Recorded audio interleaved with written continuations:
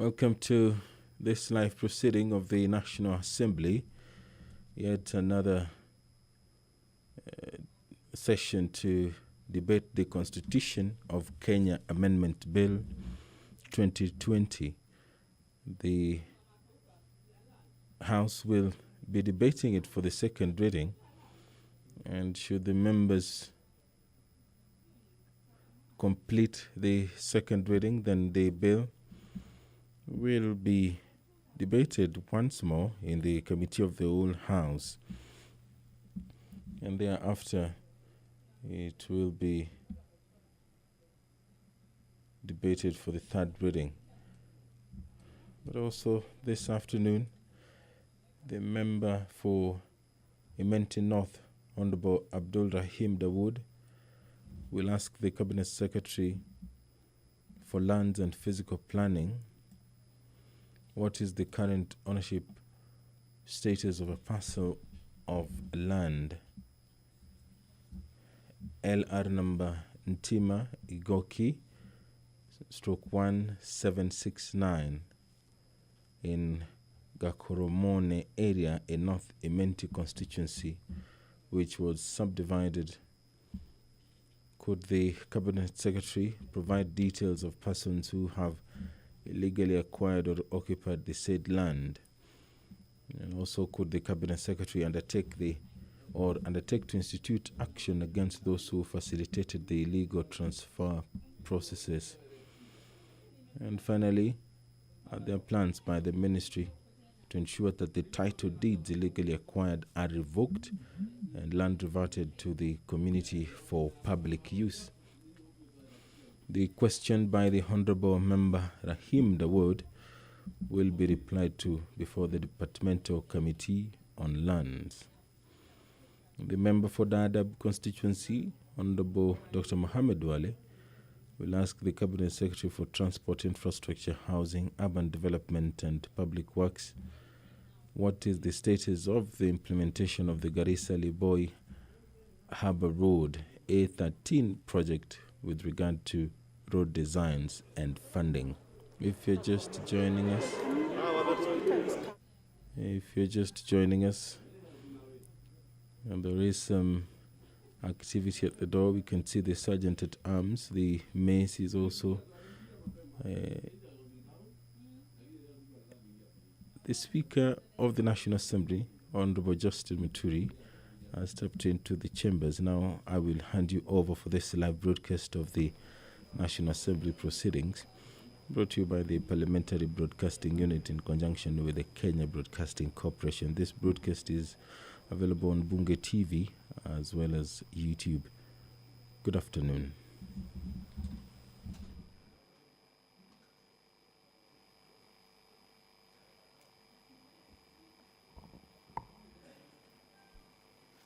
Let us pray. Almighty God, who in your wisdom and goodness have appointed the office of leaders and parliaments for the welfare of society and the just government of the people, we beseech you to behold with your abundant favor us, your servants, whom you've been pleased to call to the performance of important trusts in this republic.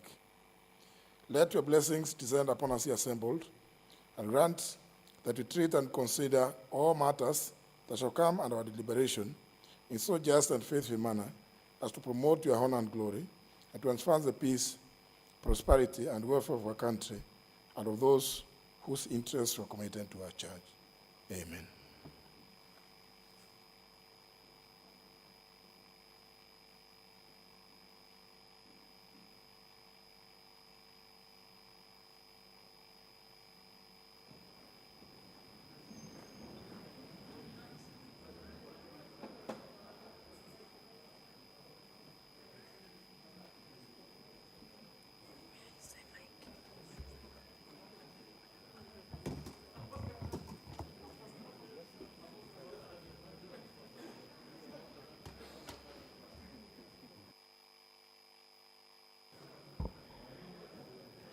Order number 1, administration of oath. Order number 2, communication from the chair. Order number 3, messages. Order number 4, petitions. Order number 5, papers. Leader of Majority. Yeah, Honorable Speaker, I beg to lay the following papers on the table of the House today, Thursday, May the 6th, 2021, afternoon sitting. Number 1, the statutory 6 months preference and preservation report for the Public Procurement Regulatory Authority, PPRA. Number 2, reports of the Auditor General and financial statements in respect to the following institutions for the year ended 30th of June, 2020 and the certificates therein. A, the State Department for Agricultural Research. B, the National Environmental Complaints Committee. Number C, the Numerical Machining Complex Limited. Number D, the State Department for East Africa Community. Number E, the National Cohesion and Integration Commission. F, the Rural Education Scheme, Kenya Power and Lighting Company, PLC. Number G, the Kenya National Commission on Human Rights. Number H, the Occupational Safety and Health Fund. I, the Kenya Scouts Association. J, the Commission on Revenue Allocation Staff Mortgage Scheme Fund. And K, the Asian Officers Family Pension Fund. Number 3, the reports of the Auditor General and financial statements in respect to the following institutions for the year ended 30th of June 2019 and the certificates therein. A, the Political Parties Fund. B, the Bukura Agricultural College. Number C, the Kenya Accountants and Secretaries National Examination Board. Number D, the Public Procurement Regulatory Authority. And C, the Kenya Investment Authority.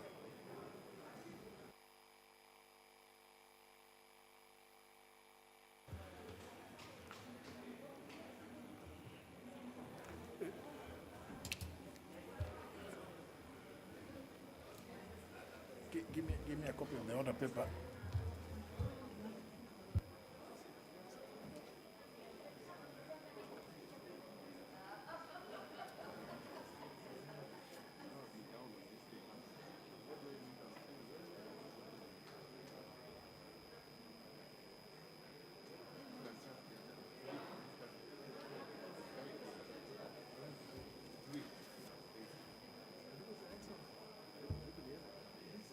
Next order.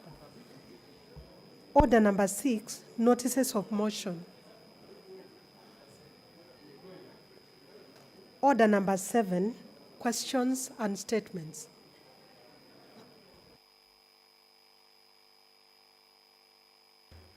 Honourable members, I will just deal with questions and not allow statements. This is because, honourable members, in fairness, if I told you how many of you now have already placed requests,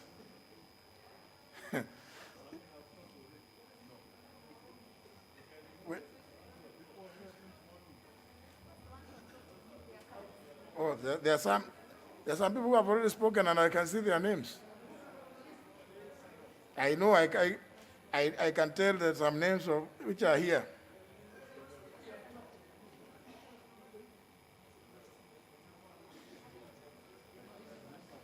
So, you know, it's good, honourable members, to give me a fair chance to be able to estimate what is likely to happen. Those, for instance, I can see the name of the honourable member for Soy. I had him contributing in the morning. In the morning sitting, I know he spoke. I can see the name of the member for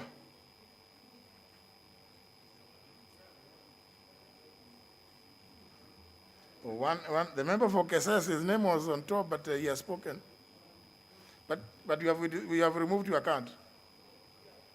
But your name was actually number 1, but I don't know what you have done. Suddenly, you have disappeared.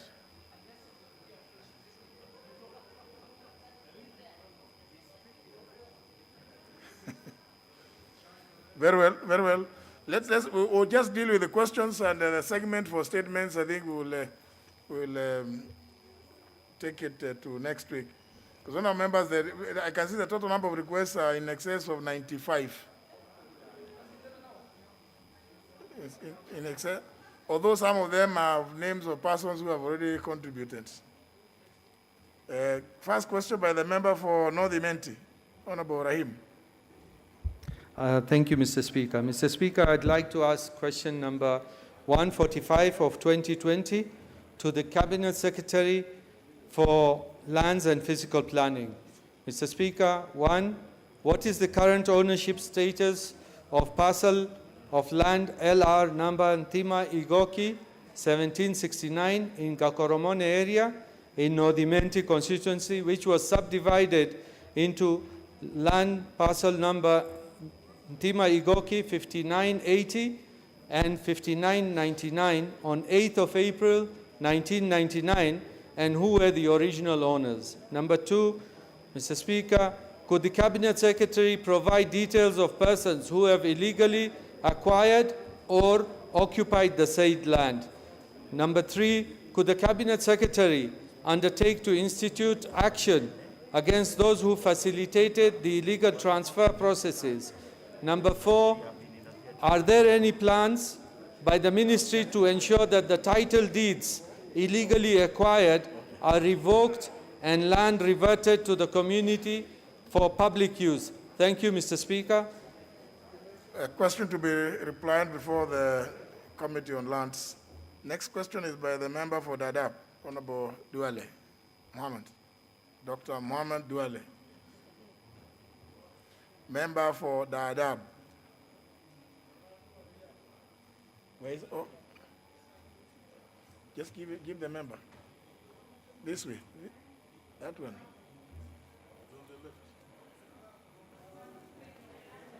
And thank you, Mr. Speaker, sir. My question is question number 146/2021, and this question is directed to the Cabinet Secretary for Transport, Infrastructure, Housing, Urban Development, and Public Works.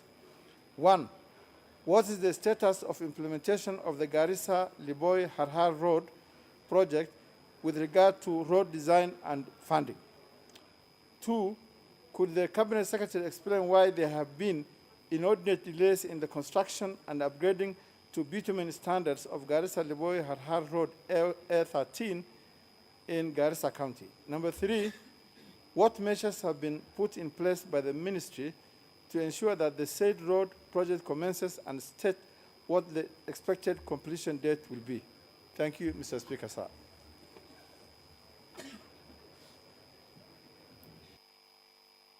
Question will be replied before the Departmental Committee on Transport, Public Works and Housing. Next question is by the member for South Imenti, the Honorable Kaduri Murunge, who requested that the question be asked on his behalf by the Honorable Rahim Dawood. Thank you, Mr. Speaker. Mr. Speaker, I ask question number 153 of 2021 on behalf of my colleague, Honorable Kaduri Muronge of South Imenti constituency, Meru County, to the Cabinet Secretary for Energy. Mr. Speaker, number one, could the Cabinet Secretary explain why electricity bills have skyrocketed due to various additional taxes and levies that are hard for our Kenyan citizens to comprehend? Number two, Mr. Speaker, could the Cabinet Secretary explain why the following deductions are made by Kenya Power and Lighting Company during the purchase of electricity tokens by users, namely fuel energy charge, forex charge, EPRA charge, Warma charge, REP charge, and inflation adjustment? Number three, what measures is the Ministry putting in place to end monopoly in this sector and allow other industry players to distribute and sell power, which would give options to users and lead to price stabilization? I thank you, Mr. Speaker.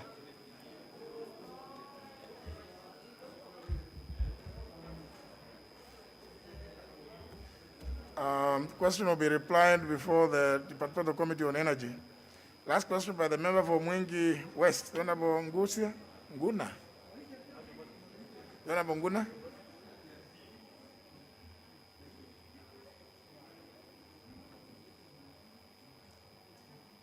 Yeah, ask the question.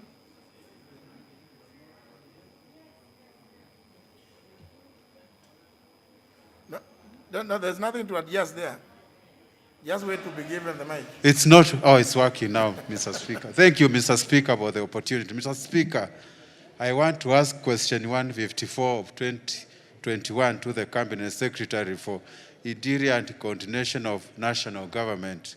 1, could the Cabinet Secretary explain the criteria used during payment of hardship allowances to National Police Service personnel and other national government administration officers, particularly in Kitui County? 2, could the Cabinet Secretary provide a list of all the officers who currently benefit and those who are yet to be facilitated with hardship allowances in Kitui County? 3, could the Cabinet Secretary undertake to remit hardship allowance to the said personnel who are yet to be facilitated and state by when this will be done? Thank you, Mr. Speaker. Very well. To be replied before the Committee on Administration and National Security. As indicated earlier on, members, I defer statements to the next sitting of the House. I already noticed the member for, I don't know whether was there any member who was on the floor when the House rose? Yes, I remember the member for Kisumu.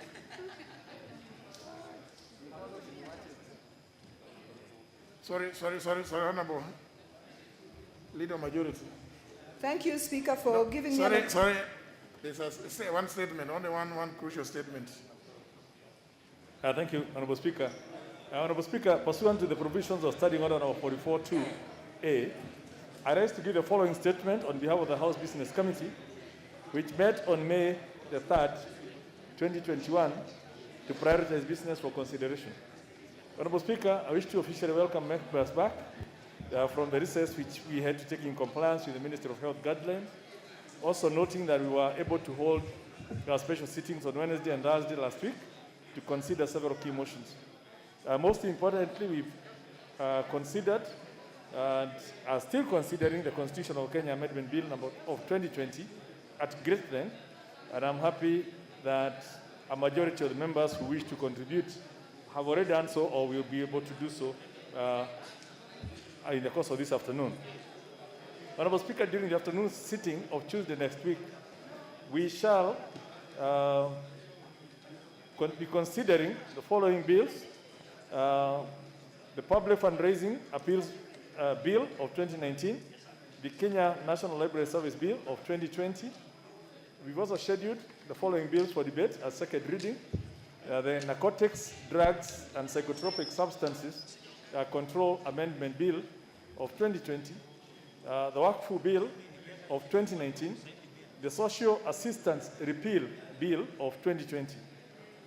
Honorable Speaker, during the evening sitting of Tuesday next week, the following committee reports have been scheduled for consideration. Report on the Committee on Parliamentary Broadcasting and Library on the formulation of parliamentary broadcasting channels. Report of the Public Accounts Committee on the examination of the report of the Auditor General on the financial statements for the national government for the financial year 2017-2018.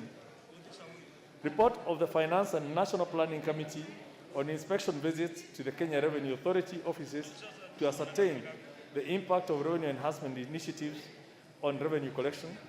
A report on the Labour Social Welfare Committee on the implementation status of the report of the petition regarding deplorable working conditions of workers at the Kwale International Sugar Company Limited. And 5, the report on the Transport, Public Works and Housing Committee on consideration of the bilateral air services agreement between the Republic of Kenya and the Russian Federation. And lastly, the report on the Public Works and Housing Committee on the explanatory memorandum on the bilateral air service agreement between Kenya and the United States of America. Honorable Speaker, the budget cycle is still ongoing, and we have already received the budget estimates for the financial year 2021-2022.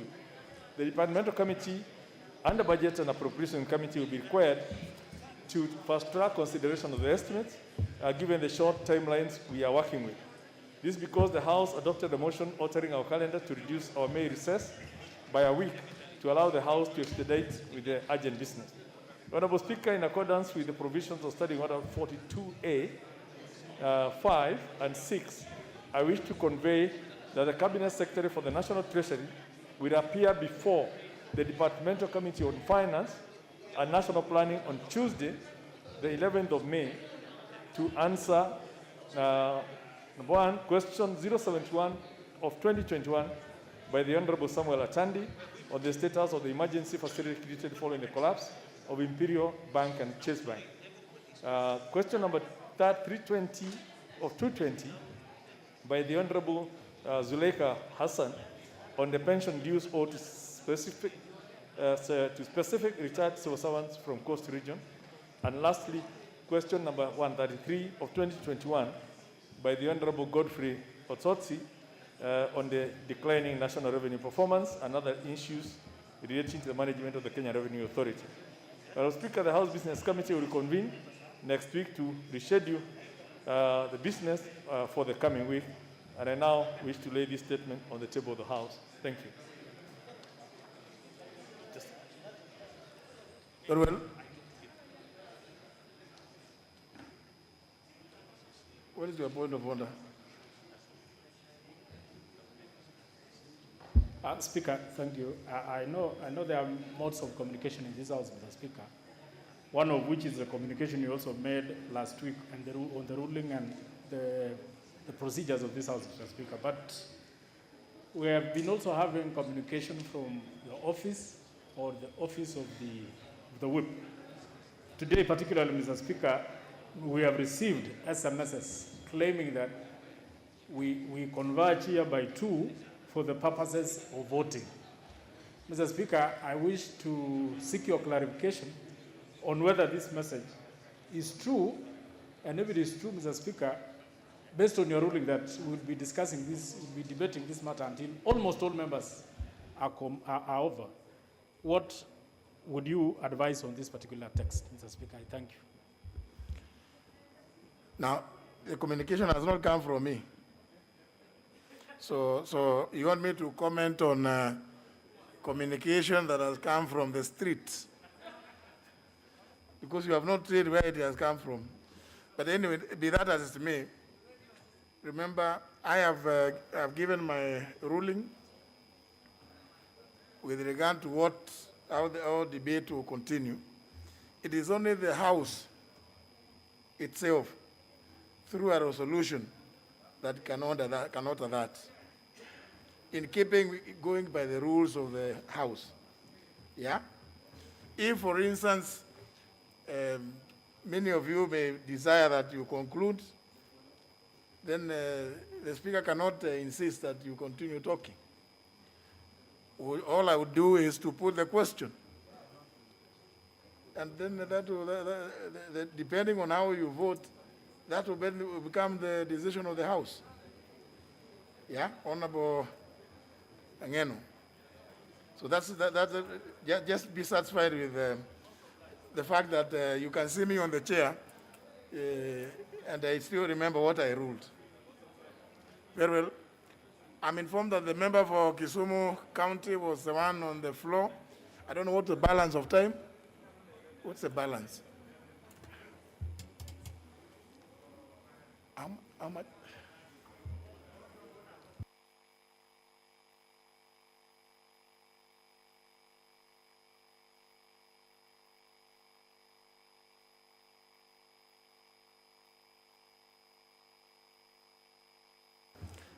Honorable Rosabuyu, I'm informed that you have a balance of 2.5 minutes. We have not called the order. What? We've not called the order. You have not called the order? Then go ahead. Order number 8, the Constitution of Kenya Amendment Bill 2020, second reading.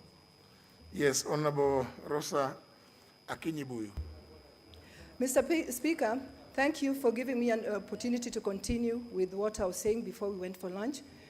Mr. Speaker, for avoidance of doubt, I fully support the Constitutional Amendment Bill of 2020. Mr. Speaker, the Constitution conclusively deals with the issue of 2/3 gender rule. We know that this has dogged this Parliament or Kenyans at large for a long, long time. But the Constitution or the proposed amendment, Mr. Speaker, actually goes even beyond the expectation, especially in the Senate, where it offers a 50-50% representation for both genders. Mr. Speaker, it is just not in the percentage, but it also gives the women equal voting powers as the men of the Senate, Mr. Speaker. And added on to that, Mr. Speaker, the Senate have been given powers, Mr. Speaker, to actually oversight all revenues that are generated within the counties. Mr. Speaker, this means that the senators who will be sitting in the Senate, Mr. Speaker, will have a direct influence on any project that will be going on in the counties, Mr. Speaker.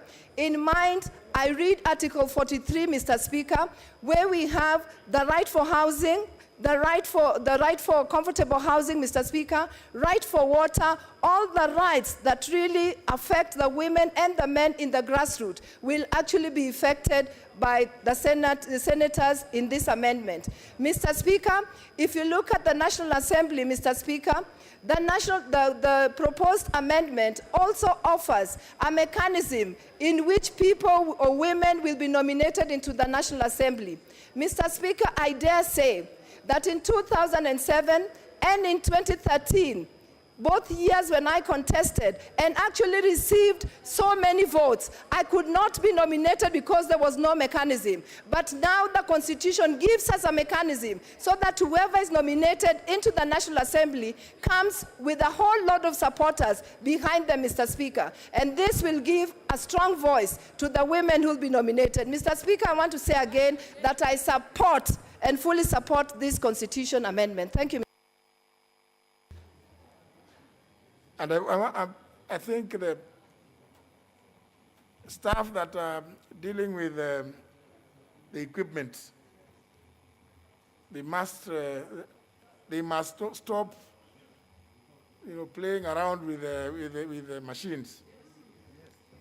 I am not in any way able to tell. When everybody comes and tells me I was here at 8 a.m., I was here at 9.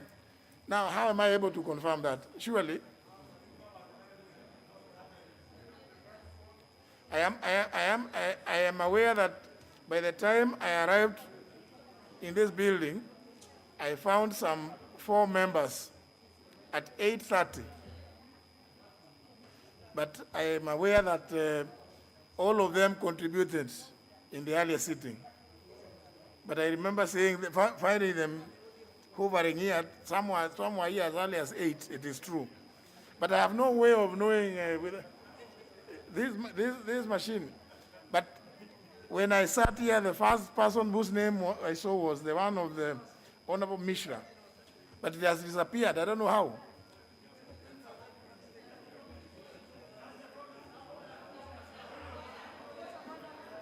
No, his name was, that. Now the member for Honorable Tren, you cannot be raising your hand up and you are standing in front of him.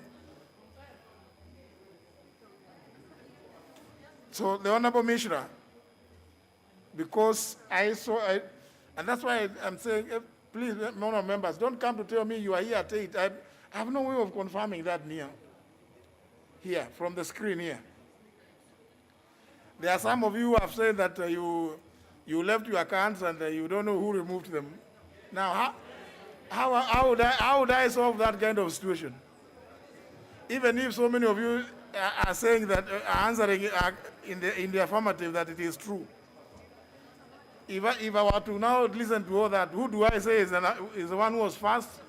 Who was ahead of who? So let me just follow the way it is. For avoidance of doubt, Honorable Mishra. Thank you, Speaker sir. I rise to support the famous historical bill BBI, the best bill internationally, because today, after 2010 Constitution, the time has arrived and ripened for the bill to be amended. I won't take much time. I'll just take point who touched each and every and one all Kenyans. That is devolution.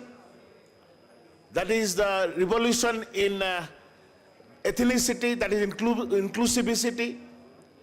That is the Health Commission, Youth Commission, gender balance in political positions, including governor, and also for entrepreneurship, small-scale industry, 7 years holiday in tax. But now I'll tell you, sir, the politicians, they think for the next election, but the leaders, they think about the next generation. So the bill who is opposing, they are politicians, but who are supporting are leaders of this country. Now today I will tell you, the history will be written. I request to my every colleagues, please don't be political and support the bill for our great country called Kenya. Constitution is not for votes. Constitution to save the sovereignty of our each and every citizen of Kenya. Please try to understand. Now let me tell you, handshake between the father of New Kenya, Uhuru Kenyatta Muigai, and the father of Africa, Raila Odinga Amolo Jaramogi. Let me tell you, the handshake is prevented by coronavirus. The handshake is prevented by coronavirus. The people who are opposing this bill are supporting coronavirus. Thank you very much. God bless. Yes. Yes.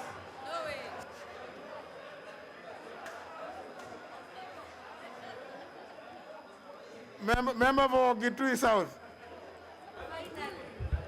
Thank you very much, Honorable Speaker, for this opportunity that I've really been waiting for. On the onset, I want to declare that I support this bill.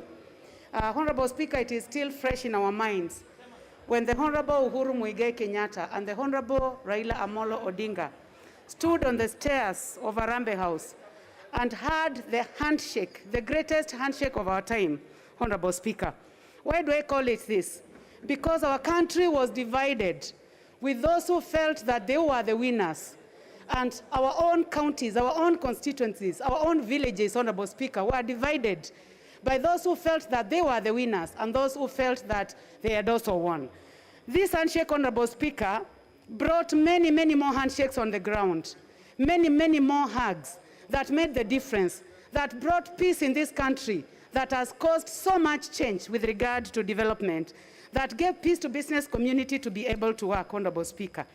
Honorable Speaker, I would like to say that this handshake, Mr. Speaker, set the motion for peace and coexistence in this country between different communities, disregarding the person that each one had voted for in the 2017 election. It brought law and order. It brought a united country that we are celebrating today.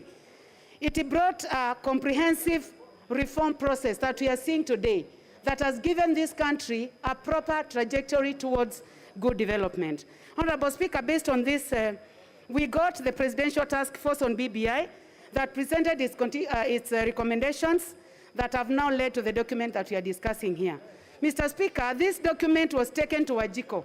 The other day I heard one of the members trying to give us a different name for Wajiko. And I believe that, Honorable Speaker, that name will take so long to fly.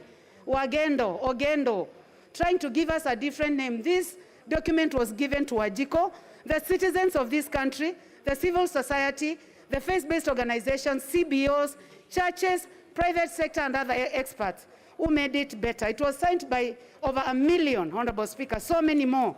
But those who are confirmed were over 1 million, Mr. Speaker. Mr. Speaker, I would like to say that this document is good because it is going to result in harmonization of the roles of this bicameral house.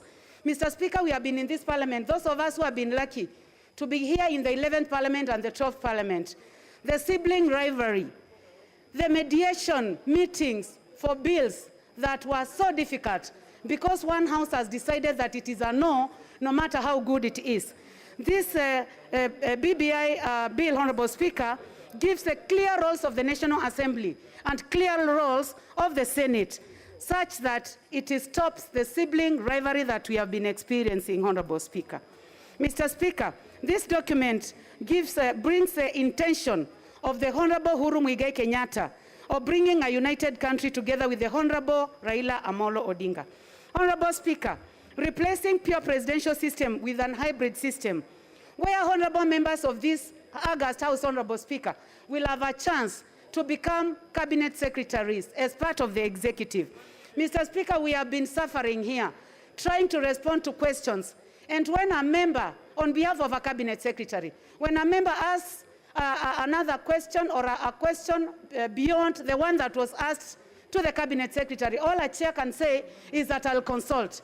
Mr. Speaker, this is going to assist to make sure that it is easier to raise subsequent questions and a possibility of getting responses in real time, Mr. Speaker. Mr. Speaker, 2/3 gender rule is something that we have tried as women in this House. In the 11th Parliament, Mr. Speaker, I remember we did a lot of explaining, going round in this Parliament lobbying.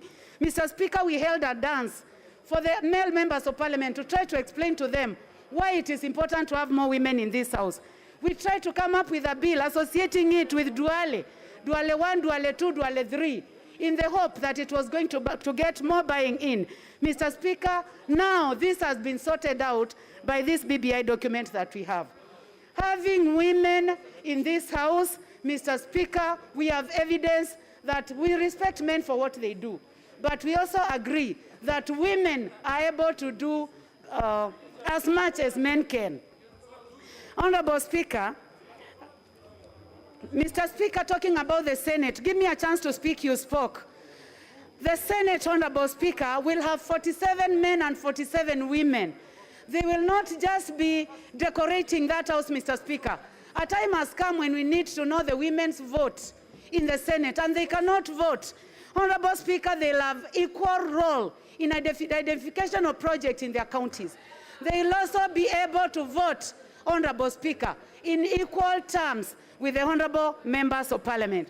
This gives respect to women of this country that they'll be able to participate the way men are participating.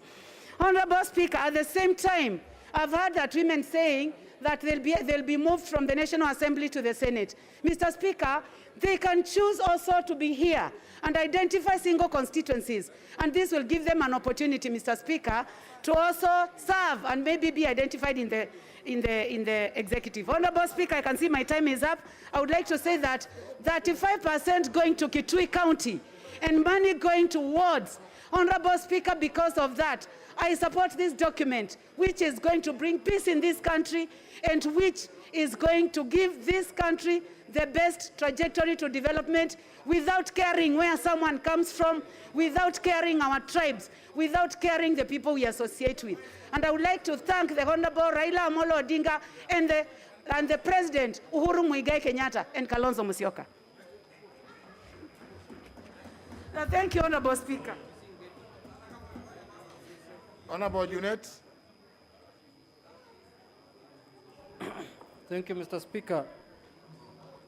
Mr. Speaker, I would like to also take this opportunity to contribute to this bill, Mr. Speaker, and say that I support it fully, Mr. Speaker. Mr. Speaker, it is worth noting that many members have contributed, and this has been a very robust debate where members have given their views, Mr. Speaker. And this House is meant to be a house of debate, Mr. Speaker. And this bill, Mr. Speaker, has proved to be a bill that has interest. Honourable members, okay, just a minute, Honourable Junet. Honourable members, if you just want to rise on a point of order because somebody is saying something which you don't agree with, please, I want to just put this caution. If your point of order is one that somebody has said something which you don't agree with, and you purport that to be a point of order, immediately you do so, the next thing will be out for the balance of the session. I'm not going to, because please, honourable members, given the gravity of this motion, let us allow everybody to say what they have to say. Please, even if you don't agree with what they are saying, it's your right not to agree. But remember, they also have a right to say what they are saying. Honorable Sankok, let us hear your point of order.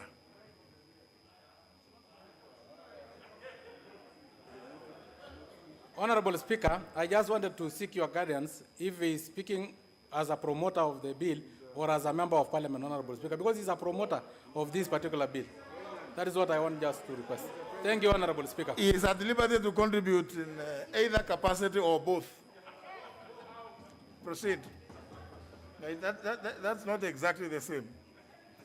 Mr. Speaker, I hope I will get back my minutes. You will get. Mr. Speaker, you know Honorable Songkok. Let me just leave it. Mr. Speaker, let me go to the bill. Mr. Speaker, this bill is, I have said earlier that it is very important, Mr. Speaker. And members have really contributed to this bill, Mr. Speaker, and they have given their views. Mr. Speaker, this is the best way a constitution is made, Mr. Speaker, by giving everyone free, time so that he can speak his mind and say what he thinks, Mr. Speaker, on behalf of the Kenyans he represents, Mr. Speaker. But having said, Mr. Speaker, I have also seen members raising a few issues, Mr. Speaker. For example, Mr. Speaker, members are saying that this bill is clawing back on the gains that we have made on the 2010 Constitution, Mr. Speaker. And some of the issues, Mr. Speaker, they are raising, Mr. Speaker, is, abolishing, they are saying, the National Police Service Commission, Mr. Speaker, and giving powers to the Inspector General of Police. Mr. Speaker, I want to jog the memory of this House, Mr. Speaker. For those of us who were in this House last Parliament, under the leadership of the Majority Leader, Honorable Aden Duale, Mr. Speaker, the 2010 Constitution, Mr. Speaker, emphasized an independent Inspector General of Police, Mr. Speaker, which the Constitution says there shall be an independent Inspector General, Mr. Speaker. The same Majority Leader here brought a bill, Mr. Speaker, an amendment bill, that removed the powers of the independence of the Inspector General, Mr. Speaker. In the sense, Mr. Speaker, the Constitution emphasizes that there will be an advertisement when the Inspector General is supposed to be appointed. Kenyans will apply. There will be vetting. Then the name will be taken to the President. The President brings it back to Parliament. Mr. Honorable Duale, with one fiat afternoon, Mr. Speaker, changed all that thing. And some of the members who are complaining here, Mr. Speaker, voted for that bill, Mr. Speaker, and said the President should be given powers to appoint the Inspector General, Mr. Speaker. Mr. Speaker, today again the same members are complaining when they have joined the other side of the divide, Mr. Speaker. They were going to Canaan in Jubilee. Now they have joined another one. They have forgotten, Mr. Speaker, they are the ones who have weakened the Inspector General, Mr. Speaker. Secondly, Mr. Speaker, another issue they have raised is the issue of the vetting of ministers, Mr. Speaker. From 2013, Mr. Speaker, when we came to this House, under the new Constitution, under your leadership, Mr. Speaker, we have been vetting cabinet ministers here and permanent principal secretaries, Mr. Speaker. Tell me one minister or one PS, Mr. Speaker, this House rejected, Mr. Speaker. Even the one that came without papers, Mr. Speaker, passed. And you know whom I'm talking about. I don't want to mention names, Mr. Speaker, who had only a birth certificate, Mr. Speaker. Mr. Speaker, let us not be people who forget what they have done, Mr. Speaker. If vetting of PSS and ministers was to help this country, Mr. Speaker, why are we complaining about the corruption, malpractices that's happening in government, Mr. Speaker? We should have vetted the right people to go to the right offices, Mr. Speaker. So, Mr. Speaker, let us not use avenues that have no value, Mr. Speaker, to malign or to mutilate this Constitution, Mr. Speaker. Mr. Speaker, people are talking about eroding the independence of the judiciary, Mr. Speaker. I don't want to say, I'm not a lawyer, it's true, and it's true I've not gone to a law school, Mr. Speaker. But some of these problems we are suffering from were created by lawyers, Mr. Speaker, who wrote for us this Constitution, Mr. Speaker. The winner take it all, the two-third gender, all that was written by lawyers as committee of experts, Mr. Speaker, not by laymen like me, Mr. Speaker, who have not stepped into a school of law, Mr. Speaker. Mr. Speaker, the judiciary, for example, now, they are saying we are eroding the independence. How? Mr. Speaker, ombudsman, people don't know what Kenyans are going through, Mr. Speaker. They go appear before a magistrate court or before a judge. Their judgment is delayed. Some of them, there's corruption. They are given the wrong judgment, Mr. Speaker. They have no avenue to complain to, Mr. Speaker. Why do we want to make the life of peasant farmers of this country, Mr. Speaker, who have been deprived of their land as a legislative house? Why can't we give them an avenue to go and complain to, Mr. Speaker? The ombudsman, he is going to take his complaint to the JSC, Mr. Speaker. He's not going to charge or to form a tribunal on any judge, Mr. Speaker. Mr. Speaker, these lies that are being propagated must stop, Mr. Speaker. Or if you have a political problem, solve it politically, Mr. Speaker. Let us face outside there politically. But the bill has got nothing to do with all those issues that are being raised, Mr. Speaker. For example, Mr. Speaker, there are some lawyers I consult of late, Mr. Speaker, TJ Kajwang and Kaluma. Those are the lawyers I'm consulting. They have told me an article in the Constitution, Mr. Speaker, that says that the functions of the JSC, Mr. Speaker, in terms of disciplining judicial officers, Mr. Speaker, has stopped only at the magistrate level, Mr. Speaker. The JSC has no powers to discipline any judge, Mr. Speaker. They cannot hold any judge accountable on his judgment, Mr. Speaker. But the day they are employing a judge as JSC, Mr. Speaker, they hold him to account for all the judgments he has made, Mr. Speaker. When they interview him, like what we watched when William Mauko was being interviewed, or the nominee for the Chief Justice was being, they were talking about Moritetu case, I don't know which case, but when the judgment, Mr. Speaker. Honour members, who are those? May I know? Who is this? Is this Honourable me? Yeah, Mr. Speaker is fasting. Honour members, whether you are fasting or not, when you come into the chamber, put your phone on silent mode or switch it off. Or don't even come with it like me. Just leave it in your office. Because you are coming to do solemn duty. Mr. Speaker. Proceed. We'll give you more time. Thank you, Mr. Speaker. Mr. Speaker, the JSC can only discipline magistrates, Mr. Speaker. Magistrates are also, they also do rulings like the judges. You can only appeal from their rulings to the High Court, to the Court of Appeal, Mr. Speaker.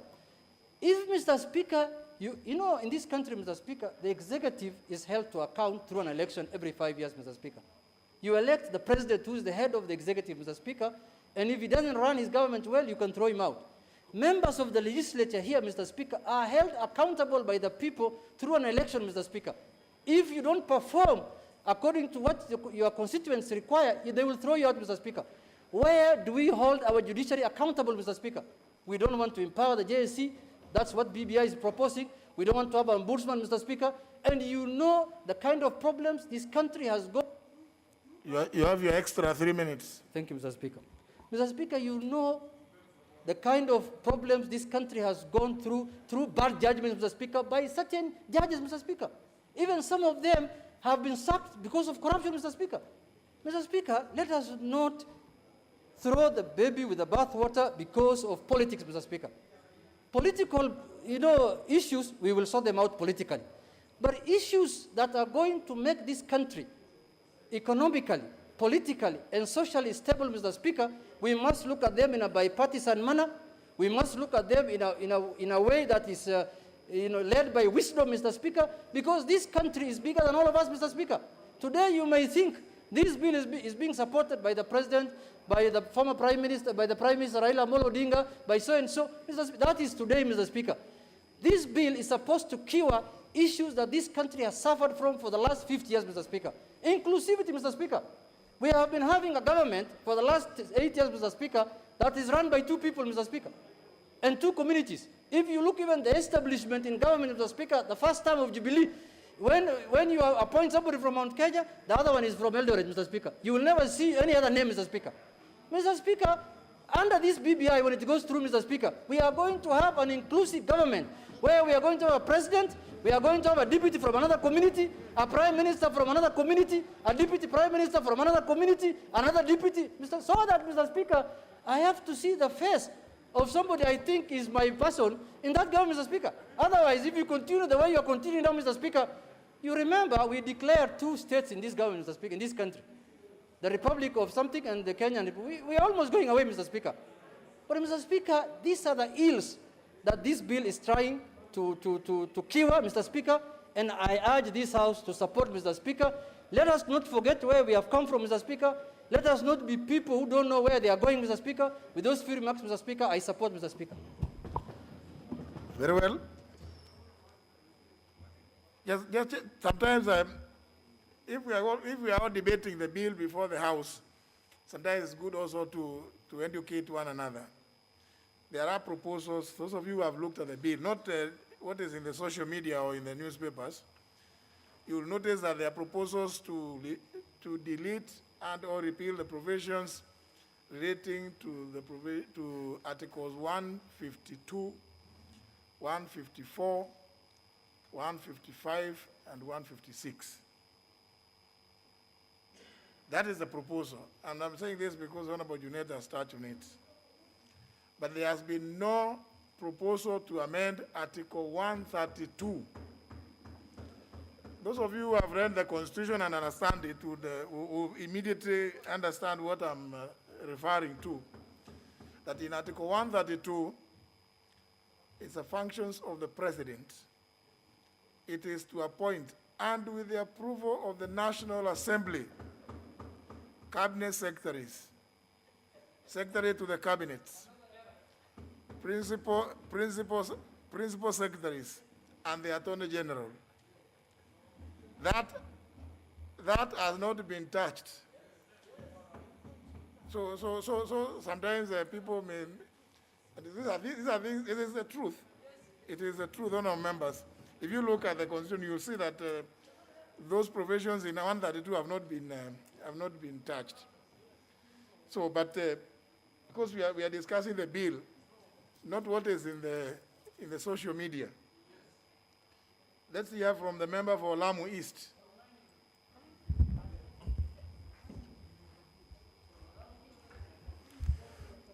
Asante Mheshimiwa Spika.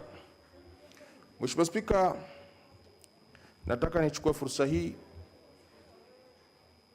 kuungana na wenzangu ambao wametangulia kuzungumza kwa kupinga na kukataa marekebisho haya.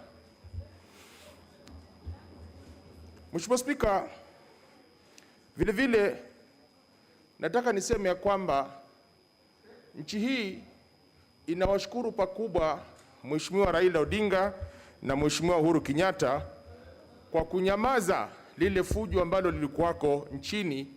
Miongoni mwa fujo hili, Mheshimiwa Spika, tulikuwa ni sisi viongozi, lakini leo hii nchi hii inashuhudia kwamba kubwa ambalo limepatikana hapa, Mheshimiwa Spika, ni kule kwamba limekuwa hakuna tena makelele, hakuna matusi, hakuna matukano, Mheshimiwa Spika.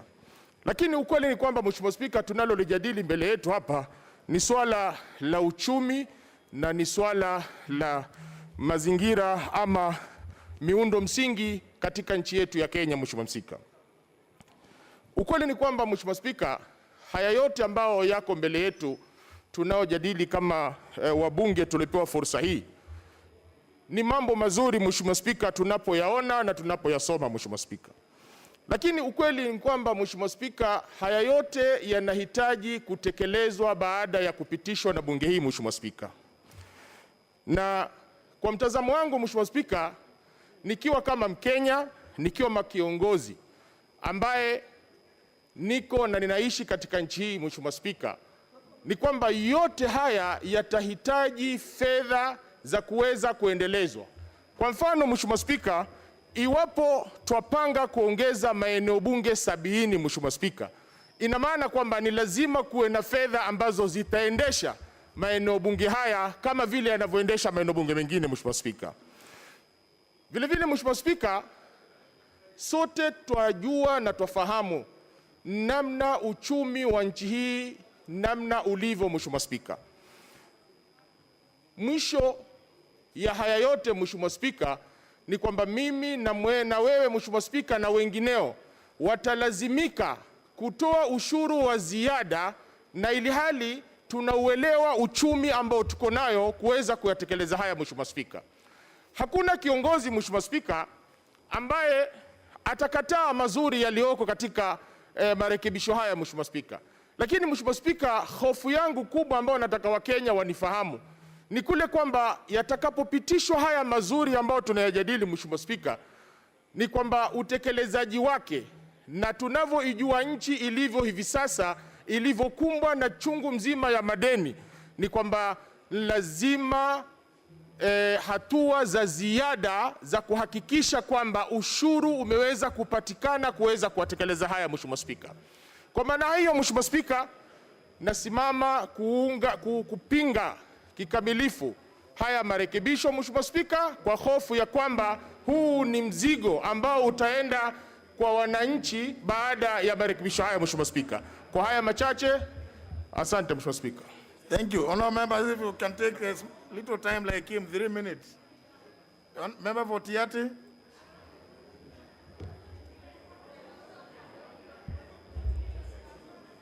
Thank you, Mr. Speaker.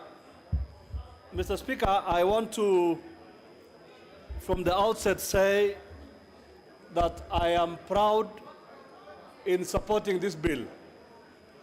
Mr. Speaker, I was among the first members of Parliament to bring a comprehensive proposal to amend the current Constitution. I am gratified, Mr. Speaker, that even though my proposals were not able to come to the floor of this House, I am gratified that most of what I proposed at the beginning is what is contained in this current bill. Mr. Speaker, sir, so without saying, using too many words, I want to say that I am also more gratified by the prospect that the political formation that I support is the one that is highly likely to implement the proposed new constitution. So, Mr. Speaker, sir, I support. Very well. Another 1.5 minutes. Member for Kilome.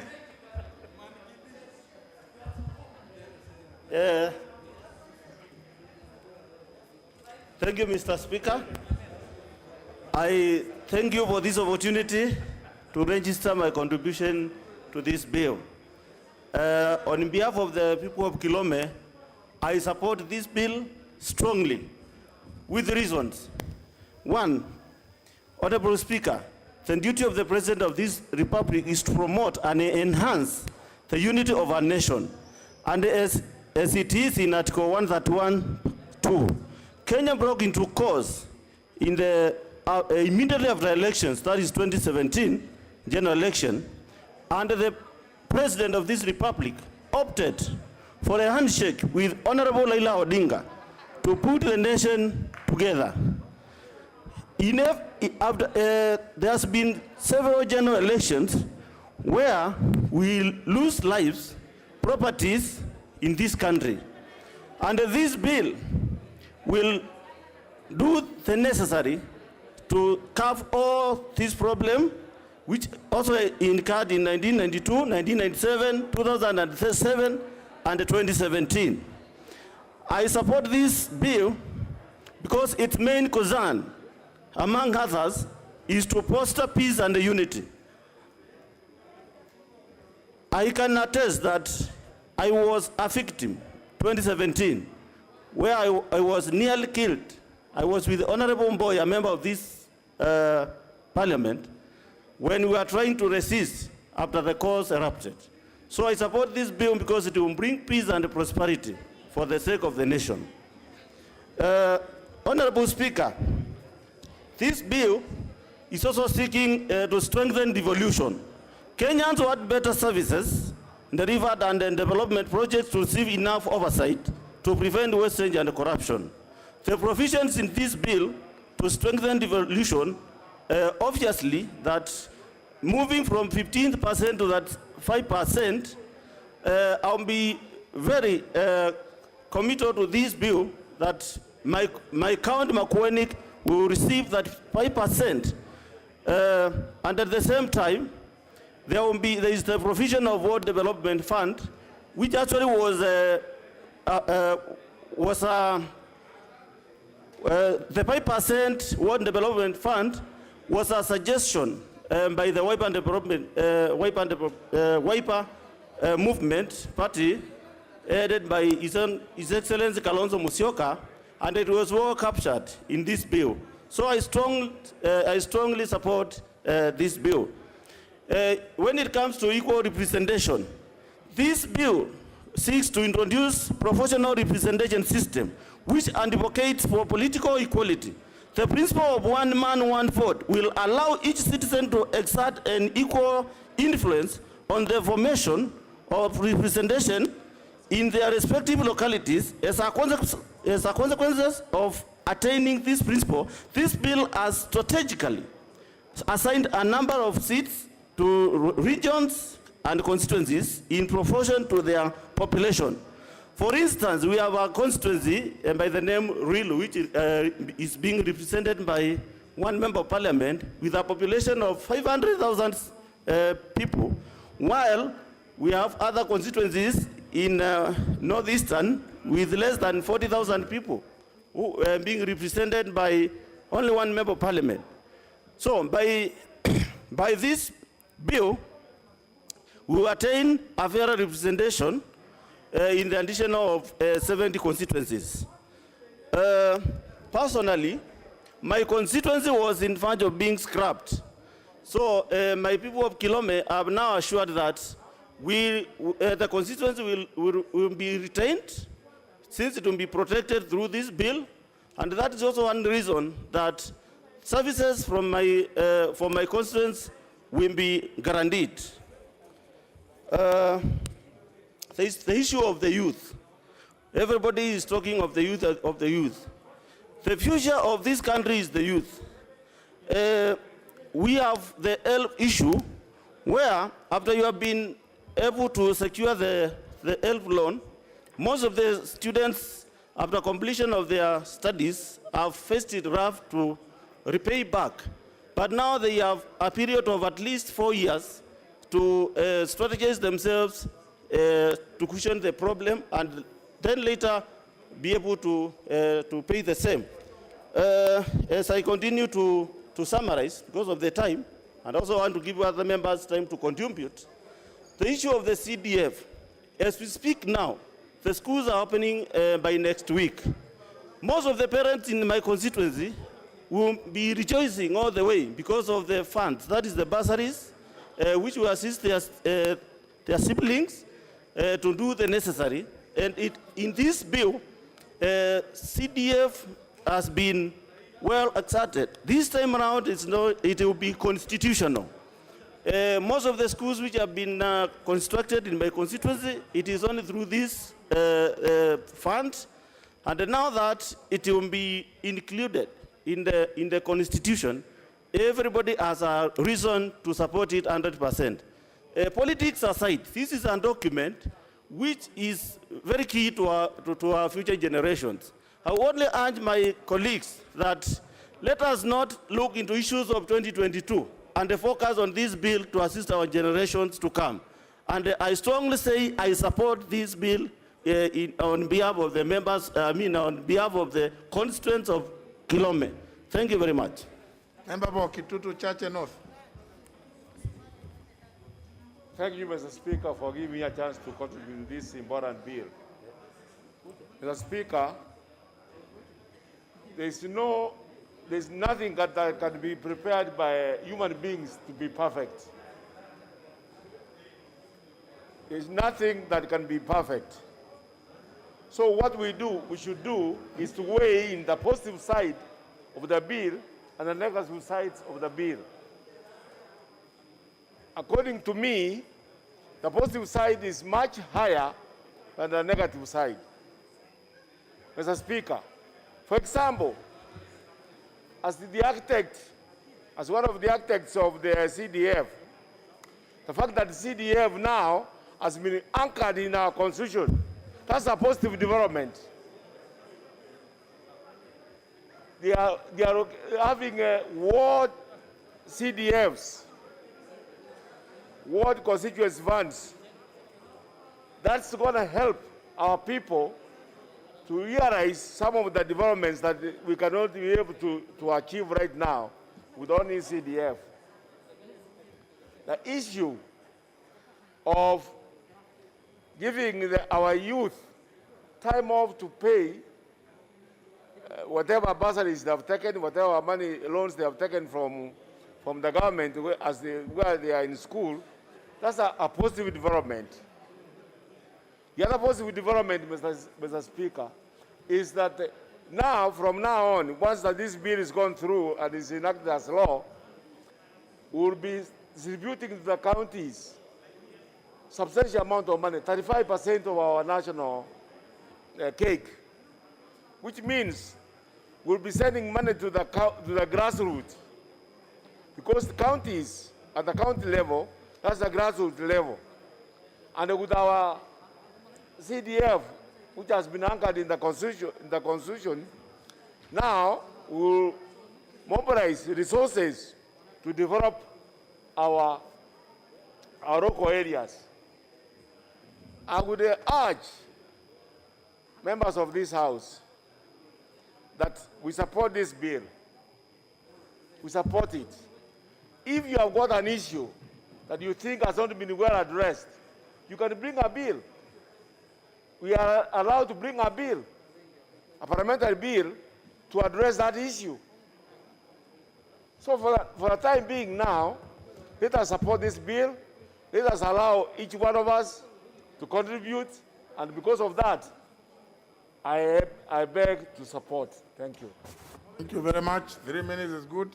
Member for Homa Bay Town. I thank you, Mr. Speaker. Mr. Speaker, we are in very important business, and honorable member wanted to request that we remember where we are coming from. The truth is, Mr. Speaker, after the last elections, some of us, Mr. Speaker, even proposed the split of Kenya into 2 states or nations. And I remember I was one of such people.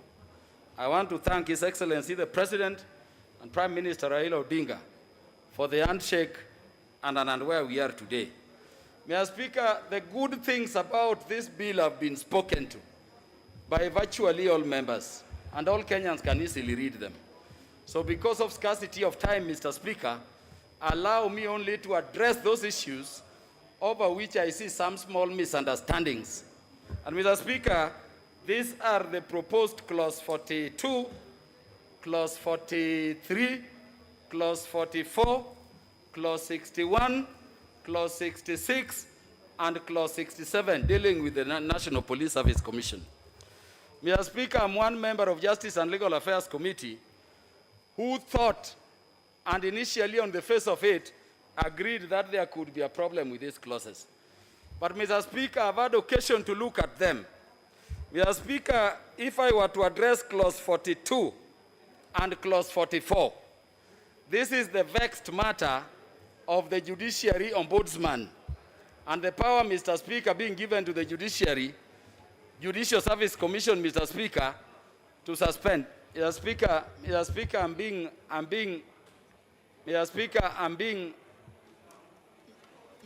if the consultations could go down a bit. Some of us never focus when consultations are too loud.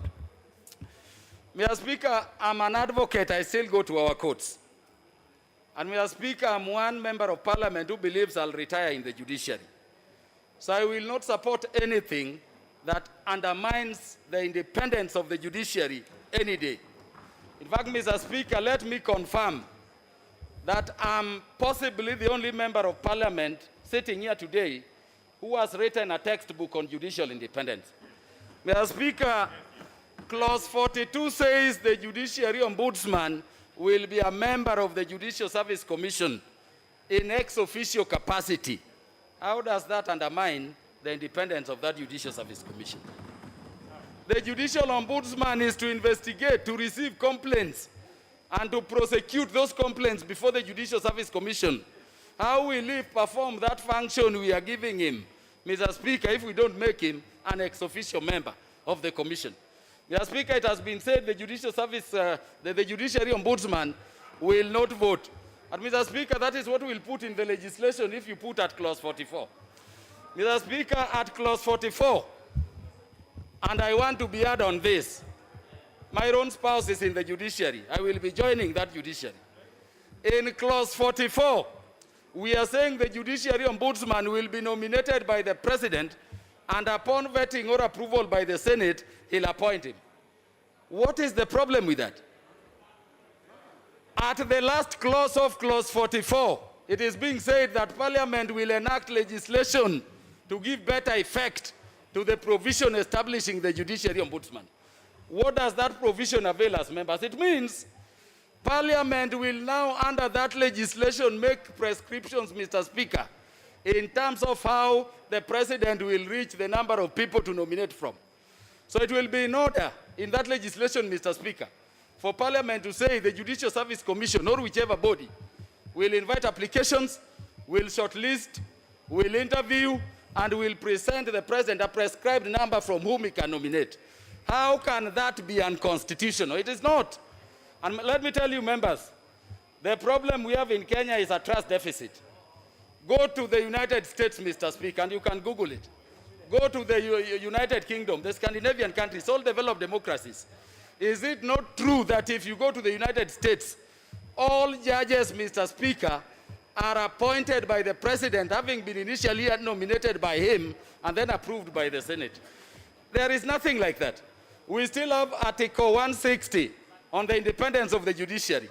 Mr. Speaker, some lie has been told on the proposed clause 44, and members, let me beg to address you on this.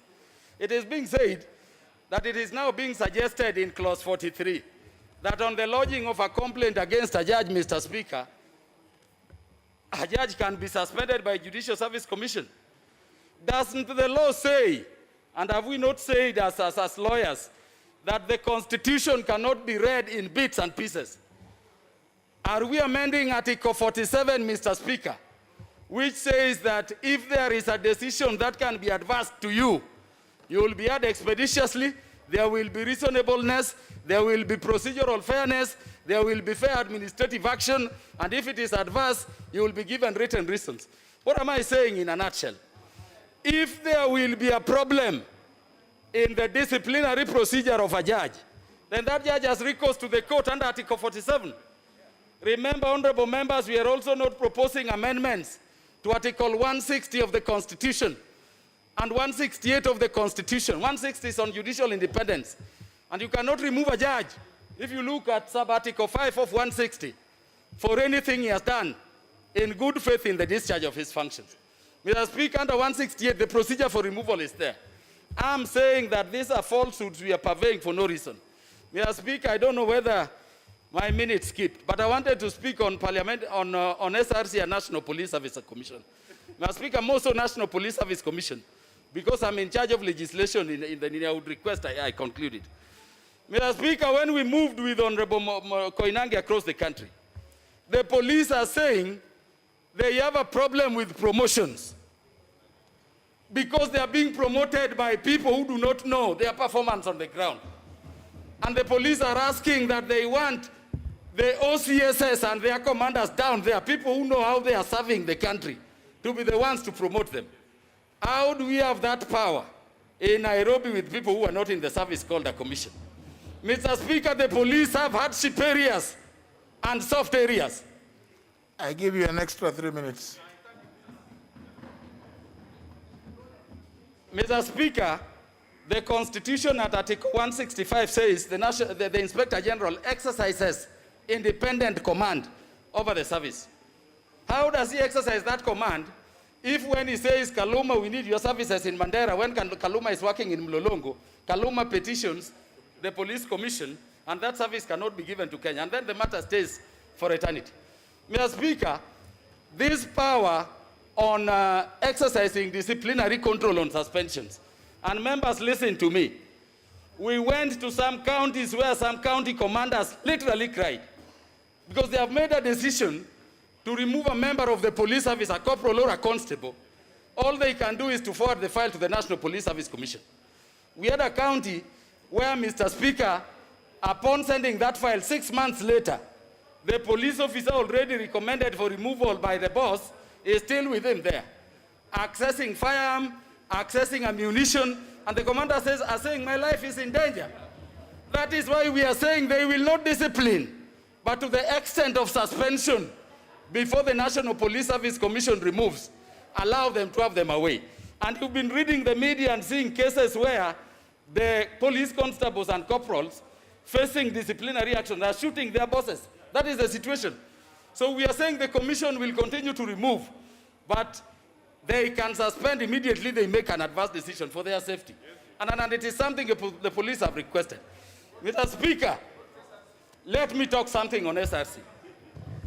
Which member of parliament has talked about remuneration and benefits of members of parliament in the history of this parliament, Mr. Speaker, than Honorable Olo Aringo? When we sent Olo Aringo to SRC, did you hear him again? He presided over the reduction of the status of this parliament. We were last in this parliament, in the last parliament, and Honorable Dalmas Otieno used to sit where Honorable Tongi is seated there. There was no more articulate member about our pay and benefits than Dalmas Otieno. When we put Dalmas Otieno to SRC, didn't he sit and laugh as the youngest MP was being donated to a car by His Excellency the President. What have they done about it? We had to go to court through the intervention of this body. What happened to Amina Abdallah here? What I'm saying is that you may be thinking it is good if this body is nominated, because it is good for optics. But in substance, the independence of these bodies is not about these bodies nominating. It has not helped anybody. So we can talk the politics of BBI, but we are saying today the Rubicon has been crossed. We want to finish this business, and we want to meet people on the ground, Mr. Speaker. There is no single provision which is unconstitutional here. On vetting, we cannot vet our own. And Mr.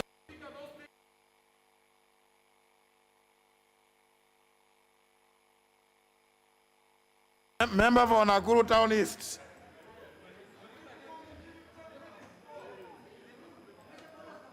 Member for Nakuru Town East.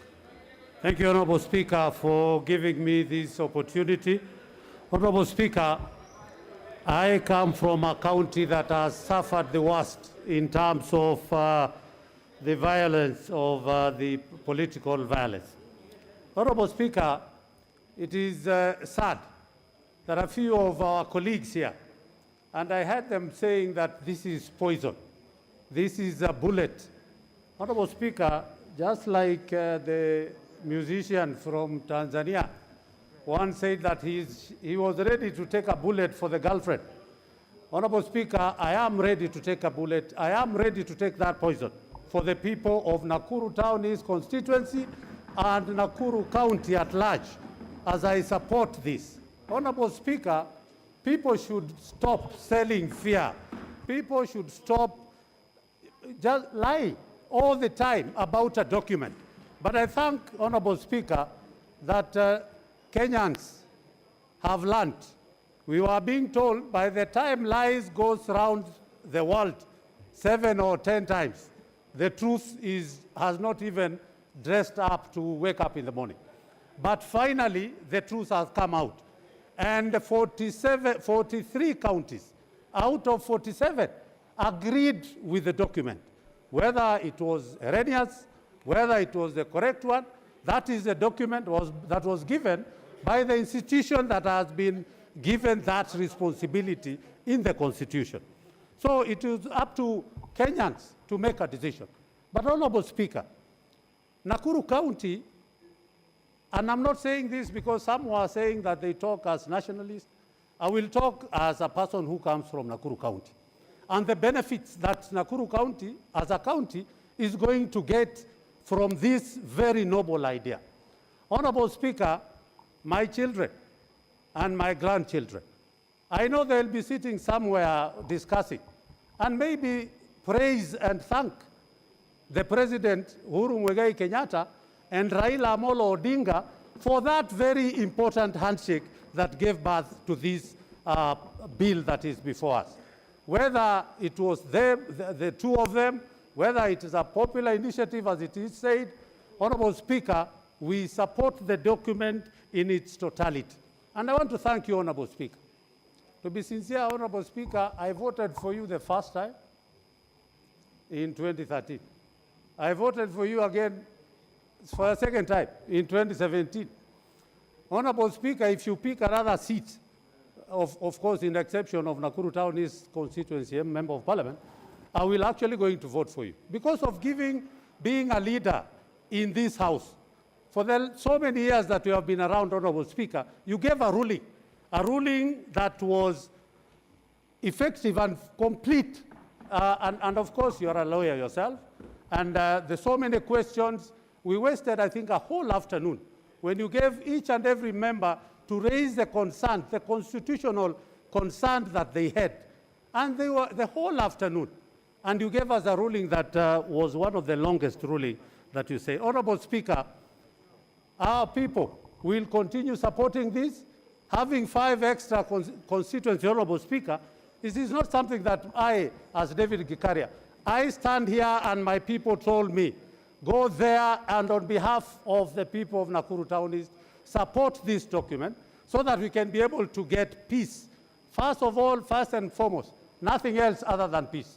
Honorable Speaker, since 1992, Nakuru has always been at the forefront.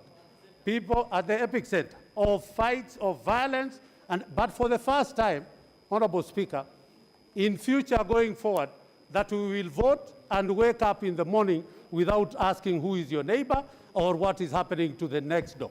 That we will be able to wake up, that our children will be able to go back to school a day after election.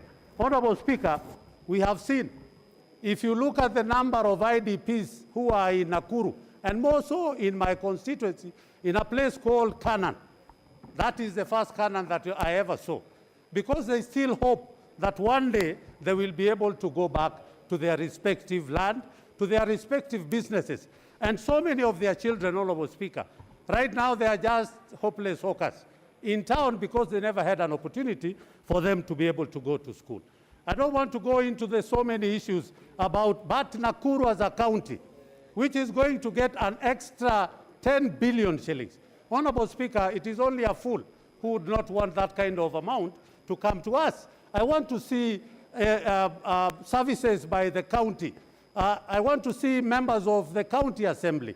Most of them who has been, most of the governors have taken advantage that they have the money, and so they can be able to punish the members of county assembly just because maybe they are not on their side. But Honorable Speaker, when an MCA gets her, his or her ward development fund, then that place will go. And that place is where I stay, is where I come from. Honorable Speaker, it is unfortunate that most of the people who are going around and posting this document are the very same people, and it has been said here. Others are the ones who brought us, and as government, we were supported every motion that was being brought here.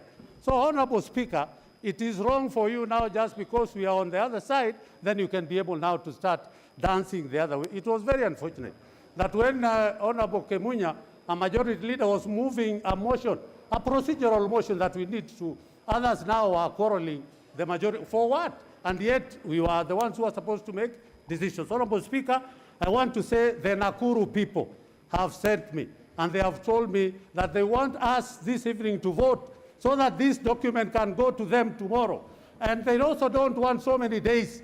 They want to be given the shortest period so that they can be able to make their voice in a vote and vote yes for this important document. Honorable Speaker, I support the document in totality. And of course, as you said, the few errors, then we cannot be able to do anything about them, and we concur with you. Honorable Speaker, I support. Honorable Amin, member for Wajir East. Thank you, Honorable Speaker, for giving me an opportunity to give my input into this constitution-making process. Honorable Speaker, from the onset, I want to confirm my support for this amendment bill, which is on the floor of the House. Honorable Speaker, I tend to ask myself a number of questions. Are there any improvement on the gains of 2010 Constitution, which was passed earlier? And I confirm, yes. One other thing I need to confirm is that Kenyans, for those who are very young, we have come a very long way. We had a session where we had to repeal Section 2A for us to increase the democratic space of this country. But today, 2010 Constitution has given us more mandate, more democratic space in this country so that we can be able to live in peace and tranquility. Honorable Speaker, as far as the devolution is concerned, this Constitution provides an increment of 35% and an equal increase of ward funds which will be dispensed to various wards in this country, which is over 1,500 wards. That is a clear testimony of our commitment as a country to develop the mashinani. That is a clear testimony, and this Constitution provides for the same. Honorable Speaker, we can be able to attest, all members of Parliament in this House can attest to the contributions of CDF. They have known, they have been always at the whims of any other person to promulgate CDF. But today I can say that the CDF for the last 3 years or so, I have done a tremendous development in my constituency, including the construction of 5 girls' secondary schools with courtesy of CDF. And today I can be assured the continuity of CDF in respective constituencies and which can be able to develop various needs of those constituencies, and it is enshrined, anchored in this constitutional amendment bill. What more are we looking for? If you look at it, Honorable Speaker, that other than this, before the handshake, you can be able to remember there was a tremendous violence in this country, The economy was coming into sneeze. The growth we have done in the earlier years has been negated through demonstrations. To an extent to that, there was an ultra-vast swearing in of another counterpart in Uhuru Park. Today, those men have agreed to sit down together and see how we can be able to support inclusivity in the country. There's expanded executive. Honorable Speaker, we have about 108 members of parliament from pastoral communities, which is a sizable number of parliament. But with the current constitution, we cannot see ourselves being the presidency of this country. Neither are we seeing ourselves as the deputy president of this country. But this constitution provides us, as pastoralists, to see a reflection of ourselves in the expanded executive. You can be able to see. We can be the prime minister of this country through that majority number in the House. We can be able to get a prime minister. We can become the deputy prime minister of this country. We can become a deputy. We can get any position that we think in this expanded executive, and we need to see ourselves in it. But today, we have a country whose executive has always been taken by two communities, one from Rift Valley and another one from Central Province. When will the rest of Kenya see themselves in the executive? It's only through BBI that we can see ourselves in it. Honorable Speaker, if I can be able to look at it, as far as all those things are concerned in terms of budget making, for those of us who are working in the government, budget making process before 2010 was being done by the executive at Treasury. Today, members of parliament can be able to participate through their executive committees, through various committees of the House, so that they can give their priorities and have their input in the budget-making process. Today, again, the budget process can still be put to public participation, and the general public can see what is their future in the budget-making process and their involvement and what they need to get. It is only through the improvement of the Constitution 2010 and improvement on the same for now, the BBI, is when we can see meaningful development in our respective counties. Furthermore, there were certain issues and certain things that has spoiled the constitution-making process. The arrogancy, the rogueness of the county administrators, the governors, and their own have done it and have spoiled the good image of devolution. I think, and I will advise, that various commissions should take the executive role so that they can discipline various rogue governors that are misusing public funds. The EEC should do their mandate so that they can interrogate the misuse of public funds through their organizations and bring anybody who uses corruption to amass money for their own interest and be able to do it. Those things should not be attributed to BBI. Further to that, we have seen the judiciary, the strength of the judiciary. Today, they were able to do the disputed elections. They were able to do it, and they were able to supervise, to annul even an election which happened in 2017. It was only done through the independence of judiciary. And I don't see anywhere where there's a negation of the judicial system of this country through BBI, other than the gains we are able to see. Honorable Speaker, with those few remarks, I support.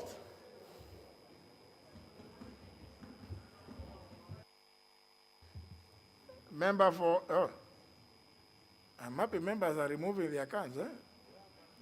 The one who was, actually now the one on top is the member for Matuga. Have you removed your card? No, there are several members who have removed. No, members, I'm following what is.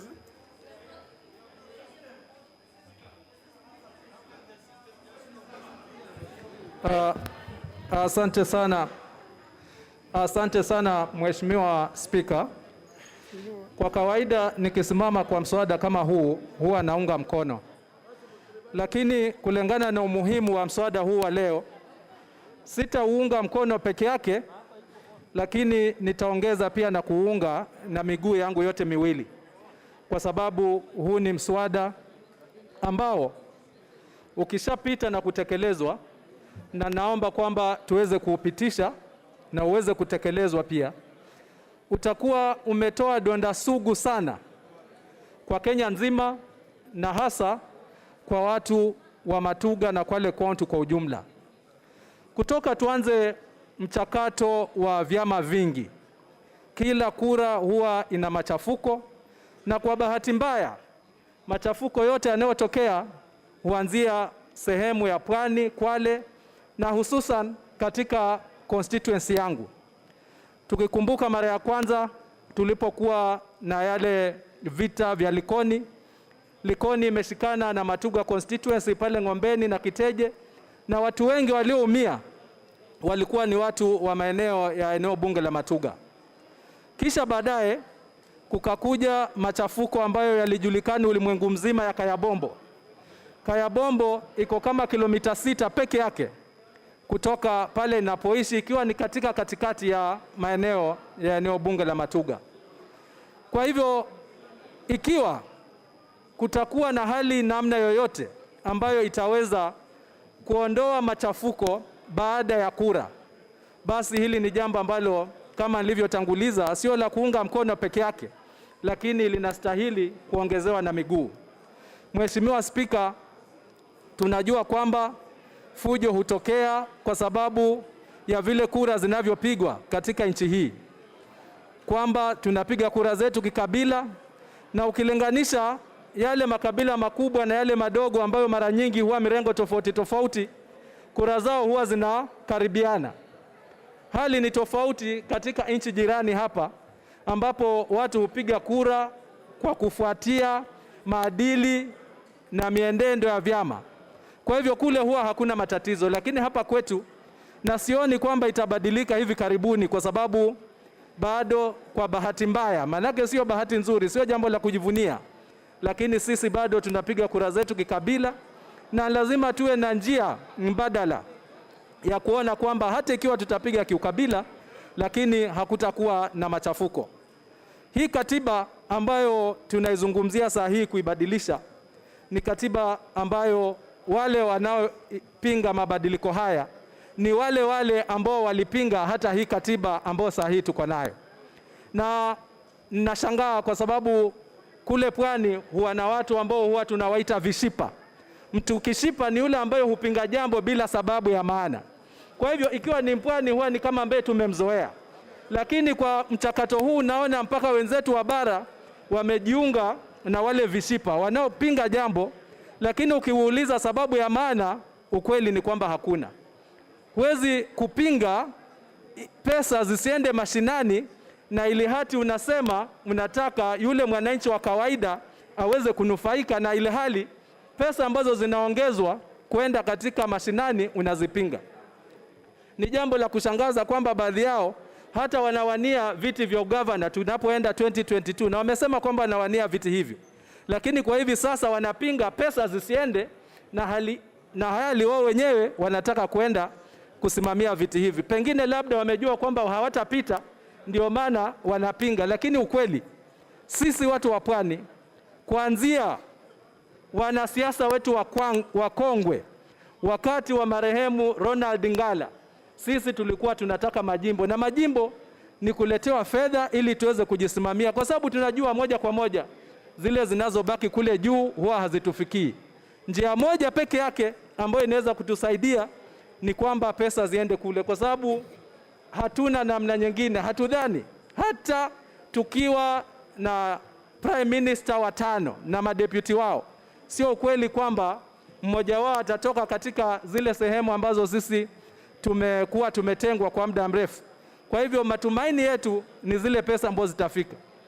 Tuna matatizo ya kijadi, na katika hii BBI tunajua kwamba zile pesa ambazo ni za equalization fund zitaweza kurejeshwa na kudumishwa. Tuna matatizo ya kijadi ya mashamba, especially sisi watu wa pwani tunajua hilo, na katika BBI imeweza tena kupeana fursa ya matatizo haya yaangaliwe upi. Kwa hivyo itakuwa ni jambo la kushangaza na kuhuzunisha, hususan kiongozi wa pwani ikiwa atapinga, ambapo anajua matatizo yeye mwenyewe anayazungumzia, na suluhisho likitaka kupatikana anarudi kupinga ile suluhisho ambayo ingepatikana. Hakuna matatizo ambayo tumesema eti kuna BBI tofauti. Niliposikia mara ya kwanza kwamba counties zingine zilipata BBI tofauti, nilidhani labda kuna moja inasema badala ya constituency 70 ambazo niziongezwe, moja inasema labda ni constituency 69 ama 71. Nikifikiria kwamba katika pesa ambazo ziende kwa counties, moja inasema 35% na nyingine inasema 40%. Lakini zote zinasema yale mambo ya kimsingi ambayo naamini wale walioweka signature pamoja na mimi tuliweka tukijua kwamba ninataka pesa ziende mashinani, na zote ambazo zinasemekana zinatofautiana bado zinazungumzia mambo ya 35%, inazungumzia mambo ya constituency 70, inazungumzia mambo ya equalization fund kama vile ambavyo tulikubalia. Kwa hivyo ikiwa mtu atapinga, apinge pengine na sababu zake, lakini ukweli ni kwamba wakati umefika watu waweze kubadilisha mkondo ili tuweze kunufaika, tuwe na usalama, na wale ambao wametengwa kwa muda nao waweze kupata nafueni. Kwa hayo machache, Mheshimiwa Spika, naunga mkono na naunga na miguu yangu miwili yote. Asante sana. What's your point of order, Honorable Russell? Honorable Speaker, many of us have been sitting here long hours waiting to contribute. There's something that is going on in this House which is not acceptable. If anybody wants to manipulate the legislative process in this country, I think they should not do that under your watch. We should have our views on the BBI. It is about Kenya. It is not about individuals. It is not about us politicians. Some of us, our names were appearing first on the list, only to disappear, only to be locked out. Honorable Russell, just resume your seat. Honorable members, fortunately, Honorable Russell have explained to you, and not just alone, with several of you who are here. As the Honorable Osman was here, checking whether his name is there, he noticed the name of Honorable Hire as being, I think, around number 4 or thereabouts on the queue. At that point, before I gave the member who spoke there, the person whose name suddenly appeared as number 1 was the Honorable member for Murang'a County. Suddenly the name also disappeared. So there's a problem. There's a problem, not, I believe it has to do with the IT department, not somebody here.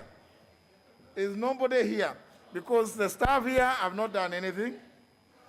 At that point, the names, the list, and up to 90 members. Honorable Osman was with me here. The names dropped up to 66. We were just wondering, what is happening? What's happening? What's happening? So if you don't insinuate that there's somebody who is trying to manipulate. No, certainly not here. And now, no, just please. If we don't use the system, we'll go to the system that used to obtain in the old days, which was the one that rises and catches the speaker's eye. Let us try that, sir. And if we do that way, again, people are going to suffer. Unfortunately, when you tell me you are here at 9, I have no way of really, and I have no reason to doubt, but I also have no way of verifying. In fact, a member just pointed out that the name of Honorable Sankok appears, but I know the Honorable Sankok has already contributed.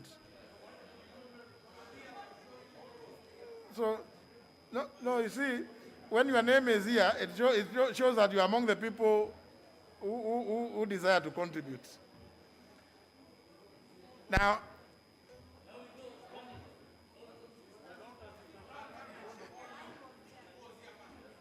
I have no way of knowing who was here first. No, Honorable Sankok.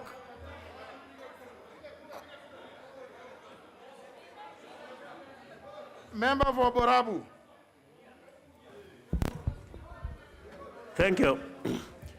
Thank you, Mr. Speaker, for giving me this chance also, Mr. Speaker, to air my views as far as this bill, Mr. Speaker, is concerned.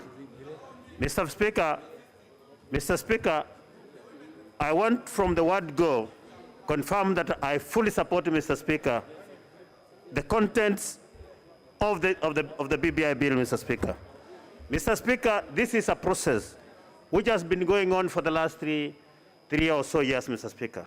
Mr. Speaker, we have all participated at every stage of this process, Mr. Speaker. Mr. Speaker, this is the moment that we have been waiting for, Mr. Speaker. Mr. Speaker, on behalf of the Nyamira people, Mr. Speaker, and the Borabu in particular, Mr. Speaker, I want to confirm that we support this bill fully, and we are ready and prepared, Mr. Speaker, when the time comes to 40 years to every man in Nyamira, Mr. Speaker. Mr. Speaker, we have had people raising so many issues about this bill, Mr. Speaker. Mr. Speaker, some of them saying that we will, the wage bill, Mr. Speaker, will go very high if this bill, Mr. Speaker, is passed. Mr. Speaker, for instance, it's clear that the ministers are going to come from this house, Mr. Speaker. Mr. Speaker, if ministers are going to come from this house, who will basically be members of parliament, Mr. Speaker. That in itself, Mr. Speaker, is a reduction of the wage bill. Because currently we have members of the parliament here, and we have ministers who come from outside and who are handing, Mr. Speaker, Mr. Speaker. So, Mr. Speaker, when ministers are going to come from the house, Mr. Speaker, they will only be entitled to allowances and not the salary, Mr. Speaker. Mr. Speaker, that one in itself is a reduction in the wage bill. Mr. Speaker, we have been asking questions here, Mr. Speaker. Questions are given to chairman, Mr. Speaker, to go and get answers from ministers, from cabinet secretaries who don't come to the house. Mr. Speaker, it's going to be neater. It is going to be a good thing when ministers are in the house, they are asked the questions and they answer directly on the floor of the house, Mr. Speaker. Mr. Speaker, we have had some people telling us that, Mr. Speaker, we'll have prime ministers, we'll have deputy prime ministers, we'll have vice presidents. Mr. Speaker, the House has constituted currently, Mr. Speaker. Mr. Speaker, the leader of majority in this House is a de facto prime minister, Mr. Speaker.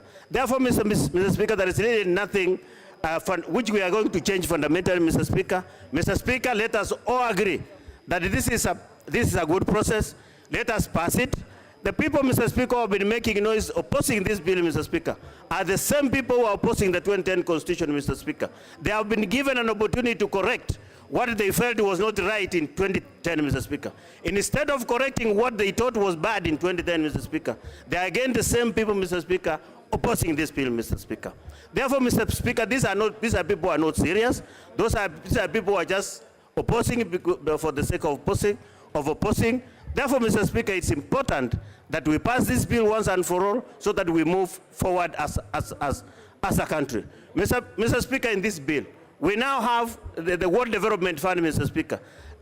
A governor in a county, Mr. Speaker, is not going to be a god to MCS, Mr. Speaker. The MCS will be able to develop their wards whether supporting or not the sitting governor, Mr. Speaker. This is a this is a good development, Mr. Speaker, so that our people get development right to the world level, Mr. Speaker. Mr. Speaker, we have had some people coming up telling us that there are some issues here and unconstitutional, Mr. Speaker. I want to agree with Mr. Karuma, Mr. Speaker, that there is nothing unconstitutional in this matter. Let us pass the bill. Whoever thinks is aggrieved should move to court, but as a team, we pass this bill, Mr. Speaker. Mr. Speaker, as the Nyamira people, we are really happy because, Mr. Speaker, out of the constituencies that which are going to be created, we have Kitutu Masaba in Nyamira County, which will now get a constituency, Mr. Speaker. Therefore, Mr. Speaker, let us look at the bigger picture so that we are not driven by our narrow and selfish egos, Mr. Speaker, so that we pass the bill the way it is. We are ready, Mr. Speaker, as one of the speakers said here a few minutes ago, that some of us are ready, waiting to support. We will support this even by using our legs, so that we not only our hands, even with the legs, so that we make sure this bill is passed in the morning, so that we proceed and develop the country and move forward as a country. Mr. Speaker, we have had people fighting every after election year, simply because it's one or two people. After elections, we get one or two communities which go with everything. Now, with an expanded team, Mr. Speaker, we'll have most of the communities, Mr. Speaker, involved in forming government, which will, of course, Mr. Speaker, at the end of the day, reduce the tension that we have been going through every election cycle, Mr. Speaker. Therefore, Mr. Speaker, I once again want to reiterate that I support this bill, and we're ready and willing, and Mr. Speaker, we are waiting for your communication so that we pass or we vote on this bill before the end of the day, Mr. Speaker. I thank you, Mr. Speaker. Member for Migori.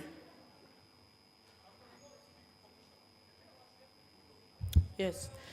Thank you very much, Mr. Speaker, for the opportunity to also add my voice to the strongest support of this bill. Mr. Speaker, so many things, especially pertaining to legal issues, have been well articulated by our legal friends in the House.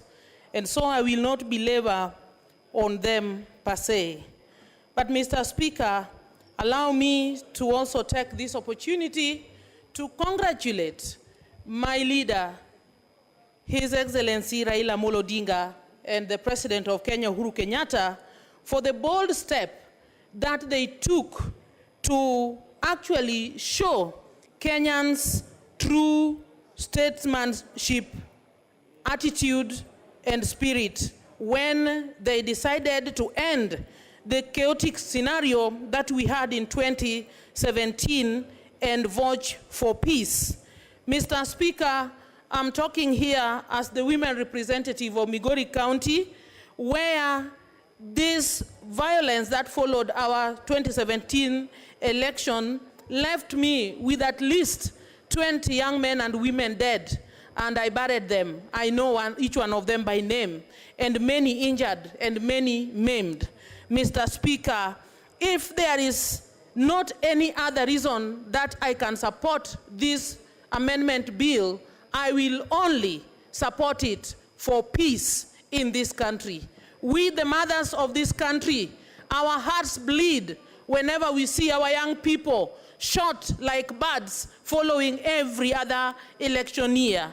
Mr. Speaker, allow me to reiterate another reason why I'm supporting this bill. If you look at the responsibilities of a citizen introduced in the proposed amendment, Mr. Speaker, the national ethos that has been elusive in this country is assured in this bill. Mr. Speaker, we are looking and talking of a future Kenya where each one of us can have a common understanding of what is right, what is good and acceptable to all, versus what is wrong and not acceptable. From Turkana in the north to the south in the Masai land, from the east in the Rendile land, to all the way to Luoland and Luyaland. We want to have a common understanding of what is wrong and what is right as Kenyans, so that we don't hail say stealing in one side of the country and condemn it in another side of the country. Mr. Speaker, this is one reason why we have always had difficulties in determining even serious, glaring cases of corruption and stealing and looting of public funds at the expense of doing the development that I hear some of my colleagues purporting to be stopping and Kenyans suffering because of the BBI and the pandemic. Mr. Speaker, allow me to bring it to the attention of this House that as far as I can remember, I know Kenyan's economy has been bleeding since way back from 2013 all the way to now. There was no pandemic, there was no BBI. And those who claim that BBI is an expensive process that takes a lot of money at the expense of the development that is supposed to go to the people, we never had them raise their voices when we were crying about the billions that were lost in the Aror and Kimarer Dam. Mr. Speaker, let Kenyans and leaders be honest for the first time. Mr. Speaker, as a born-again Christian in this House, allow me to bring to the attention of the House that when we are talking again about this bill, we are looking at cultivating national unity, promoting the well-being of the family, promoting the respect for parents and elders. Allow me at this juncture, Mr. Speaker, to quote my good book, the Bible, in Ephesians 6, chapter 6, verse 1 to 4, Mr. Speaker. God is talking to us and saying, honor your father and mother in the Lord, for this is the first commandment with a promise that you may live long. Mr. Speaker, in our country, much as we are religious, we are Christians or Muslims or Hindus, we have seen moral decadence among our youth where there is disrespect even for the family virtues, and we have seen our young people lose their lives even when they were supposed to live. And so, Mr. Speaker, I want to declare that I support this bill so that we can restore order, morality, and holiness in our homes and the obedience of our young people to the elderly, because we believe the older one becomes, the wiser they become, and better leaders for the youth. Mr. Speaker, that was exemplified the other day when you gave us such a long, beautiful ruling that made me settle and say, yes, we have a Mr. Speaker who is also a legal expert in the House. Thank you, Mr. Speaker, for doing that. Mr. Speaker, the question of electoral violence, I can't overemphasize. I think it has been addressed. I've had my colleagues wondering how is the violence addressed. It has been fully addressed by creating space for all the capable men and women of this country who are capable of leadership at the national level, accommodating their ideas and good development agenda in the governance table of this nation and not rendering them useless. Mr. Speaker, I can go on and on, but allow me not to stop before I say that these great men of Kenya who championed this amendment, especially Raila Amolo Odinga. In 1995, when Raila spoke, Kenyans got freedom. Later on, in 2010, when he spoke, we got a new constitution. And even now that Raila has spoken, we are getting more resources to the ward level. Mr. Speaker, with all my might, ability, and my capacity, on behalf of Migori County, I... Member for Nyeri Town.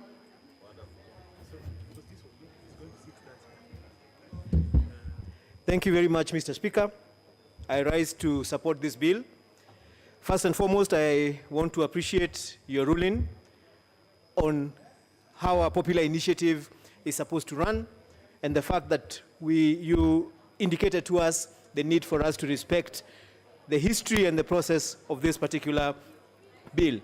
Mr. Speaker, I would want to urge my colleagues to remember why we are here. Mr. Speaker, when I remember when we got into this House in 2017, my friend Honorable Bandi and I could not even share a cup of coffee. And recently, when we were in a retreat in Naivasha, the president told us that one of the problems we have as a country is that we forget very, very, very quickly. Allow me, Mr. Speaker. We forget very, very quickly. Mr. Speaker, this bill has been a process. This bill is not an event. Mr. Speaker, it has taken over 2 years to get to where we are. Mr. Speaker, when I remember when ODM used to boycott coming to the House. Mr. Speaker, when I remember when we used to have running battles in the streets, when I remember tear gas Mondays, when I remember that we could not open businesses in Nairobi. Mr. Speaker, when I see us taking what we are discussing for granted or trying to play politics with it, I get disappointed. And I do not think I'm the only one who is disappointed. I think as a nation, those who put us in this house are disappointed with us when we are unable to look at the global good of our nation and get stuck in our own personal ambitions. Mr. Speaker, when His Excellency the President and former Prime Minister Raila Odinga shook hands, I was shocked, very, very shocked. I never saw that coming. And I know I speak for many in this house. But what I remember was that the country calmed down immediately. Mr. Speaker, we're not always going to have the President and the former Prime Minister as leaders of this nation, as much as we might love them. And because of that, they initiated a process that was going to ensure that we were not going to depend on individuals for our country to be politically stable. They set up a committee that went around the country asking people to tell them why they think we keep going there every election. Mr. Speaker, I find it extremely interesting sometimes when I listen to some of my colleagues talk about the problems they have with this particular bill. And I remember that they did not turn up to the forums that were organized by BBI to raise their concerns. Mr. Speaker, I come from Nyeri County. Nyeri County was looking at losing 3 constituencies that had been protected 10 years ago. Mr. Speaker, BBI protects those constituencies and ensures that the people of Nyeri have a representation of at least 6 members of parliament in this house. Recently, I had a colleague talking about the reason why we should have gotten another constituency. Because we have a big constituency called Kieni, that is 52% of our county. But Mr. Speaker, this particular process of how constituencies have been produced is not a political process. It's a scientific process. It is a mathematical process. And when you do the maths of our county, we are supposed to have 5.9, 5.7, 5.9 constituencies. We have 6. Internally, we are going to do our own maths and figure out how to rearrange our boundaries, but we were not going to be able to get another constituency as Nyeri County, not with the numbers we have. However, we nearly lost at least 2 constituencies. And that is why I would be very, very, very, very concerned when I hear any leader from Nyeri County saying that they do not support this particular bill. Mr. Speaker, when we come to this house, we come to this house to represent the people who sent us to this house. I have walked around Nyeri constituency. I have listened to the people of Nyeri constituency, and they sent me to this house to say that they support this bill 100%. And I know I speak on behalf of many people from many constituencies in Nyeri County. Mr. Speaker, as we think, I have also had concerns raised here about certain areas that are not perfect. We are human beings. Every single thing we do cannot be perfect. Wise people said that perfect is the enemy of good. As we strive for perfection, we risk throwing away solutions that are good for us. And what solutions are these? For example, Mr. Speaker, I have heard there's a political refrain called bottoms up. Mr. Speaker, if you come from a constituency, if you come from a ward, you cannot go any more bottom than that. this BBI provides a solution for that bottom in two ways. First, it reduces the amount of money that is left at national government and takes 35% to the county government. I have had people arguing that, oh, we don't have enough money. It does take 35% to the local government. That is taking money to the bottom. Mr. Speaker, that 35%, if for no other reason, I want to ask members here, the county government takes care of healthcare up to level 5. The county government takes care of agriculture. If you want to improve those, put money in the county government. Number two, Mr. Speaker, let us be honest with ourselves. What is the alternative to this proposal that we are saying we should not take? So, Mr. Speaker, I urge my colleagues, let us join hands, let us support this bill, and then let us take it to Kenyans, because they will prove that we are doing the right thing. Thank you very much, Mr. Speaker. Honorable Munyinyi.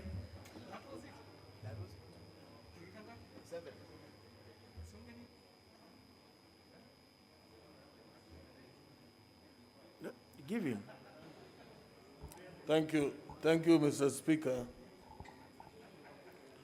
for the opportunity to contribute, to express myself to this important motion before the House. Mr. Speaker, I have also sat here patiently from when debate started over this bill, Mr. Speaker. And I was interested to express myself because in this House, I'm the only leader of the party and luminary who appended the signature at the KICC, Mr. Speaker. Yes, Mr. Speaker. And Mr. Speaker, I would like at the outset to restate that I support BBI, Mr. Speaker. My position has not changed. And I also want to state, Mr. Speaker, the position of my party, Ford Kenya, Mr. Speaker, has not changed. The Ford Kenya, the right Ford Kenya I lead, Mr. Speaker, supports BBI unreservedly and unwaveringly. And we're going to continue to support until we pass BBI, Mr. Speaker. Mr. Speaker, having said that, like my friend Honorable Ngunjiri said, we do forget very fast. And I would like us to remind ourselves, Mr. Speaker, in March 2018, when His Excellency President Uhuru Kenyatta and Prime Minister Raila Odinga did a handshake, this country was going down. We were having running battles. The economy was crumbling. Mr. Speaker, we had reached a level where it would easily be declared a failed state. So the handshake, Mr. Speaker, brought back life to our country. And the intention, the obvious intention, was to restore peace in our country, Mr. Speaker, to unite Kenyans and to build a prosperous Kenya for the future, Mr. Speaker. Mr. Speaker, and as a result of this, BBI was set in motion and a task force was established. Mr. Speaker, it went around the country, sought views from Kenyans, and Kenyans made contributions and proposals, Mr. Speaker, proposals which culminated in the current process, Mr. Speaker. The people that were reached, Mr. Speaker, we have heard of Nekesa and Wanjiku. They made proposals, which are now, yes, Nekesa and Wanjiku, made proposals which culminated in this current process, Mr. Speaker.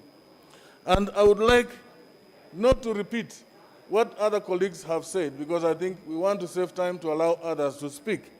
But I want to stress a few points, Mr. Speaker. One of the very important points that is captured in this amendment is to strengthen devolution in our country. Mr. Speaker, we appreciate how much devolution has impacted on the development in our areas, from the counties, the constituencies, and wards. So, Mr. Speaker, by increasing the amounts of money to the counties, you strengthen devolution and therefore, enhance development in our areas. Mr. Speaker, I've had Honorable Kimani Ichung'wah talk about reducing the amount of seed.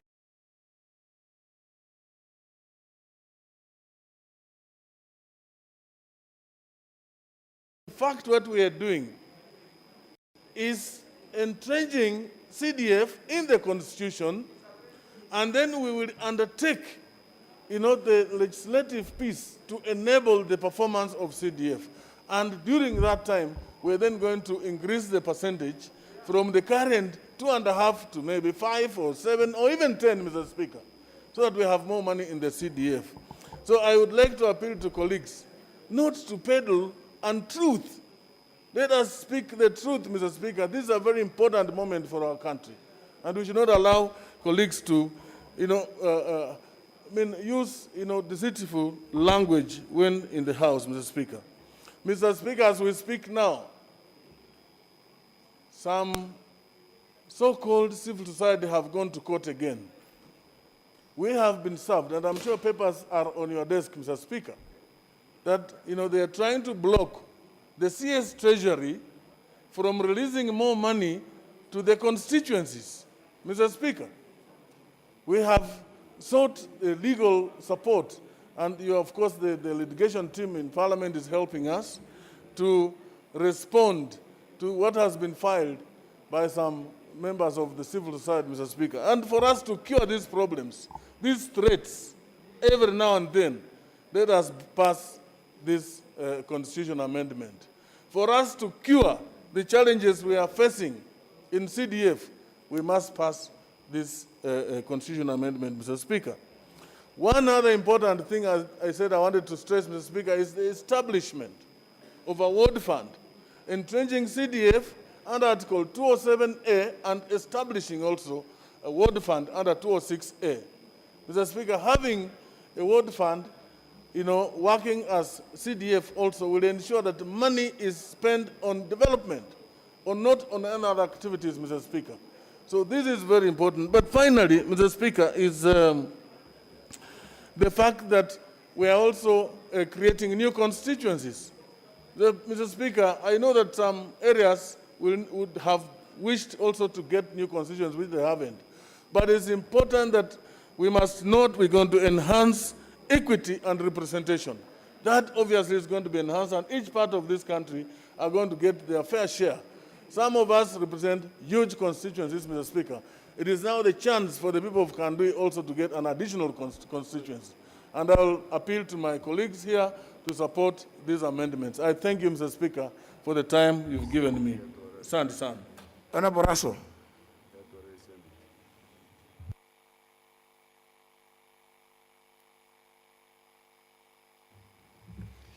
Thank you very much, Honorable Speaker. Honorable Speaker, I thank you for your kindness. I rise to oppose this constitutional amendment. And the reason why I am opposing it, my background is a soldier. The bullet never rides in zigzag, it goes straight.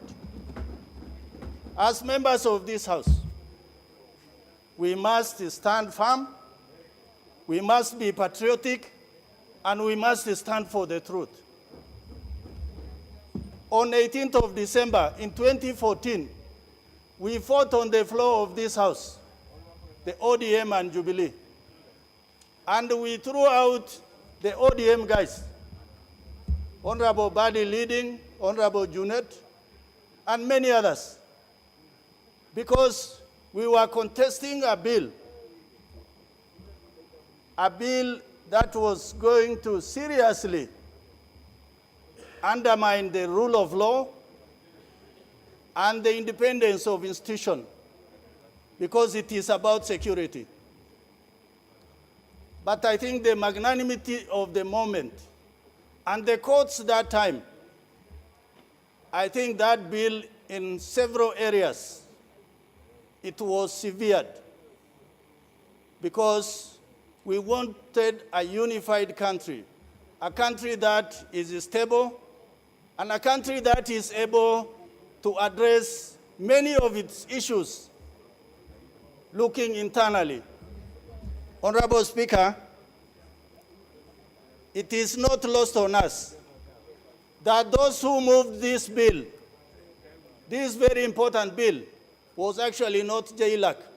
It was the leader of the majority and the leader of the minority. That clearly showed that those promoters had very little faith on the committee, although they gave us a sterling report. And I thank that committee for that reason. Honorable Speaker, we Kenyans celebrated the handshake. The handshake brought stability, a lot of sense and tranquility in this country. And I want to thank the two leaders, the President and the former Prime Minister. But what we are staring in the face, the handshake from the beginning, and the BBI, as it were, is a different thing that has arrived on our tables. It is completely a different thing. If anyone says today, BBI is going to bring Kenya together, I think you are getting it wrong. It is going to divide this country across the middle. Because as far as sharing of resources is concerned, when you read Article 203N, the need to ensure that the average amount of money allocated per person to a county with the highest allocation does not exceed 3 times. Honorable Speaker, we are going back to 1965, when sessional paper number 10, that laid the foundation for development in this country, was actually put in front of us. This is the inequality we face today. With what we have, with Kenya Constitution 2010, I think that was a groundbreaking constitution. And the world celebrated, not just Kenyans. When I look at the BBI, the way it was canvassed, the fiat with which there's an attempt to push it, then we as Kenyans must ask ourselves, what is the reason? I know many of us in this August House don't walk on the street. When you walk on the street, businesses have closed. People have lost jobs. People are asking for vaccines. Today, many of us are supposed to get the second round of vaccine. It is not there. Are we not worried as a country? I think there are serious issues that is before us. Somebody talked about the National Police Service. As a soldier from KDF, the Kenya Defense Forces as a defense council. The defense council is a political, although the leadership of military sits in the defense council. It gives the generals the assertive policing and command of the forces. When we don't have such a facility in the police service, and we give all the responsibilities back to the IG, I think we might be clawing back on the roles of National Police Service. There are certain things we must deeply reflect. Is it good for our country? Finally, Honorable Speaker, there's a clause in this BBI that says that the CS Treasury or the Cabinet Minister Treasury can actually stop money going to the counties. That in itself, if it is in law, you must show us, and why have you put it in the BBI? The question is, Parliament has that responsibility. Parliament has that responsibility, and no one should take away that from this August House. Honorable Speaker, I think there's a bit of angst in me on this particular issue. I thank you for that opportunity, and I oppose. Honorable Mbeyu, member for Kilifi. Member for Kilifi, you are running away from Giver. There she is.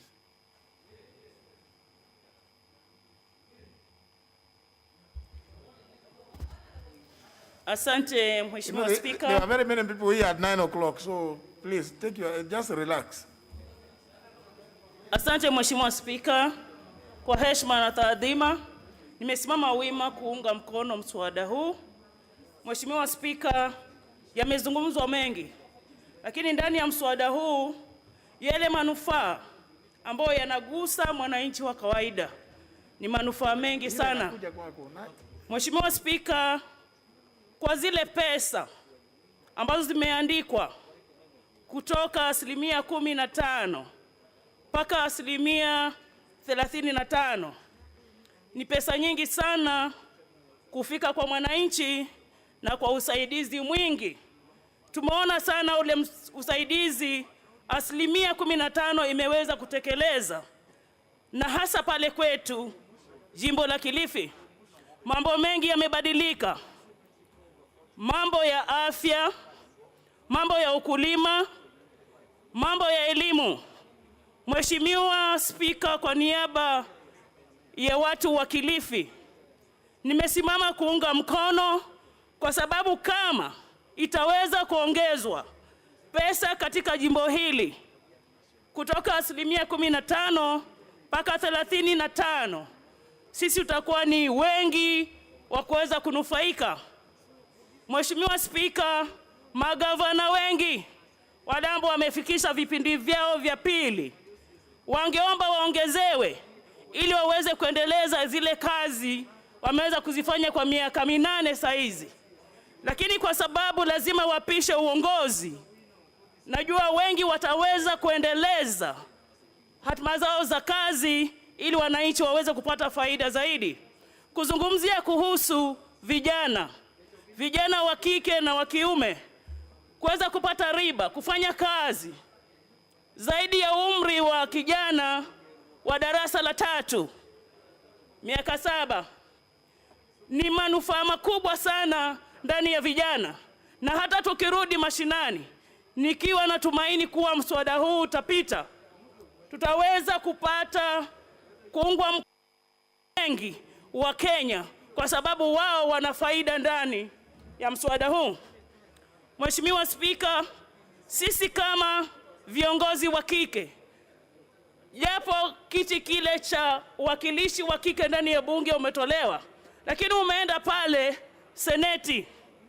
Mheshimiwa Speaker, wamama 47 wa kuchaguliwa kwa kura ndani ya seneti ni manufaa.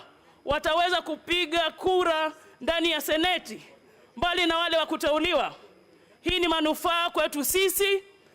Na kuzungumzia tu maeneo 70, Mheshimiwa Speaker, yaliyoongezwa, nataka kukuhakikishia sisi ambao hatutaweza kuendelea na wakilishi wa kike ndani ya bunge hili, tutarudi hapa tukiwa wakilishi wa maeneo bunge ili kukuhakikishia Mheshimiwa Speaker, maeneo zaidi 70 ni kuleta uongozi na pesa mashinani kwa wananchi wetu. Mheshimiwa Speaker, tukuweza kupitisha mswada huu na kuhakikishia wanawake zaidi ya 40 kati ya zile nafasi 70 zimeongezwa wataingia ndani ya bunge hili, kuondoa tashwishwi ile tumepigana nayo hapa ya mswada wa kila wakati ya thuluthi 3 ambayo haitoshei ndani ya bunge. Mheshimiwa Speaker, sisi tunaunga mkono kwa sababu hasa sisi wa kutoka kule pwani, na kama kuna mbunge wa pwani anapinga ni kwa manufaa yake, na pengine dhana fiche ambao sisi wabunge wa pwani hatuijui. Sisi tunaweza kuona Ndani ya mswada huu, Mheshimiwa Spika, mambo ya ardhi yameweza kutajwa.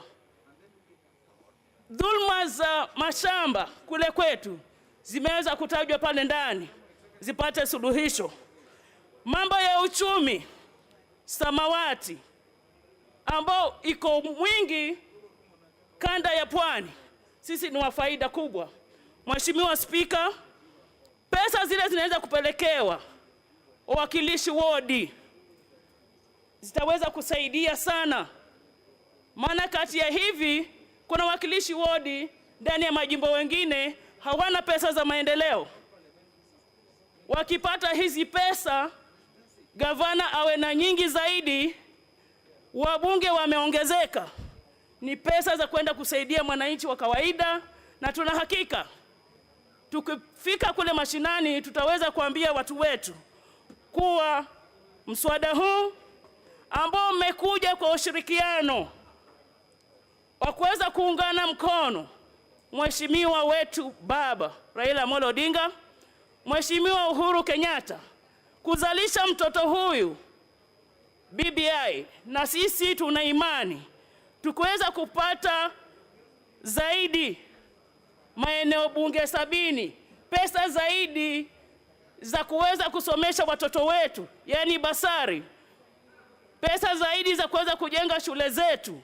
Mheshimiwa Spika, hii Kenya itaendelea, miradi mingi itafanyika, na sisi tutakuwa wa faida zaidi, na hasa vizazi vyetu vijavyo. Mheshimiwa Spika, kwa heshima ya watu wa Kilifi na jimbo kuu la Kilifi na Pwani nzima, sisi tunaunga mswada huu, manake sisi ni wa faida. Mheshimiwa Spika, ndani ya Kilifi, ndani ya mswada huu tumeongezwa maeneo bunge 4. Sisi ni faida kwetu, na yale maeneo bunge yote ambayo yameongezwa ni faida kwa Wakenya. Tunaloomba zaidi vile viti vikuu, gavana akiwa mwanamke, mdogo wake awe mwanamume. President akiwa mwanamke au mwanamume, chini yake iwe mwanamke au mwanamume. Sisi ni wa furaha kama wamama viongozi, na tutafanyia kazi mswada huu, tuhakikisha pale mashinani watu wetu wameelewa na zile faida mswada huu unaleta kwa wananchi wetu. Asante Mheshimiwa Spika. Member for Murang'a.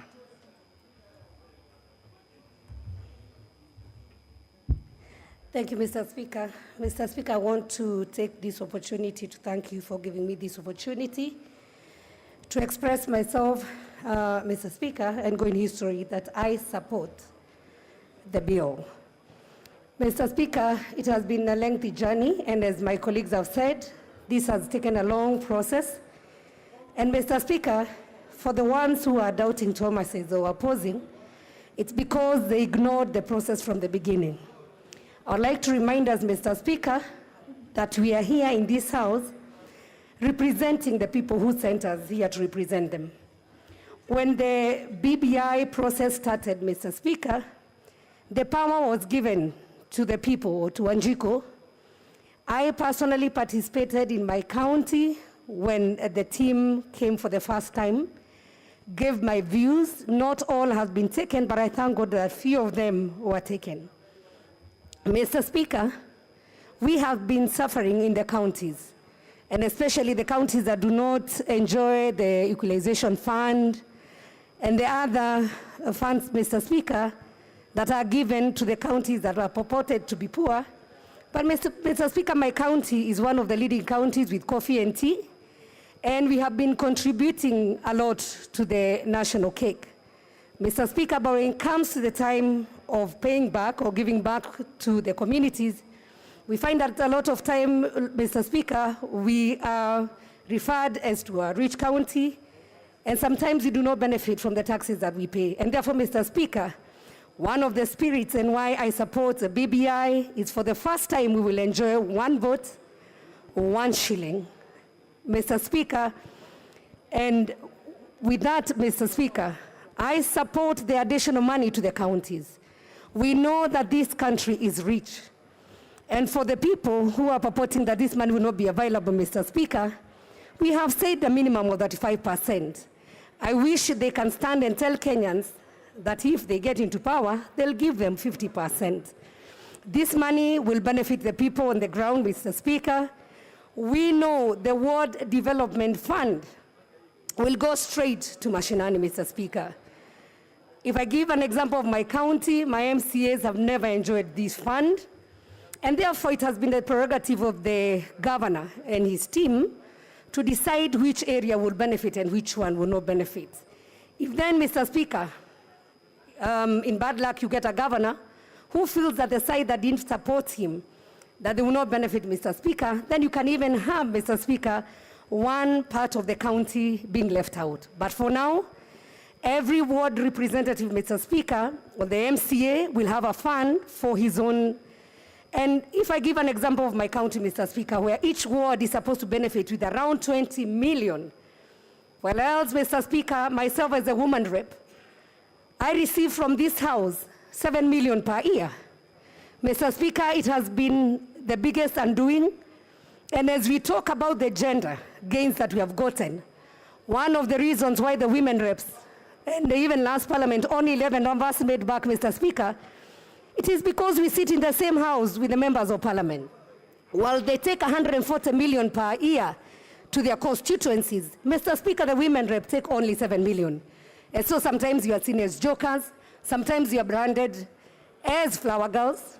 Mr. Speaker, and people cannot understand how we sit in the same house and not given the same privilege to develop our constituencies. And therefore, I'd rather lose my 7 million and a constituency that has 5 wards will gain, Mr. Speaker, and have 35 million or 40 million. So, Mr. Speaker, the issue of gender has been a thorn in the flesh. We had the Douala 1 up to 4. We did the dances, we did the dinners, Mr. Speaker, but we never managed to convince the House to actually vote for the gender gain. It is a shame that all the other houses from the county assemblies have managed to have a solution. The Senate has managed to have a solution, but this House that make laws, we were unable to make a law for ourselves, Mr. Speaker. And therefore, I support a 50-50 gender equality at the Senate. And I also want to urge the ladies, the women who are here, that they can go for the Senate position, they can go for the single constituency position. I've seen Honorable Nyamai has done her second term through God's grace, so it is possible. And some of us will go for gubernatorial positions, Mr. Speaker, because with even the speech of Suluhu yesterday, you saw that women can actually do better. Mr. Speaker, the issue of IBC, which was the committee said was a bit contentious because of the constituencies. I want to thank God that Murang'a has additional 1 constituency. Would have loved to have 4, because Murang'a South from Gatanga, Kandara, Kigumo constituency, and Maragua, we are almost at 200,000 mark, Mr. Speaker, and therefore we would have deserved to get more constituencies. But for Kangema and Madhya, there were some of the 2 constituencies which might have been merged if the BBI was not there. And so, as I support, Mr. Speaker, I want to remind this House that we are the creation, or the people are the creation of IEBC. IEBC should be in charge of elections and the boundaries. We have the power given by the people. The people have the sovereign power to say where they want additional constituency, Mr. Speaker. And therefore, our role as this House is just to agree with the people who have the sovereign power. IEBC is not senior or superior than the power of the people. And therefore, as I support, Mr. Speaker, I pray that one day I'll see this House where we have the CSs coming from this House, because the management, Mr. Speaker, of the ministry has been very difficult, where we have ministers who are outside and are not voted by the people and therefore have no feelings on what are the priorities of the people. So I support, Mr. Speaker, and congratulate His Excellency the President and the Prime Minister for coming up and giving the people a chance to say what they deserve. For Kenya and Kinangop, I know we have a chance, and this is just the beginning of the process. And I know, Mr. Speaker, very soon we can be able to look at the errors that were there before, and there's always a Honorable Hire, you are one of the people whose names disappeared when the machine was misbehaving.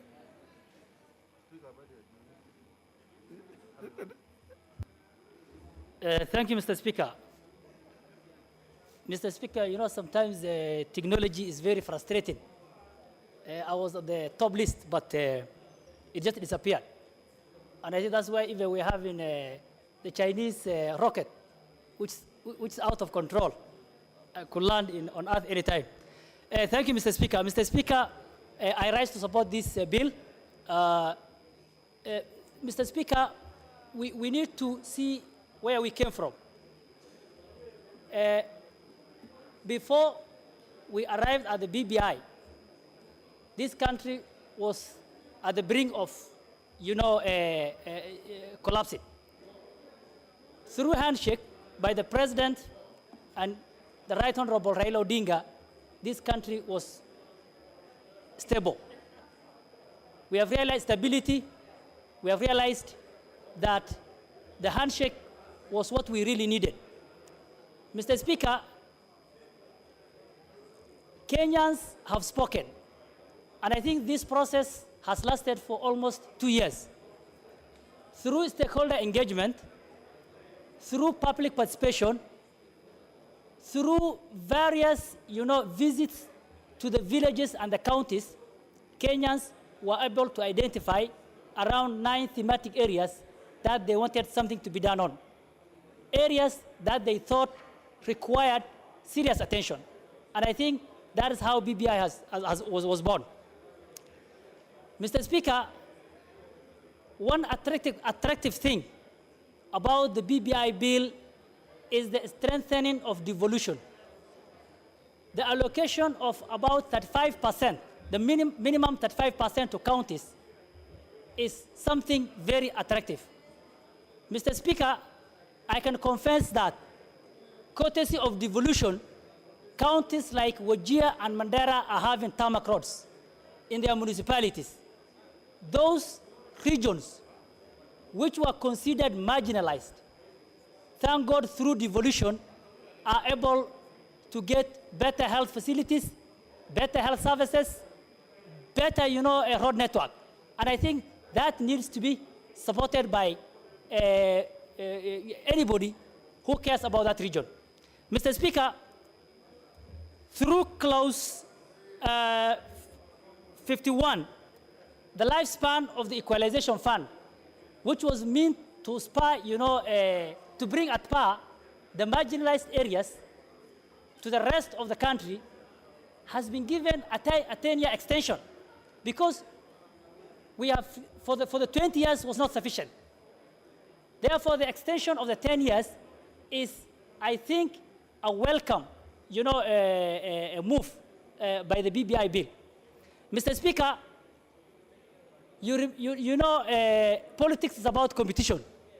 And what has been happening in the past is that counties or a governor who did not receive support from one part of the county will, when he comes to power, you know, deprive that region, because they did not vote for him, development.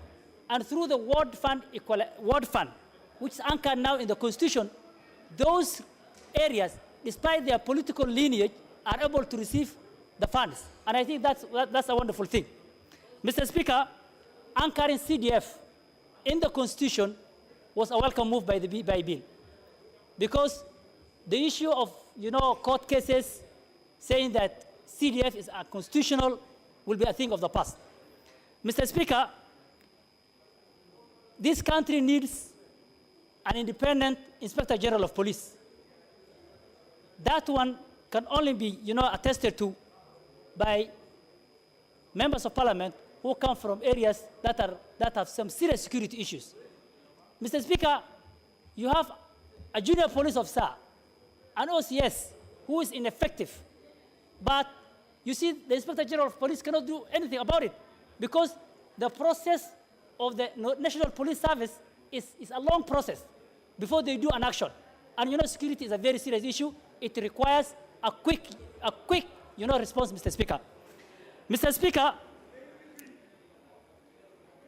in every constitution-making process, of course, there are those parts which, might not be favoring certain part of the region. And Mr. Speaker, what I have a problem with in this BBI bill is the emphasis of population in resource allocation. Mr. Speaker, we come from areas that are vast. I do not understand why important parameters like the geographical size of a county has not been put into consideration when allocating resources, whether it is the additional 70 constituencies or the amendment of Article 203, which emphasizes on capping of the resource sharing. Mr. Speaker, I think those parts of the BBI are detriment to our region, and I think the executive will probably come up with some policy measures, including some affirmative action, to compensate for what we lost through that capping of the allocation of the resources. Mr. Speaker, the BBI bill has more good things than those few reservations that are made. And therefore, Mr. Speaker, I support. Thank you very much.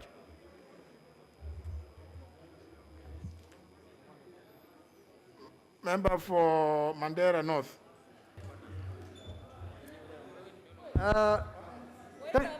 Thank you, Honorable Speaker, for giving me this opportunity to speak. First and foremost, I want to register my support for this bill. Don't rise on a point of order because you haven't spoken. You are going to speak. Let the Honorable Aden Abdallah Sheikh. Okay, thank you, Mr. Speaker. First and foremost, I want to register my support for this motion. This is a historical moment in the country. I want to take back fellow members and Kenyans at large that there are certain key milestones in Kenya. The first milestone was during the independence. The second milestone is the repeal of Section 2A that ushered in the multi-party democracy. The third milestone was the 2010 Constitution. And now the fourth milestone is now the BBI, which seeks to amend certain sections of the 2010 Constitution. Honorable Speaker, we know that BBI initially was handshake. It later on metamorphosized into the BBI itself. And now we have the bill itself to make amendments to the 2010 Constitution. Honorable Speaker, there are certain key silent features that are very good for this country. This document or this bill might not be 100% perfect, but nevertheless, almost 80% is quite in order. When you look at issues of devolution, and in the parts that where I come from, that is specifically in northern Kenya, and in Mandera in particular, devolution actually is the first semblance of governance or development that that part of the country has seen. Mr. Speaker, before devolution, the number of indigenous persons coming from northeastern, that is Garissa, Wajir, and Mandera, in terms of personnel employed by the national government during that time, the central government for that matter, were a mere 900 only. With the advent of devolution, we are talking about indigenous or locals having been employed of numbering about 12,000. That tells you that devolution is godsend to the people of northern Kenya and to the people of eastern, and particularly in Mandera. We are talking about 35% of the revenue now going to the counties. This in itself is quite in order. The semblance of development that we have seen so far is because of devolution. In some of our county headquarters, for the first time, we have seen tarmac roads, whereas in other parts of the country, tarmac roads exist in villages, exist in other parts, in other wards and locations. But in our place, it is now something that we have seen patterns of devolution. So with the 35% of revenue we will want to see more development in our areas. We are also having the issue of ward development funds. Right now, the MCS representing the wards are at the mercy of the governors. But if this thing is quite entrenched in this bill, in the constitution, that means even if you are not in good terms with the governor, even if you are in a different party or political dispensation with the governor, the ward development fund comes there, and you are supposed to ensure that development in the wards is perfectly taken care of. Another aspect is the CDF. We all know, members of parliament, that CDF is the only development tool at the grassroots that is visible, that is equitably shared, and that is 100% taken care of the people on the ground. This CDF, as we speak now, is under threat. Threat from people going to courts because it's not in the constitution. But what the BBI bill now is proposing in this amendment is that the CDF is entrenched in the bill. All of us, we know, support CDF. We've been asking about saying, no CDF, no motion. No CDF, no business. Now this CDF thing is entrenched in our constitution, and that is the best thing to support. There's the issue of inclusivity. We're talking about if the bill goes through during referendum, we're talking about the president, the vice president, the deputy president, the prime minister, the two deputy prime ministers. It is our hope that this inclusivity will be shared at the top level. We are having a situation whereby people from different regions will be able to share out these top positions so that inclusivity is at its best. How this BPI came to effect is because of the handshake. Remember, during the swearing in of President Uhuru Kenyatta, after the swearing in, we had the people's president who was also sworn in. We are staring at a situation whereby we are looking at two republics in the same country. So the handshake has come at a good time. It has helped us ease tensions. It has helped people to do their businesses. But above all, we are looking at beyond the BBI of now. We are looking at 2022 and beyond. Elections will come and go. That is, we know. But for sure, we are looking at situations whereby people, Kenyans, can vote for their parties, and after the elections, shake hands and move on. When I look at the issue of constituencies, I am fully aware that the 70 constituencies additional are contentious. We will have loved that each of the counties get one position. That has not come. However, remember, if this BBI did not safeguard certain constituencies in certain parts of the country, then we will have been looking at a situation whereby in parts of Northeastern, in parts of Mandera County, certain constituencies will have been wiped out. But these ones now are protected. So that itself says that we already have what we have. We may not have gotten more, but whatever we had is quietly protected. So I stand here to support this bill, and I want to say that let us go to referendum and ensure Kenyans vote for this bill for prosperity and for the benefit and peace of this country. Thank you, Mr. Speaker. Thank you. I support. Honorable Ibrahim Sahal.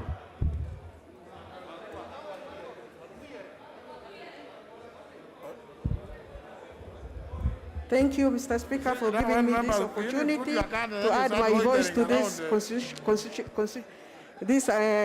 important bill of the Constitution Amendment Bill 2022.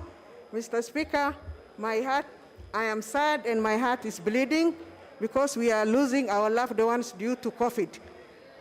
Hundreds are buried in Langata Cemetery every day, and we are here discussing about BBI rather than addressing the issue of COVID-19, Mr. Speaker. I am sad, I am not happy. As legislators, we have also talked about the COVID-19 and how people are dying. Mr. Speaker, the other concern I have is the people of Wajir South and Ijara constituency have been sidelined. Mr. Speaker, they were supposed to get a constituency, extra constituencies. This is pure discrimination. The people of Wajir South and Ijara have the largest areas in Kenya. Wajir South is second largest, and Ijara is the fifth, with population of 350 and 370. And they have been discriminated. For that reason, I have my concern, but I support the BBI. Thank you.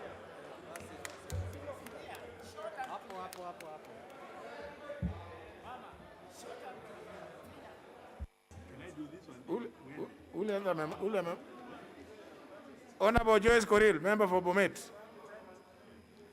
Member for Bomet, you're also just all over in this. Member for Bomet, Honorable Joyce Koril. That one there.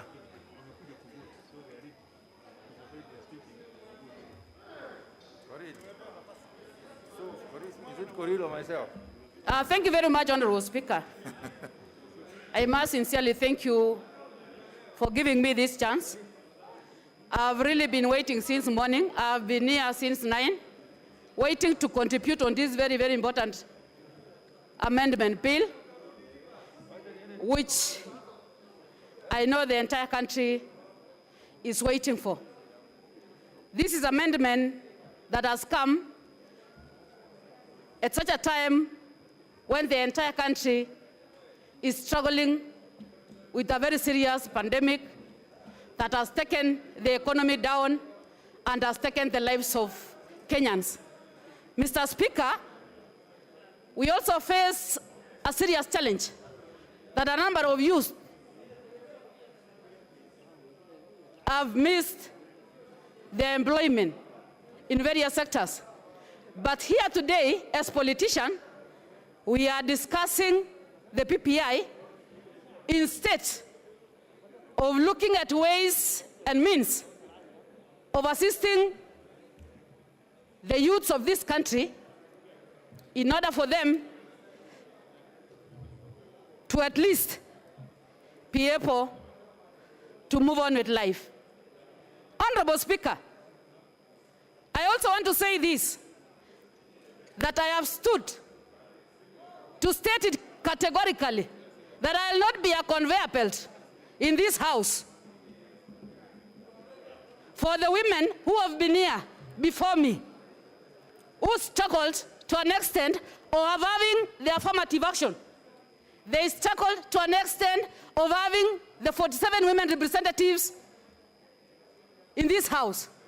Today we are here as women celebrating the PPI, which is removing the women in the National Assembly where they are supposed to oversee the budget-making process.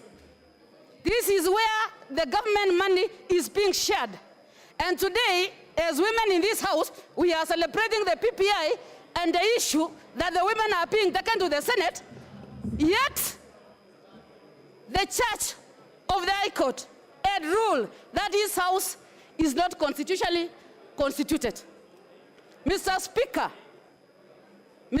sir, I would want to be informed why the 47 women representatives were going to be moved to the Senate and not retained in this house. And then you find some funny women here telling us that the women are going to be nominated. Mr. Speaker, I want to say this. We don't also fear going to the single constituencies. That is not a problem for us as women. We are also capable of doing the same. But I want to say, you should remove the notion of telling us that you are going to be nominated. We are equal to the task. But removing us from the budget-making process to just go and oversee the county government, taking on the governors, I think there must be something wrong with the ladies. This is something that other people have been fighting for. Mr. Speaker, not only that, they are talking about the issues of 35%. That one is not a challenge. The Constitution, the 2010 Constitution states clearly that we can give to the counties at least 15%, meaning we can go even up to 100. Right now, the 15% that you are talking about that is supposed to go to the county government is not there. The government is fighting.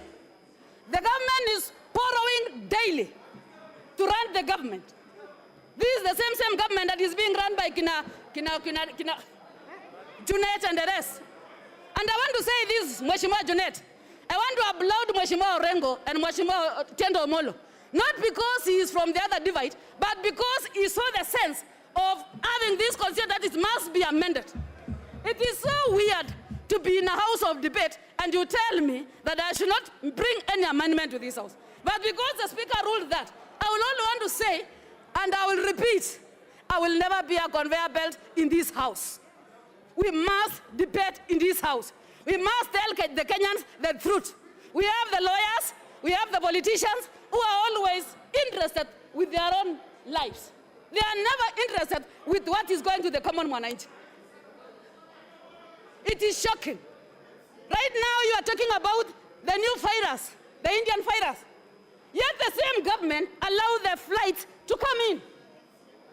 You are now giving us the problems of how to solve it. Us as politicians, we are just here discussing the PPI, using the same money that was supposed to assist the Kenyans in terms of getting the vaccines and what have you, to do our own debates. And the women are still here. The top seats have been discussed. Men have put themselves inside there. There is no single woman there. They have been given the position of a deputy governor in case of a governor being a man. And that is May. It is not a must. And we are here as women celebrating nothing. I am shocked. And I want to say this, Speaker. I want to say this, that unless the women, the current sitting women come out clearly and tell us what is in the PPI, I will say that we are moving to the wrong direction. The seat that brought a number of women here is the women representative. We want to see those mama mbogas coming to this house using the same seat. Not because you are going for the governor or you've been promised a ministerial position, you want to block other women from coming to this house. We cannot, I know, a number of us cannot compete with the men. Some of us say yes, we can compete with men. But we have a number of ladies who cannot compete with the men. So I want to say this, Speaker. The thing that is going to make me not to vote for this PPI is the issue of the women. And that is why I will repeat to say that let it remain in record.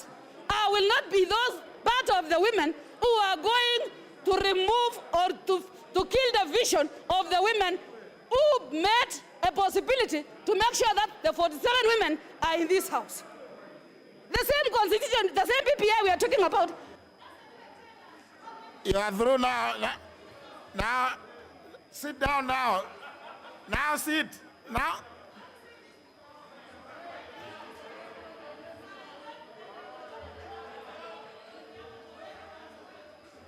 This is the National Assembly. Once the mic is off, the rest of what you may thinking that you are saying is to yourself. It's in the air. It's not recorded anywhere. Now that you have spoken, Honorable Joyce Coril, now relax. Honorable members, before we proceed, we go on. No, let me just say this. As I stated earlier, our IT system appears to have some serious problems. And I have, from here, directed that our IT team start working on this, because you may want to make certain decisions and we'll still be using the same system. So they need to up their game. But before we move on, let me allow the leader majority to move a particular motion.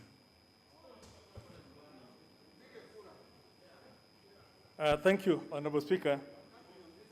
Honorable Speaker, I beg to move the following procedural motion. That aware that the Constitutional Kenya Amendment Bill 2020 is scheduled to proceed to a roll call vote at the second reading and the third reading during today's afternoon sitting, further aware that the House is expected to rise at 6:30 p.m.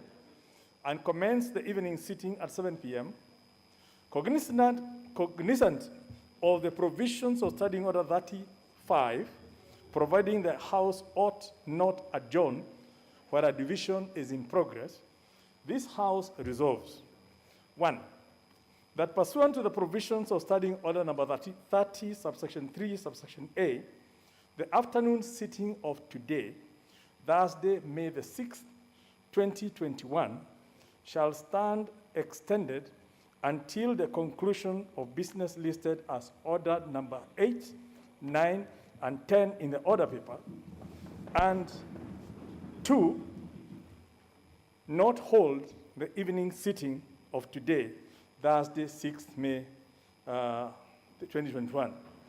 The import of this, honorable members, so that we are all together, is we are scheduled to go on a short break to end this session by 6:30. Then we come for another 2-hour session at 7 to 9. When we pass this motion, the effect of this will be that we will suspend, we'll cancel the evening session, and then this session will continue until we conclude the business today, right? Which now means there will be some more time for a few more members to speak, right? And then when we start the voting, we will do seamless voting. Taking into account that there are people who are waiting to vote virtually, there are people who have to go and who are fasting, and I want to do their iftar. So we want to accommodate everyone, yeah? And then once we vote, the speaker will then guide us on the specifics of when to vote, okay? But let's pass the motion first, then we will give, because we will still need this motion, even if we are voting now, because remember you are voting by roll call. Now, just so we understand one another, members, roll call means every one of you will be called by name, and you will have to say yes or no, right? Now that will take a while, and we cannot interrupt it once, yeah? You know, once the session ends, it could have implications that we don't want. So let us agree that we extend, we create the time for the convenience of the House. It gets a few more people speaking. It also ensures we can vote properly, and it also means that the links for voting virtually can now be sent because there's a specific time when people will be told be linked in. So with those words, I beg to move and ask the leader of minority to second. Thank you, Mr. Speaker. Mr. Speaker, I second this motion because we will have 3 votes. We will vote at the second reading, we will vote the committee of the whole House, we will vote again at the third reading, and all require a specific number of members present and voting. But, Mr. Speaker, I just want to plead that after this, Mr. Speaker, maybe you make a communication so that even if I can see my watch is telling me it is 5:26, I was requesting that the latest we can take this vote should be 6. So that, Mr. Speaker, yeah, that is just 30 minutes away, but it should be communicated that we are taking a vote at 6, and so that we have just a few members to talk, and then we call all the other members to take a vote at 6, so that we also end this sitting, because the day is Thursday, Mr. Speaker. We don't want to keep members in Nairobi forever. Mr. Speaker, I want to request you that we ask members that we take a vote at 6. We just leave a few members to contribute. Thank you, Mr. Speaker. I second.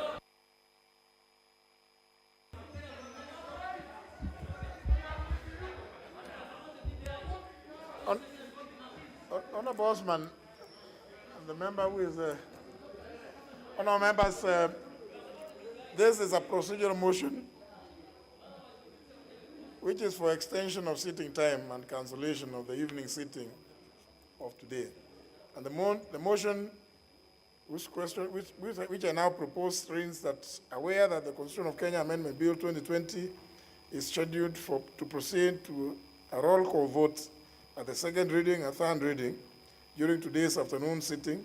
Further aware that the House is expected to rise at 6:30 p.m. and commence the evening sitting at 7 p.m., cognizant of the provisions of Standing Order number 30, subsection 5, providing that the House ought not adjourn while a division is in progress, This House resolves, 1, that pursuant to the provisions of Standing Order number 30, subsection 3, paragraph A, the afternoon sitting of today, Thursday, May 6, 2021, shall stand extended until the conclusion of business listed as order numbers 8, 9, and 10 in the order paper.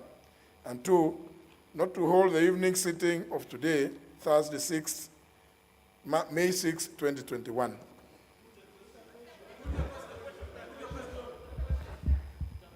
Honourable members, before I put the question, I just want to say that, again, it's up to you.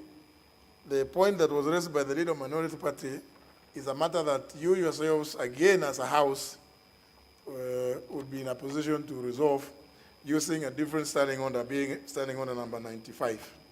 So maybe we need to dispense of this motion, then perhaps the Honorable John Bandi, you can organize on those lines.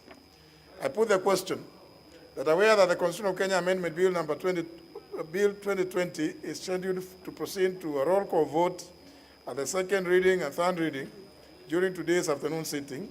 Further aware that the House is expected to rise at 6:30 p.m. and commence the evening sitting at 7 p.m., cognizant of the provisions of Standing Order number 30, subsection 5, providing that the House ought not to adjourn while a division is in progress.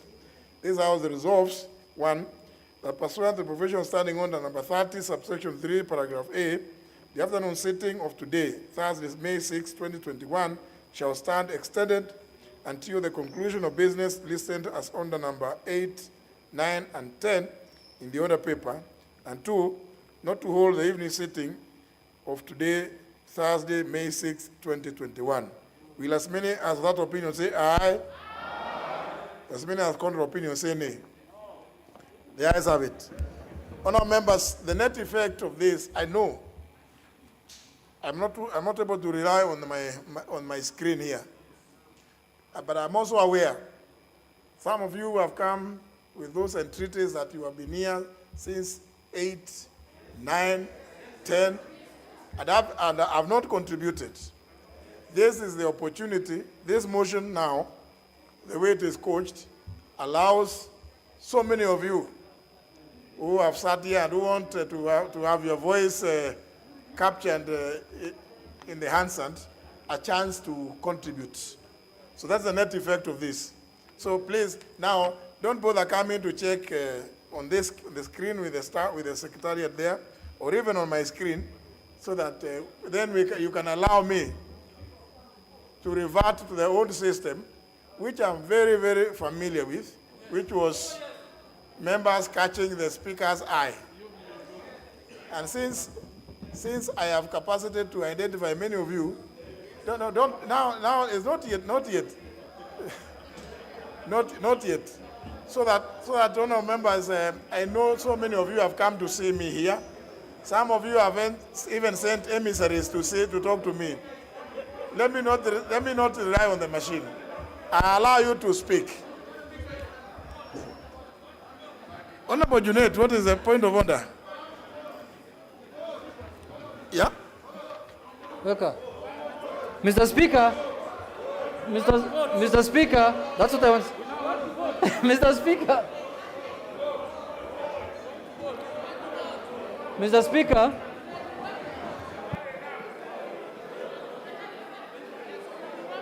Yeah. Mr. Speaker. Mr. Speaker, I don't know. I wanted to seek your indulgence. Mr. Speaker, please. Mr. Speaker, I wanted to seek your indulgence, Mr. Speaker. Mr. Speaker, this afternoon, many members who have spoken have come with the mindset that they are going to vote. Secondly, Mr. Speaker, now that the sitting of this sitting, Mr. Speaker, has been altered, I don't know whether I'm in a position to reduce the time of speaking, because it's like a new beginning, Mr. Speaker, under this motion, whether we can reduce the time to 3 minutes so that every member can speak. Mr. Speaker, then by 7 o'clock we vote. 7 o'clock. You know, no, it is still.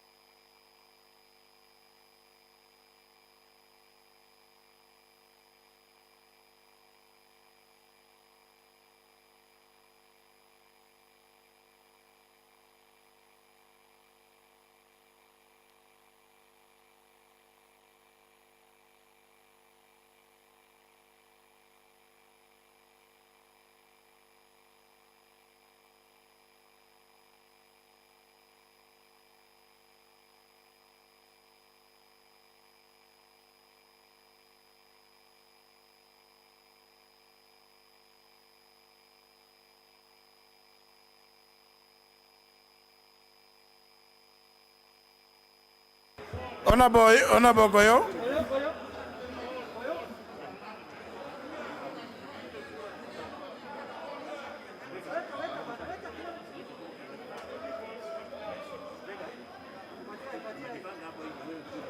Huh?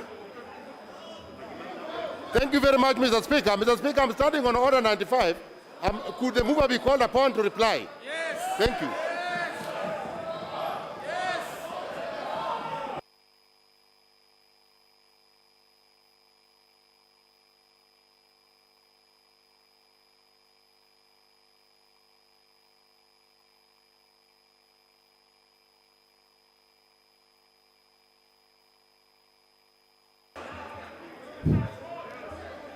Okay, honour members, take your seats.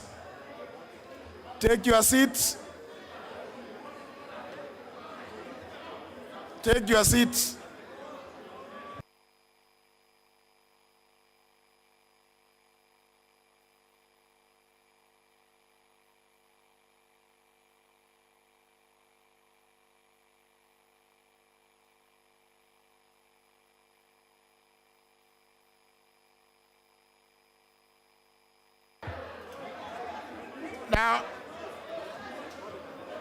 Now, honour members, order members. On the members. On the members.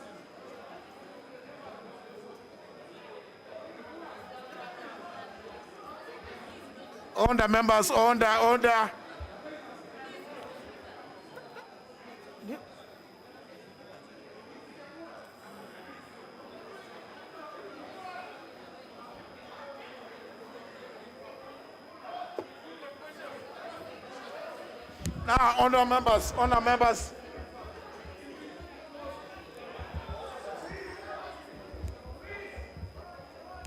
Member for Wajir East, please.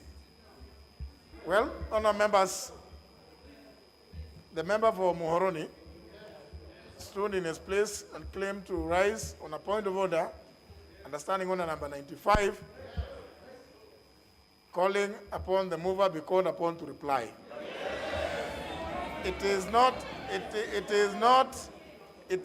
the function of the Speaker to decide on that. It is for the House to decide. Therefore, honour members, I put the question, which is that the mover be called upon to reply. Will as many as of that opinion say aye? Aye. As many as of contrary opinion say nay? The ayes have it. The ayes have it.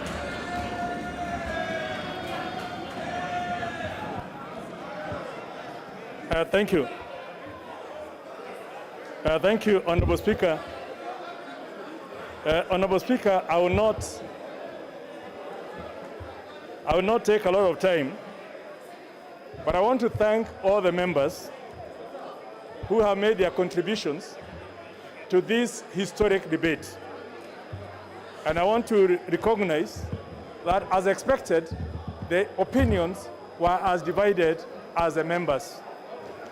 Some represented their people, some represented themselves, and some represented the political factions that they represent. But the bottom line is we are all richer in terms of the opinion. I also want to thank you, Mr. Speaker, for your patience and for the thorough research you did on all the issues that were raised on the floor of this House, and for guiding this House and the country in terms of what happens when we have a similar motion and a similar process into the future. Mr. Speaker, the very key issues that arose and that I wish to respond to are not many, because you covered most of them. But the main one is the underscoring and underlining that the exercise of the sovereign power and will of the people is fundamental. I cannot be derailed by any person or anybody or any organ. Mr. Speaker, what was also underscored is that the BBI initiative is a popular initiative, supported by 3 million people who have put their signatures who have put their signatures, and 44 out of 47 counties who have supported this bill.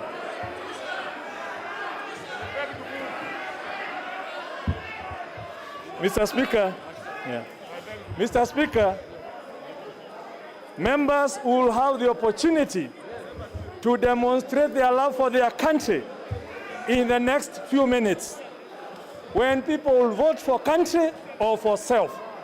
And those who love their country, who love this great republic, who love the people, will join the 3 million people in voting yes. Mr. Speaker, I beg to respond.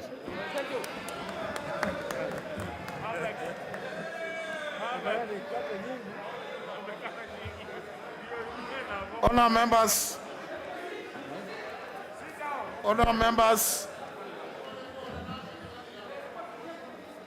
Honourable Wamunyinyi, if we could now, honourable members,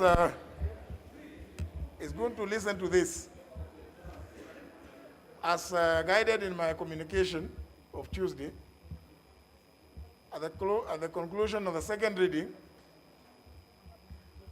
I must put the question.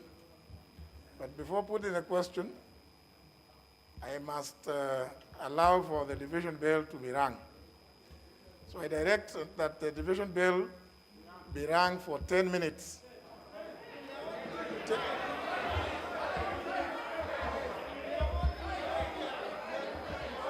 On our members,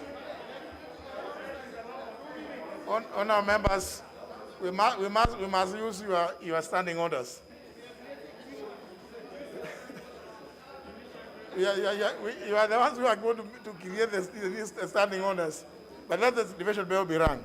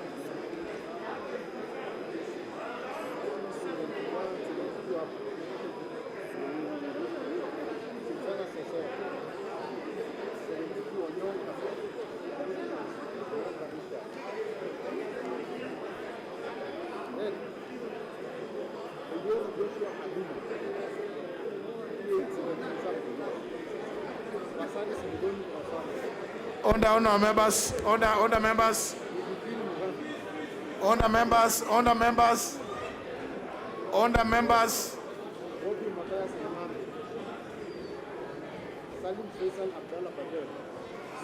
Order members, take your seats.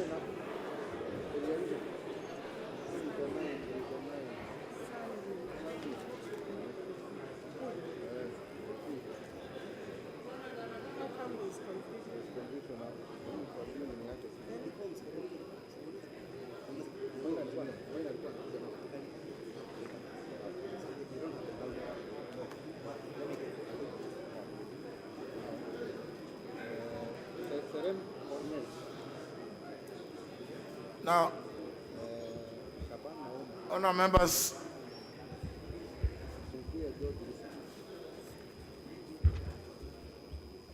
ordinary honor members, procedure would have been for the Speaker to order that the doors be closed and the bar be drawn, and that thereafter no member is allowed to walk in or walk out. But honourable members, we are living in extraordinary circumstances due to the COVID-19 pandemic. And therefore, looking around the chamber, I can say we are certainly more than the 112 that is permitted. It also is an indication of the interest that this particular motion has. So, such at times you will not draw the bars, because, honourable members, I did also direct that there will be the tent and other areas like the members' lounge being designated as part of the chamber. And therefore, because a member can claim that they are sitting at the tent when their name is called out, we cannot therefore close the door or draw the bar. And also because we shouldn't be here when we are this many for that long, when the entire place is locked up and closed.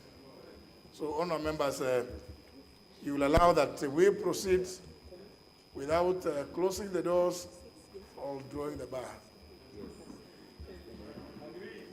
The next thing, honourable members, is I have to ascertain, given the provisions of Article 257 Clause 7 on the voting threshold as guided in my communication on Tuesday, I must ascertain that we have in the chamber, or at least people who have recorded their presence,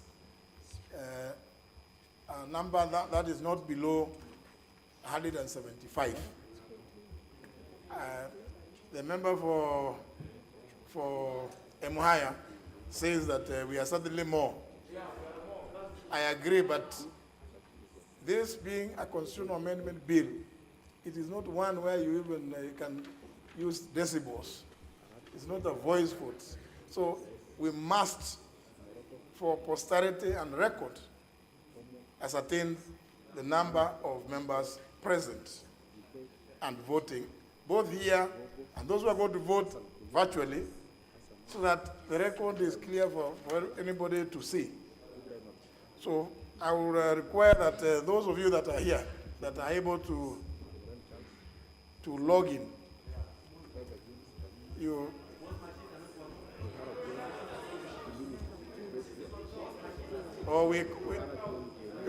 we do a physical count.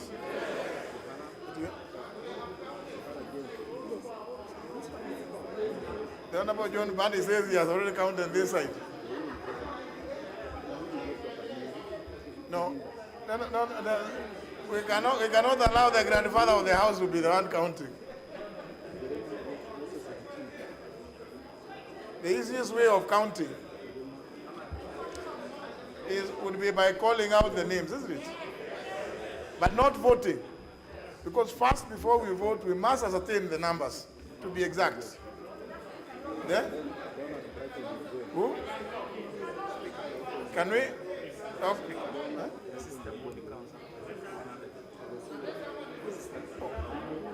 Oh, because the system, I'm informed the system, since the system was reconfigured, it can only count up to 112. But I think because we have enough officers,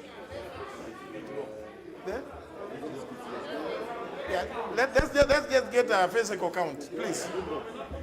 Clerk and the staff, please. Count, please, and give us the numbers.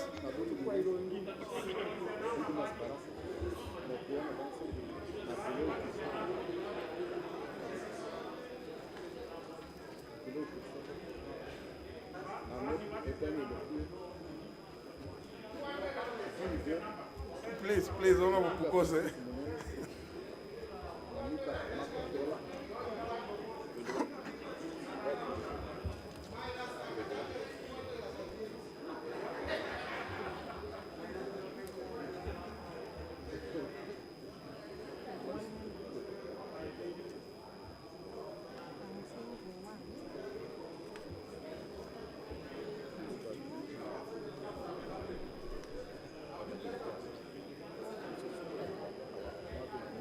Honorable Sankok, you are going to be mistaken. You may not be counted.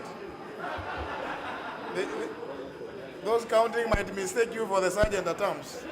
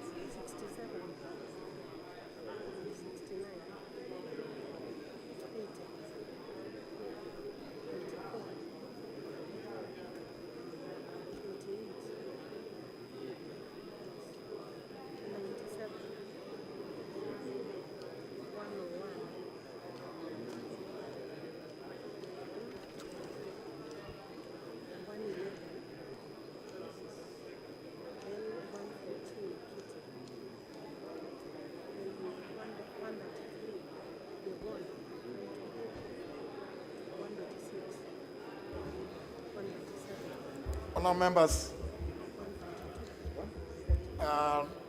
the physical count has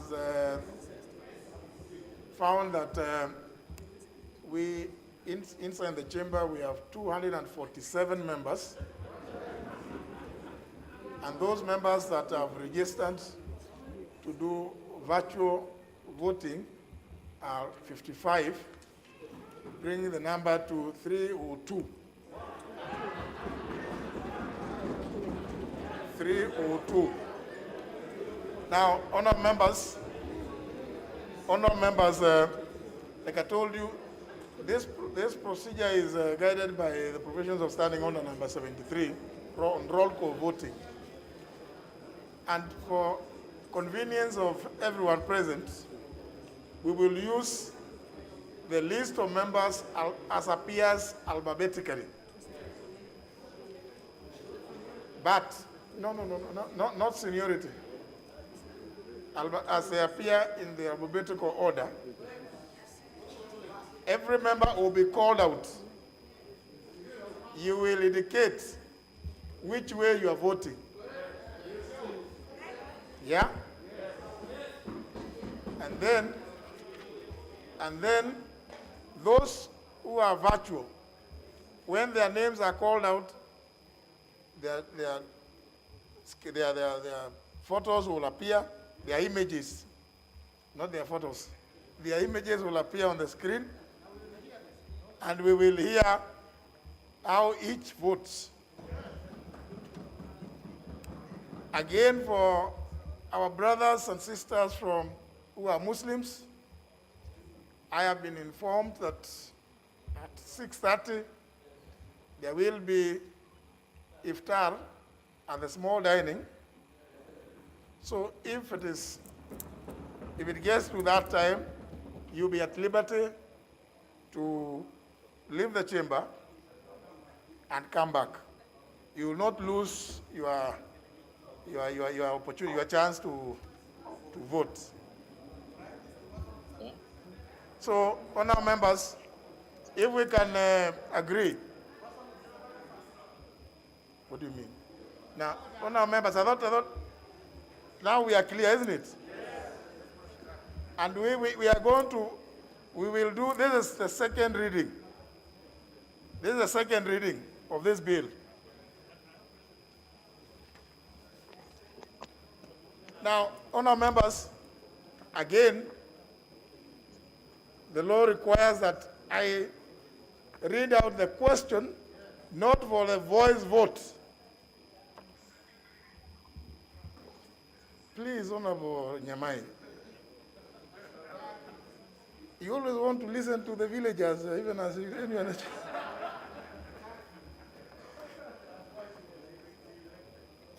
I know, these days there are too many gadgets out there. So I know they are always sending you, see how we are doing work for you.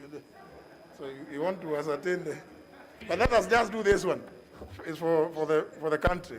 So, honourable members, I'll put the question, which is that the Constitution of Kenya Amendment Bill 2020 be now read a second time.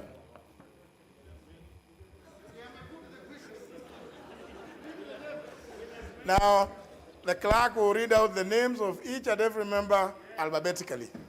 Please proceed. Honorable Abdi Yusuf Hassan, Kamkunji constituency.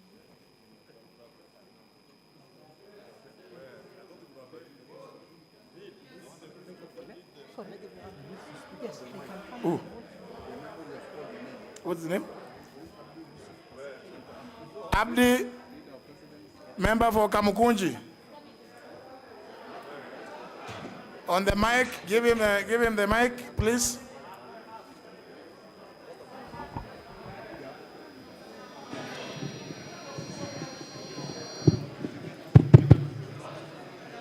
As a member of Kamkunji, MP for Kamkunji, I vote yes. Honorable Abdullahi Major Retired Bashir, Mandera North constituency.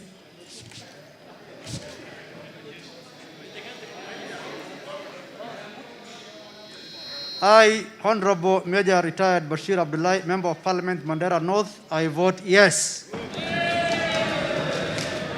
Honorable Abuor Paul, Rongo constituency.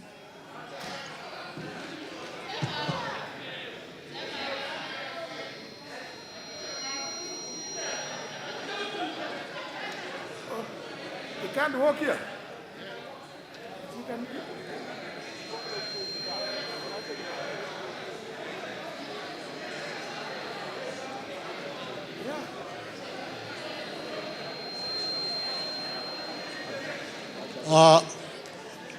Honorable Paul Abuor, MP for Rongo constituency. Mr. Speaker, I vote yes. Honorable Adagala Beaches, Kahai, Vihiga County constituency.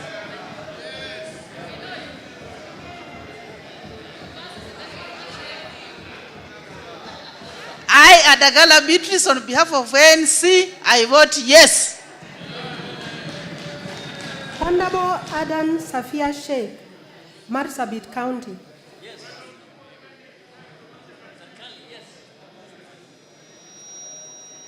I, Safia Sheikh Adam, Women Representative, Marsabit County, I vote yes.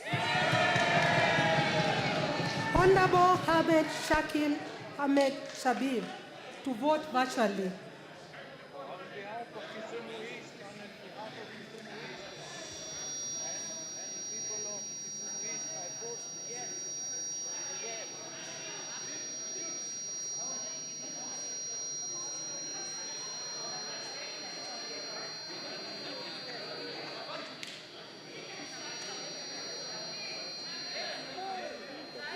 Honorable Shakil Shabil, member for Kisumu East.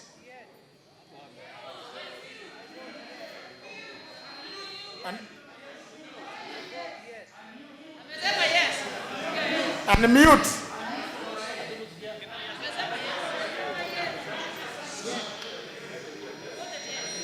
What? No, honor members. How did the member for Kisumu East vote?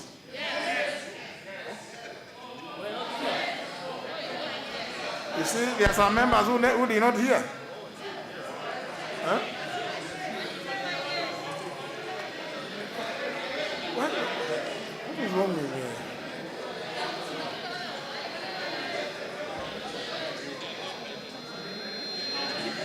Yeah?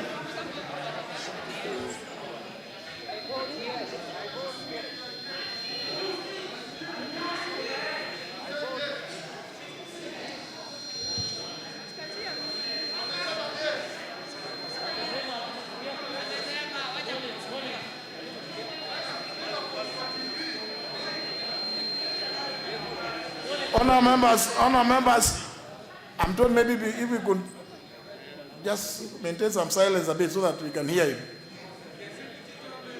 Yeah?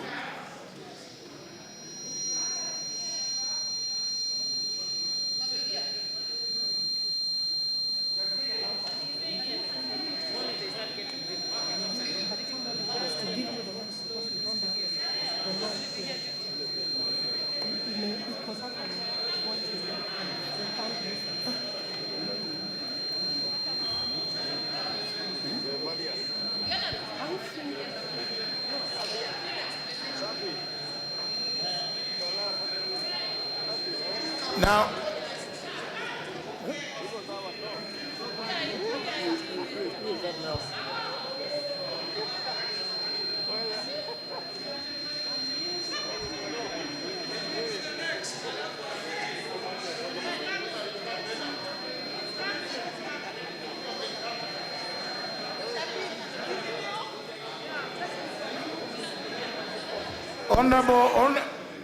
Honorable Shakil Shabil,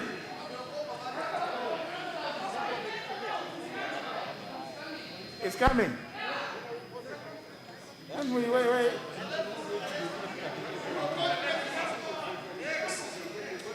Yeah. Now, and also, can you read about 5 names in a row, or even 10, so that members, because some of them are at the back, so that people don't. Honorable Alpha Miruka Ondiek, Bomachonge County. Read another one. Ali Adan Haji, Mandera South County. Honorable constituency. Honorable Ali Amin Dedi Mohammed, Laikipia East County. Constituency, sorry. Honorable Ali Fatuma Gendi, Wajir County. Honorable Ali Sharif Athman, Lamu East County. Okay, can we get the first one, please? I, Honorable Alpha Ondiek Miruka, member of Mochoga Chacha constituency with my people, I vote yes. I, Honorable Adan Haji Ali, member for Mandera South, I vote yes.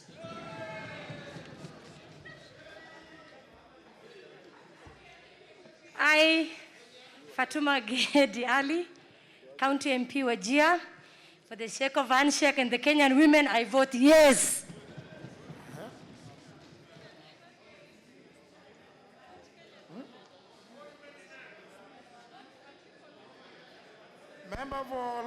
Member for Laikipia East, Amin Dedi Mohammed, he is registered as voting virtually.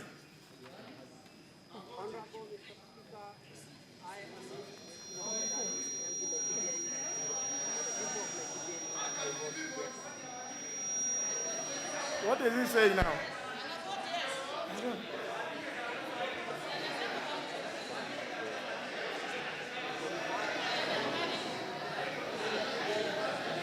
Honorable, I mean, Daddy, or write a piece of paper and show, display. There are only 3 letters.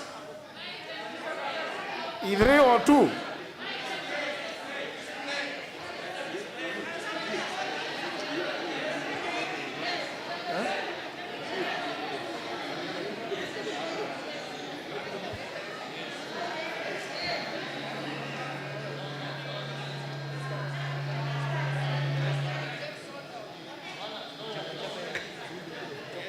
How did he vote now?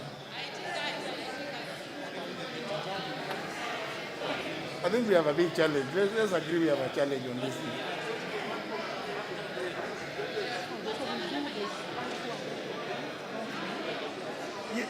Now, honor members, let's do this. The staff who are hosting, can you also direct those members? They are at liberty to write the answers, either no or yes, and show on the screen. Because we are having a challenge, and it's taking too much of our time. But some of them could be driving, some of them. But we can proceed. We can proceed with the members present.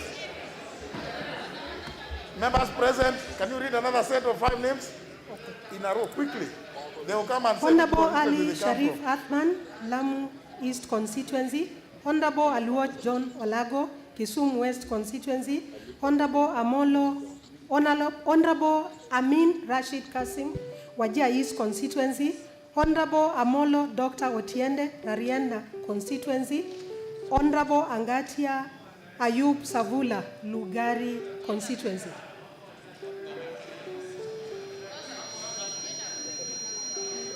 I, John Olago Aluoch, on behalf of the people of Kisumu West, I vote yes.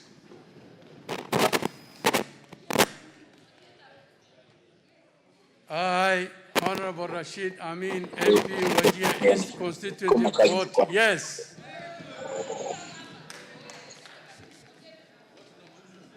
Hapo juu unitumia, kuna notification watakupea, ujue unitumia.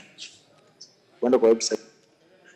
I, Otiende Amolo of Rarieda constituency, having once been the vice chair of the joint committee, and in accordance with Article 257(10) of the Constitution, I vote yes.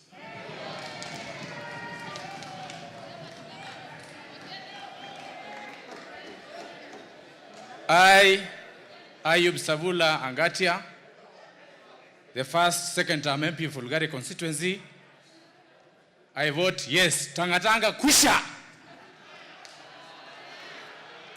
Honorable Angweni Jimmy Nuru Odiek, Kitutu Chache constituency.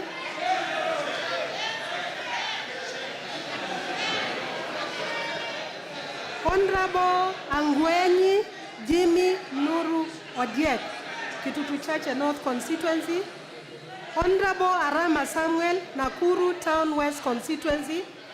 Honorable Aramat Lemaken, Narok East constituency. Honorable Arati Paul Simba, Dagoret North constituency. Honorable Ambele Marcelino Malimo, Laisamis constituency. I, Honorable Jimmy Nuru Ondieki Angwenyi, Baba wa Parliament, and representing the people of Kitutu Chache North, I say yes. I, Samuel Yarama, Member of Parliament for Nakuru Town West constituency, representing Nakuru Town West constituency, I say yes. I vote yes.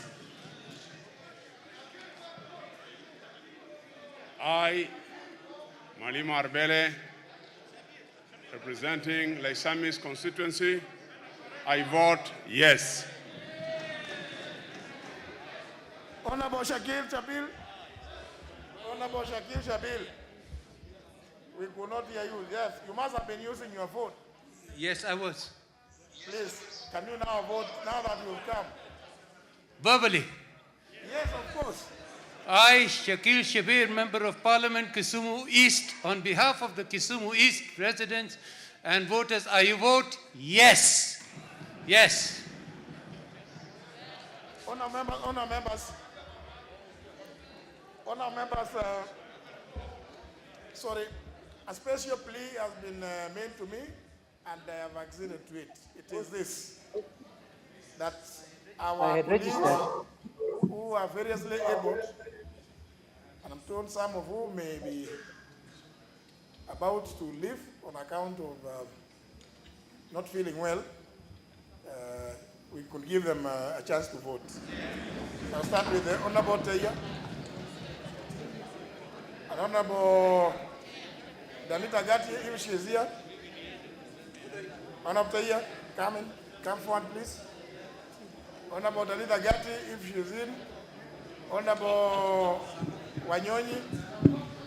Not Honorable Sanko.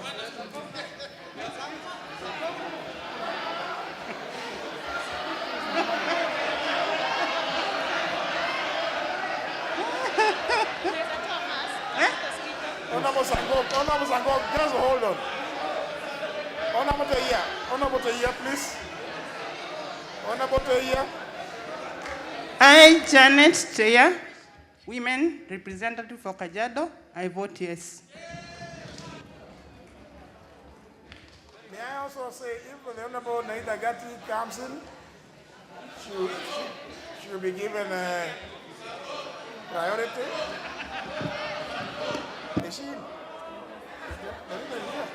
I, David Olesankok, representing 6.5 million Kenyans with disability, I vote yes.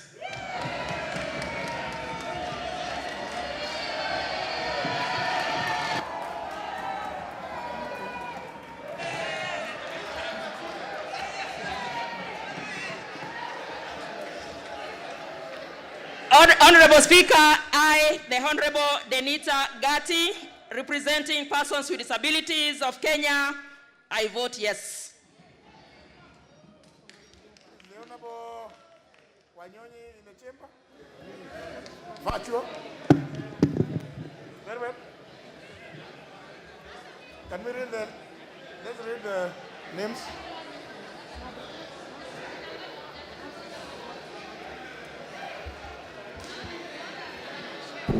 Honor members, please. One of the names that was read out is that of the Honorable Simba Arati, who is out of the country in the People's Republic of China and has indicated that he wants to vote virtually. Staff, are you able to bring on the screen the Honorable Simba Arati?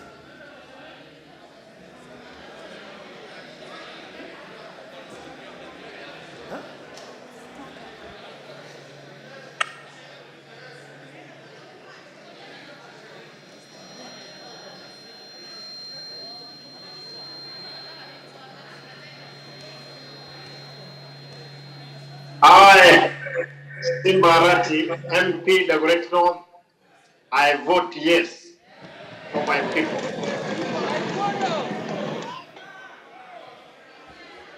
Very well, the staff, are you able, the staff hosting, are you able to locate the Honorable Wanyonyi? It's indicated that he was also to vote virtually. If you're able, please to bring him on the screen. I, Simbarati, MP Dagoretti, I vote yes.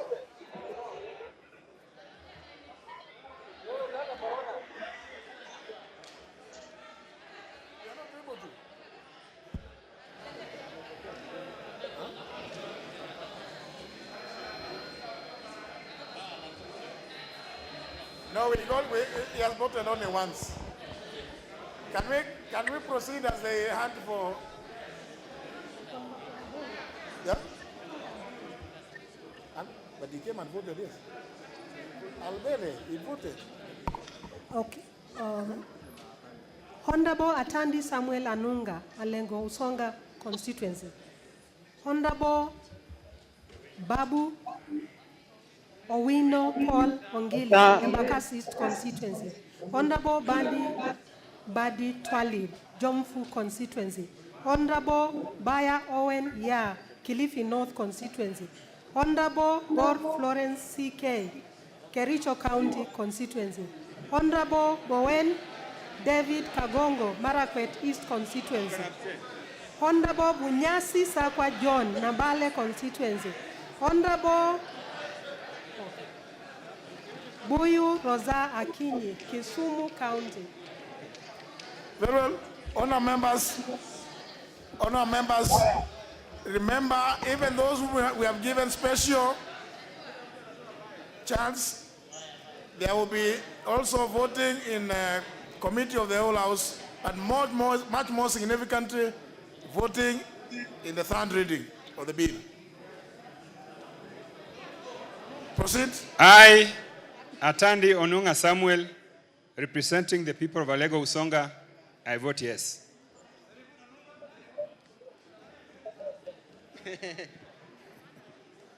Thank you. I, Honorable Babu Owino Ongili, Member of Parliament, Embakasi East constituency, and your favorite son, on behalf of the people of Embakasi East constituency, on behalf of my wife and my children, I vote, just shut up, Tanga Tanga. I vote yes with all my body parts and organs.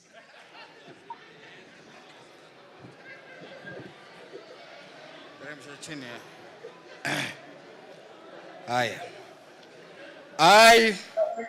Honorable Badi Twalib Badi, aka Kijana Mwepesi, Garang di Mabiori Mzee Fulangenge, vote yes today. On behalf of the people of Jomvu, I vote yes. And I vote. Anybody hearing me there? Yeah. Simba, you already voted. Did I vote? You voted, eh? Yes. Yes, you voted, yes. I, Owen Baya, MP for Kilifi North. On behalf of the people of Kilifi North, on behalf of the people of Kilifi, and because Kilifi is getting 4 new constituencies, I vote yes.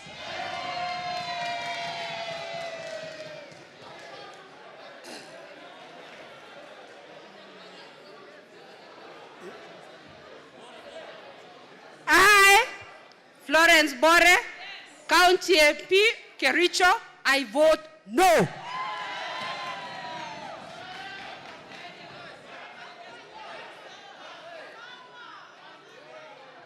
I, Sakwa Bunyasi, Member of Parliament for Nambale, I vote yes. Honor members, before the Honorable, please, you vote. I, Rosa Akinyi Buyu, on behalf of Kisumu County, I vote yes. Honor members, may I again now request that let's just vote your name, your constituency. Please don't those other things that you use, don't just vote.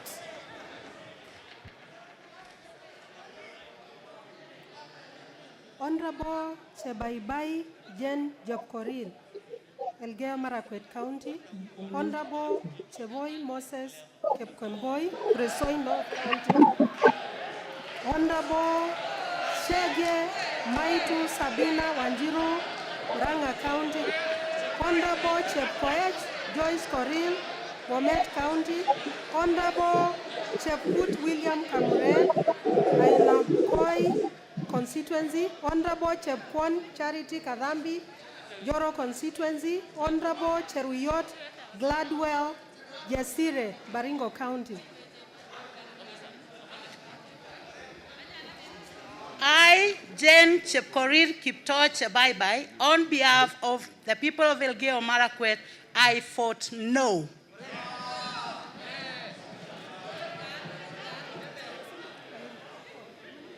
I am Moses Kipkemboi Cheboy, Kuresoi North Constituency.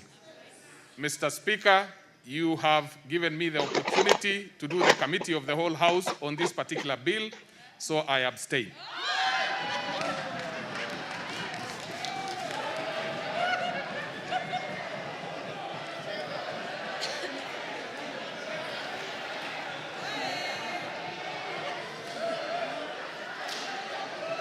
I, Honorable Maito Sabina Wanjiro Chege, on behalf of Murang'a County people, including Kiharo and Kandara constituency, I vote yes.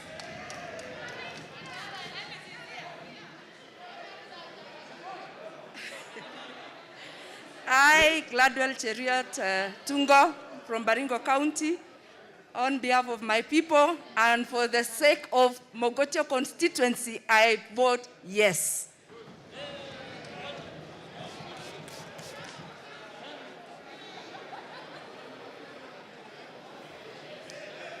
Thank you very much, Speaker. I'm Charity Kadhambi Chepkonye, and for the interest of my people, Jora constituency, who are going to gain with another extra constituency, I vote yes.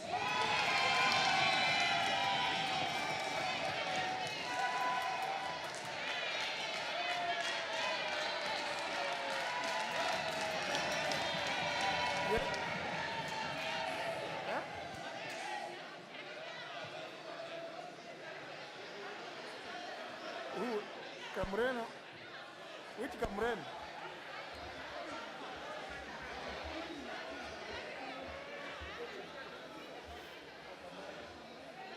Camren, Honorable Camren, you are called out. Honorable Camren, you are called out. Order members, order members. Honorable Camren, you are called out. Camren. And the Honorable Chepkut, you are also called out, please. Maybe the clerk. Read out the name. No, not now. Please, Honorable Camren. I, Honorable Charles Camren, Member of Parliament, Baringo South, I vote no.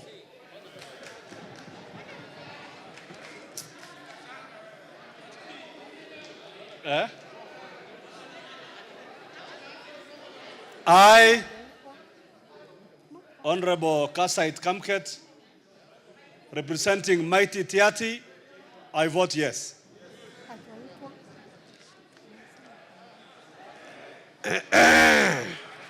I, William Jirjir Chepkut, Member of Parliament of Ainapkoi constituency, was in Kishu County.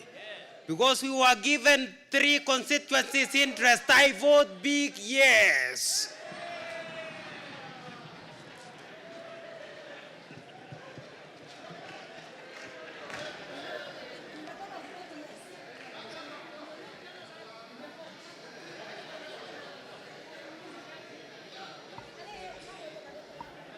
Honorable Chesembe Friend Kapondi, Honorable Chumel Samuel Moroto, Honorable Dawood Abdul Rahim,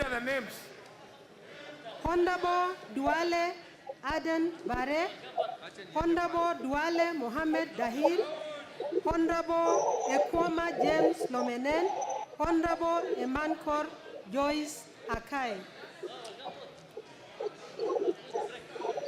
Sawa. Honourable members. Mr. Speaker, my name is Abdul Rahim Dawood, MP for Nordimenti, Meru County, and I vote a big yes. Okay, Mr. Speaker, I'm Samuel Moroto, Chumel, MP Kapenguria, I vote no.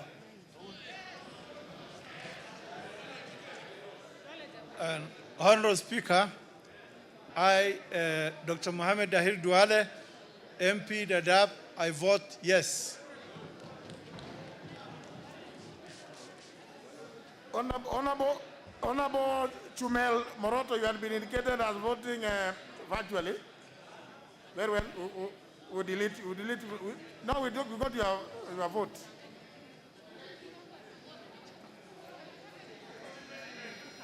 Proceed.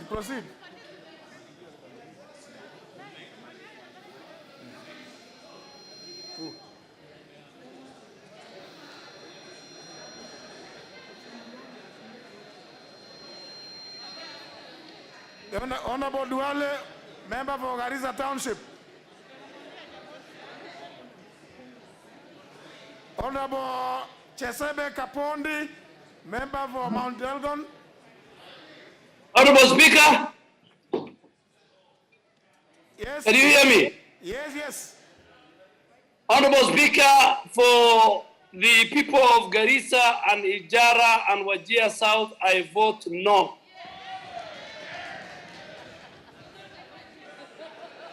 You can only vote for one constituency.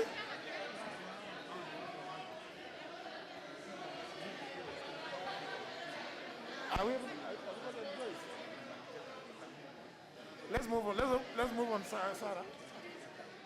Mungenipa kalamu hata nini? Unaona sasa kama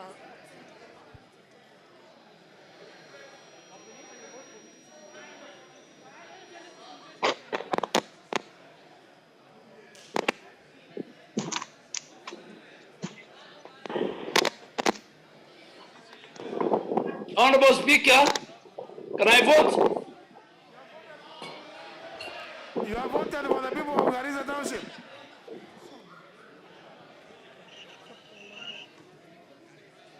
We are not yet able to connect to the Honorable Joyce Emanicol Akai. Honorable Speaker, I am present. Okay, Joyce. Honorable Speaker. Yes, please, Honorable Emanicol. Yes, I, Joyce Akai Emanicol, on behalf of the great county of Turkana and the people of Turkana, I vote no.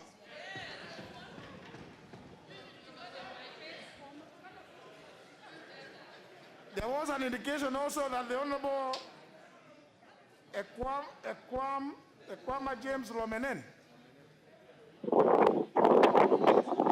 Turkana South, was to vote virtually.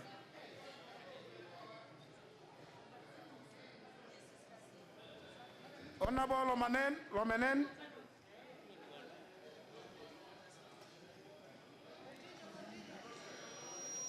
Member is not yet connected. Can we call out another set of 5? Honorable Gal Hamed Bashane, Honorable Gashagwa Rigathi, Honorable Gashobe Samuel Kinuthia, Honorable Gakuya James Mwangi, Honorable Gakuya Masi Wanjiku, Honorable Nganya Francis Chachu, Honorable Garane Mohamed Hire, Honorable Gikaria David.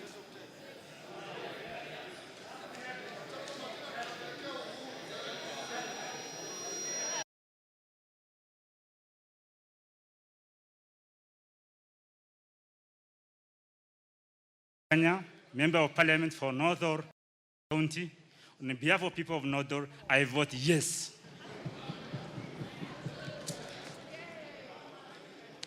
Mr. Speaker, I, Rigathi Gachagua, had firm and clear instructions from the great people of Mandera. I vote no.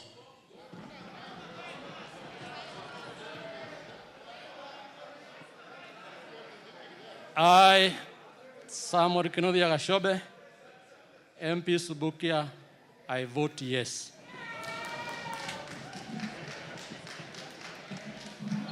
I, Masi Wanjigo Gakuya, from the largest, the most populated constituency in Kenya, Kasarani, I vote yes. I, Gikaria David, I have instructions from my people of Nakuru Town East to come and vote a big yes.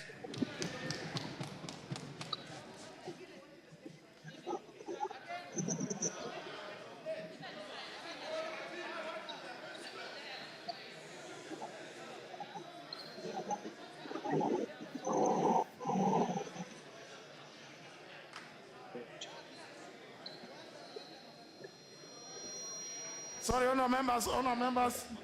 I know that the Honorable here was here. In fact, he contributed. He must be among the group of Muslims who have gone for iftar. Retain his slot. Honorable Gimose Charles Gumini, Honorable Gitau Faith Wairimo, Honorable Givinji Robert Gishumu, Honorable GK George Masharia Kariuki, Honorable Gogo Lilian Achieng, Honorable Gure Anab Mohammed, Honorable Guyo Ali Wario, Honorable Hassan Amina Gedo, Honorable Hassan Kulo Maalim.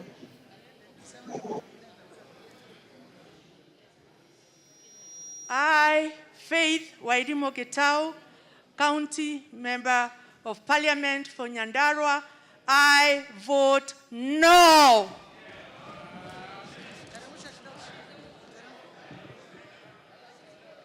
I, Ali Wario Guyo, MP Garseni constituency, I vote yes.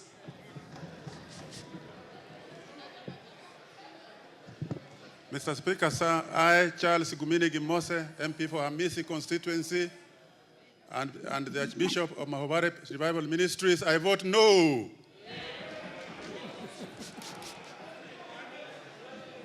I, Robert Geshimu Gedenji, Member of Parliament Geshogo, recognizing that the role of this parliament is merely transmissionally, I pass this bill to the next level for the people to decide. Let the people decide, I vote yes.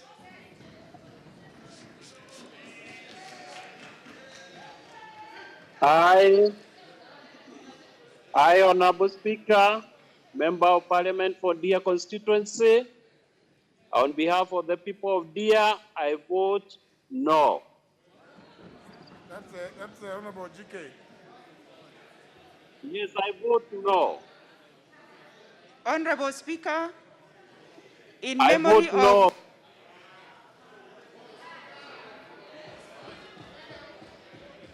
Honorable Speaker, in memory of Michael Okira Abiga of Rangwe constituency who lost his life to electoral violence, Dr. Lilian Achieng Gogo, Member of Parliament for Rangwe constituency, votes yes. Honourable members, there's a member who voted virtually, the Honourable G.K. George Macharia Karaoke, member for DIA. Yeah? He's voted. Yeah, yes. My business is to ensure that we have Hassan Kulo Maalim, who is to vote virtually. I don't know whether he's available or... I, Kulo Maalim Hassan, MP Banista, I vote yes. Oh, great.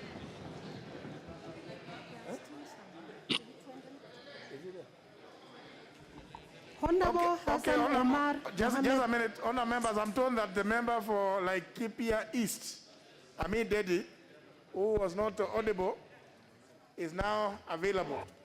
Can you call him out and let him vote?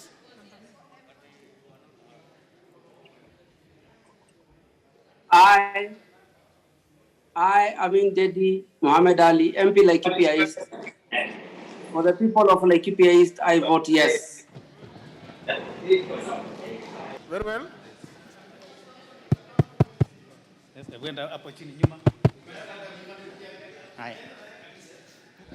Honorable Hassan Omar Mohamed Maali, Honorable Hassan Rehema, Honorable Hassan Zulaiga Juma, Honorable Hiribai Said Buya, Honorable Olufo Hassan Oda, Honorable Ibrahim Abdi Mude, Honorable Ibrahim Ahmed Abdisalan, Honorable Ibrahim Nasri Salah, Honorable Ichungwa Anthony Kimani, Honorable Injendi Moses Malulu.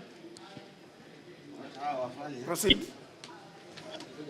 I, Said Buya Hiribai, representing Galole constituency, Tana River County, I say yes.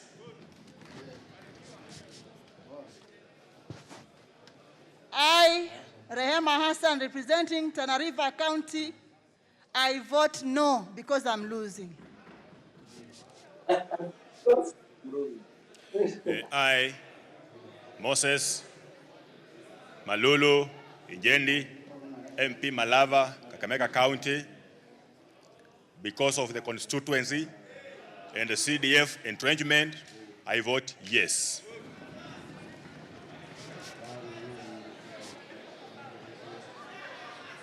Mimi Zulekha Juma Hassan nikiwakilisha wakaazi wa Kwale County, napiga kura ndio, yes.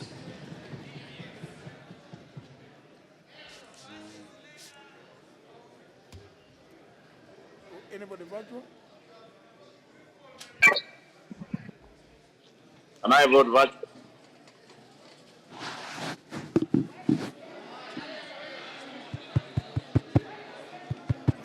Yes, Honorable Ichung'wa was to vote virtually, yes?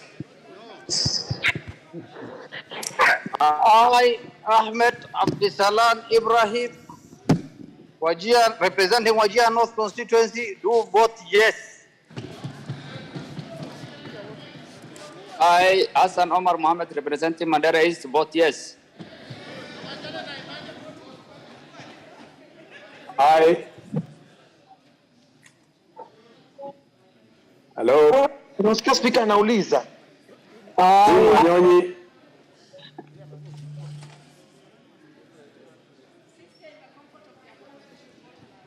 Hello. Yes, Honorable Wanyonyi, please, go ahead.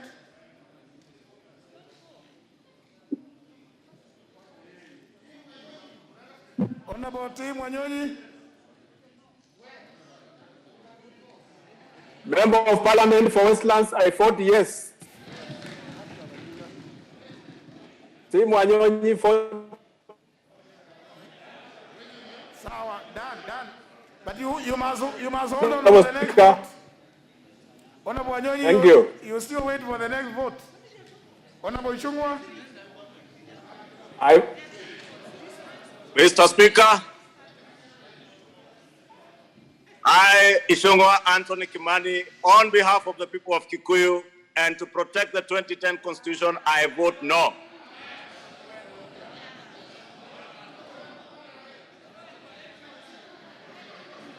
Proceed.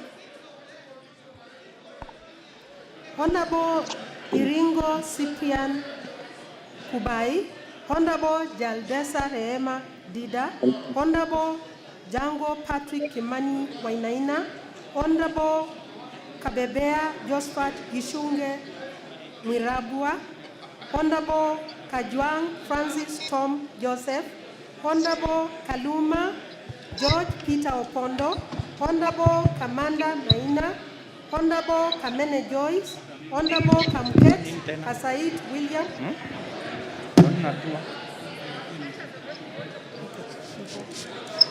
Okay. Honorable Kaichori Elijah Memusi.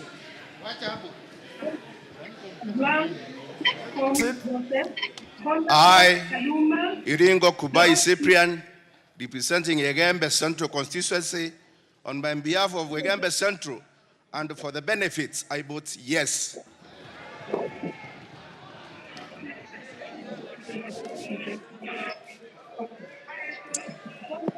I, Honorable Engineer Wainaina Jango, on behalf of the people of Thika, I vote a big yes. Mr. Speaker, on behalf of Nairobi people, I vote yes.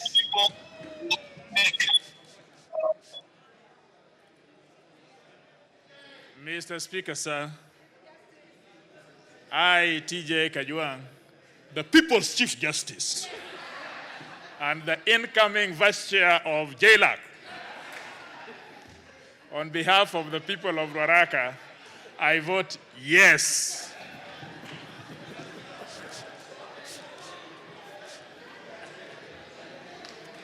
Mr. Speaker, sir, I, Rehema Dida Jaldesa, the county MP Isiolo, on behalf of the people of Isiolo, who are losing 1.6 million, I vote no. Mr. Speaker, I, George Peter Opondo Kaluma, on my own behalf, Mr. Speaker, on behalf of my uncle, the late Dr. Odhiambumbai, who died fighting for devolution, and on behalf of the people of Homa Bay Town constituency, I vote yes.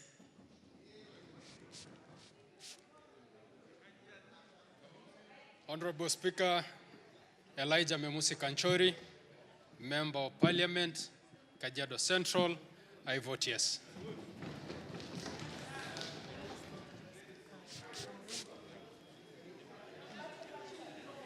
I, Joyce Kamene Kasimbi, the Machakos County Member of Parliament, on behalf of the people of Machakos County and for the prosperity of this country, I vote a big yes.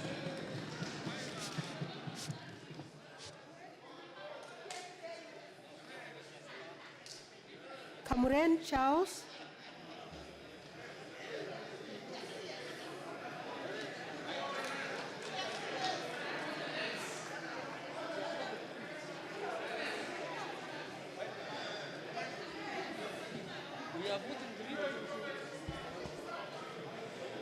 Honorable Kandie Joshua Chepyegon, Honorable Kanyi Charles Jangua, Honorable Kasalu Irene Mudhoni, Honorable Katana Aisha Juma Karisa, Honorable Katana Paul Kahindi, Honorable Kaunya Edward Oku, Honorable Kega Madenge James Kanini, Honorable Keter Alfred Kipto, Honorable Keter Gideon. I, Ahmed Bashane Gal, on behalf of Tarbaj constituency, I vote yes. I, Charles Njagwakanyi, Member of Parliament for Starehe, I vote yes. I, Alfred Kipto Keter, Member of Parliament Nandis, I vote yes. I, Mohammed Hira Gyanane, Member of Parliament, Lagdera constituency, I vote yes. Mr. Speaker, I, Oku Kaunya, Member of Parliament for Tessa North, I vote a big yes.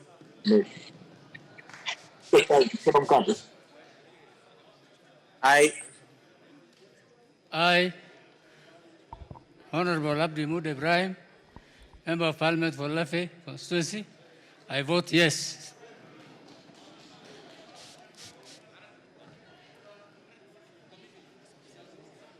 I, Paul Kahindi Katana, MP Kaloleni, I vote yes.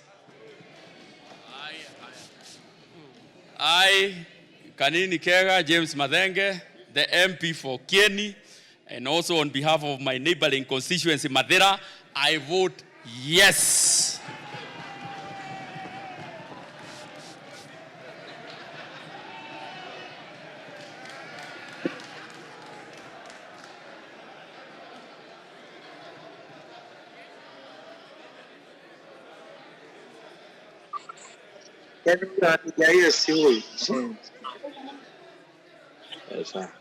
Oh, sorry, that must be Aisha Katana. Honorable Aisha Jumwa Katana. Virtual. Yes, I can hear you, Mr. Speaker. Proceed, please. Yes, Mr. Speaker, can you hear me? Yes. The entire house can hear you.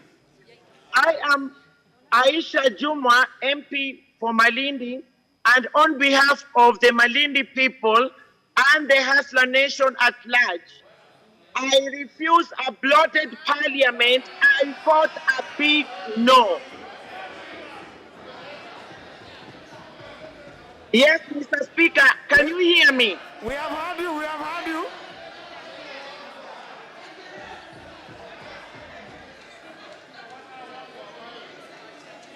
Can we get Kasalo, Irene? Can we get Dr. Kasalo, Irene Mudhoni? Yes, Virtually.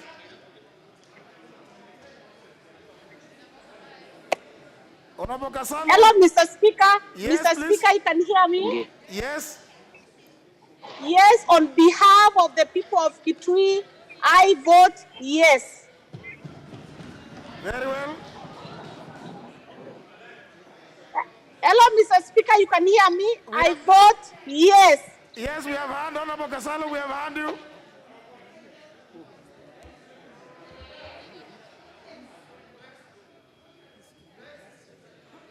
The Honorable Kandie was to vote virtually.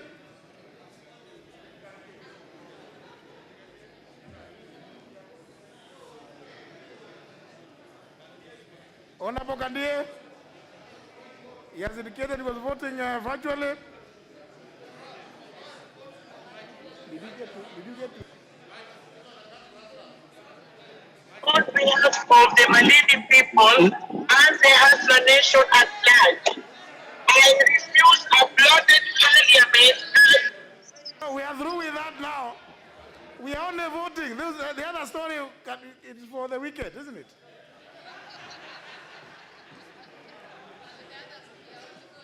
Please, let's proceed. How far did we go?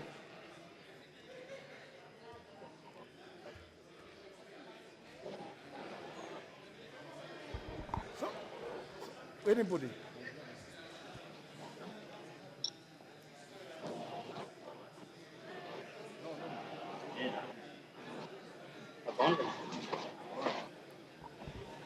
Honorable Keinan Willie Aidan, Honorable Kiai and Anthony Giviaka, Honorable Kiaraho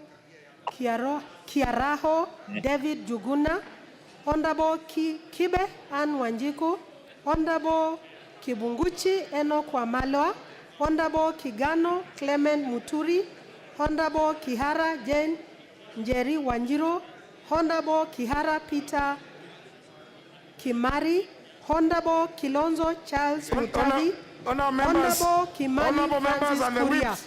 Can you remind some of those members, because I can see some carrying their bags, they are finished. What?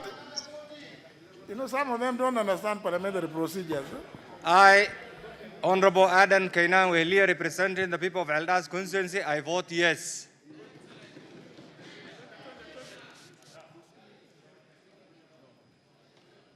Thank you, Mr. Speaker, sir.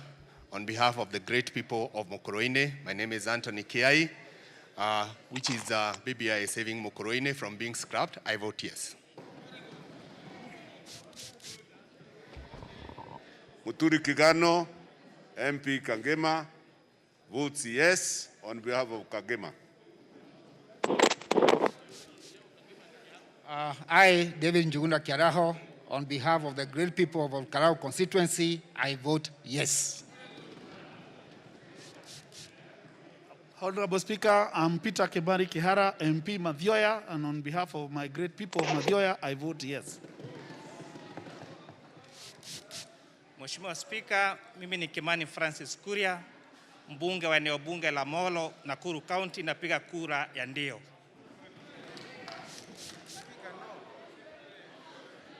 Mr. Speaker, my name is Charles Kilonzo. On behalf of members of on behalf of the people of Yatta, I vote yes.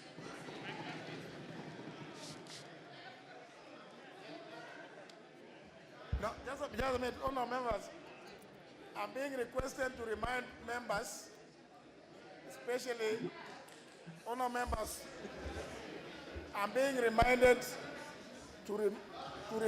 being requested to remind members that there will be a third reading, a crucial third reading of this bill. And therefore, yes, you have voted. It is not over yet.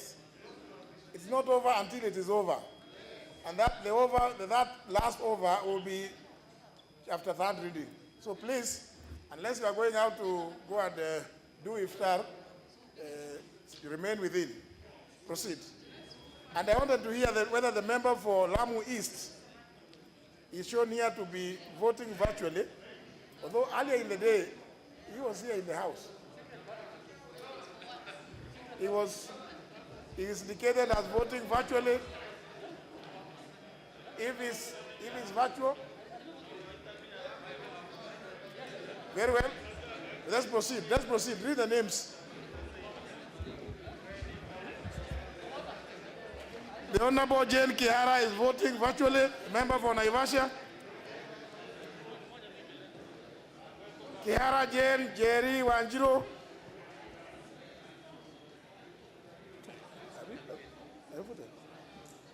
Are you able to get the Honorable Jane Kihara? We proceed until you get them.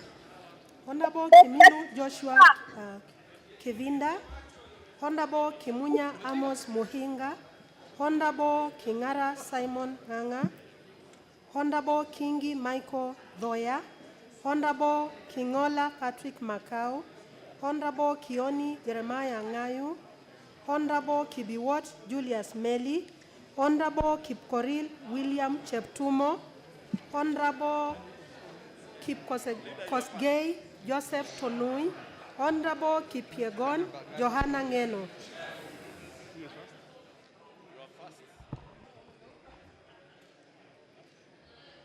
Please, honor members. And you know, when you announce this, when you are ticked. Yeah. I, Amos Muhinga Kimunya, on behalf of the people of Kipiperi and Nyandarua County, vote a big yes.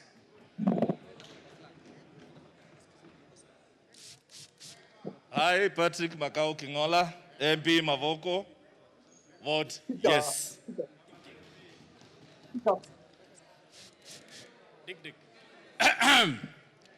I, Johanna Ngeno Kipiegon, Chibambumbu, Member of Parliament for Emurua Dikir, and on behalf of the people of Emurua Dikir, I vote no.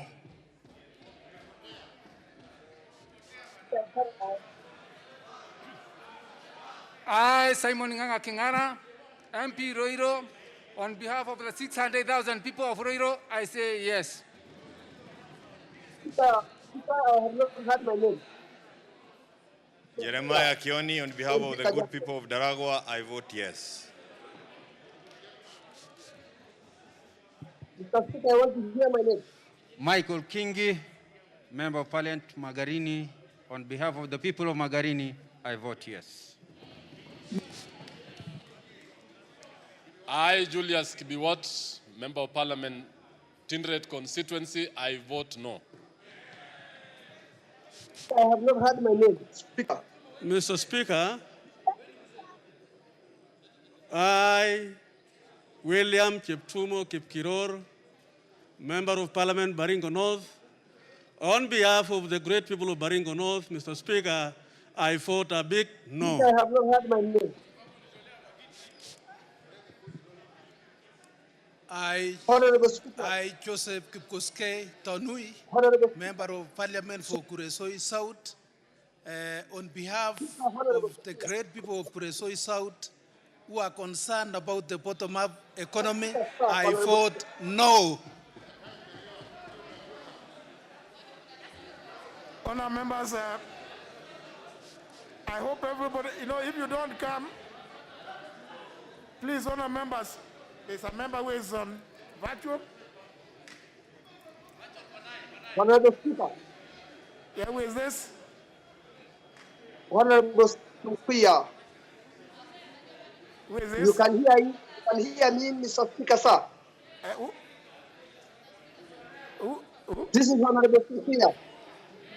Sunkuya, Honorable Sunkuya.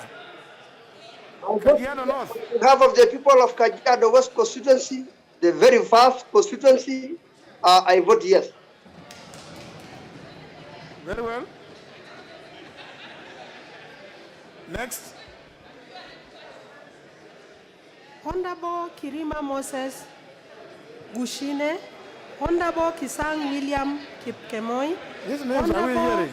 Katayama Marwa Kemero Maisori, Honorable Kitty Richard Ken Chonga, Honorable Kivai Ernest Ogesi, Honorable Koech Nelson, Honorable Kogo William Kipngetich, Honorable Conchela Gideon Sitelu, Honorable Cones Beatrice Pauline Cherono,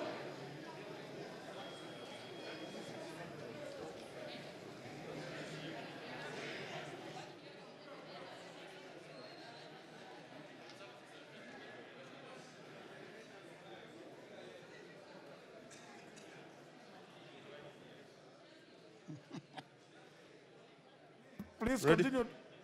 Vote. I, Kivai Ernest Ogesi, Member of Parliament of Vihiga constituency, I vote yes.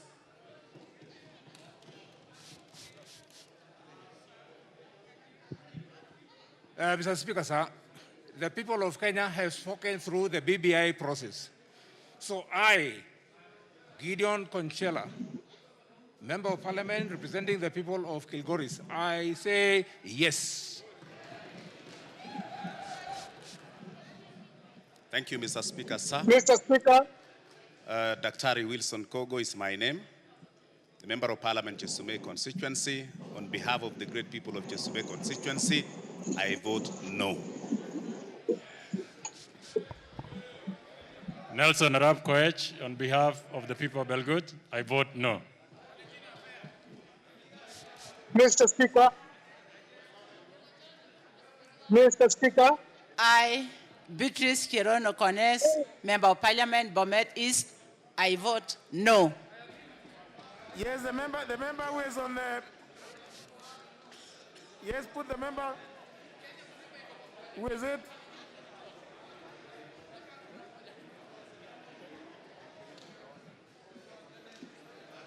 Can you put, now, the staff, can you put through the Honorable Jane Kihara, Honorable Kimilu Joshua Kivinda, and Honorable Kirima Moses Guchine? Hey, I'm not reading myself. Who is this? Is he the one? The Honorable Ken Chonga, please go on. Mr. Speaker, on behalf of the people of Kilifi South and Kilifi County in general, I vote yes. Check. Mr. Speaker, you can read me? No, next round, not now. Proceed. Next one, Honorable Jane Kiara.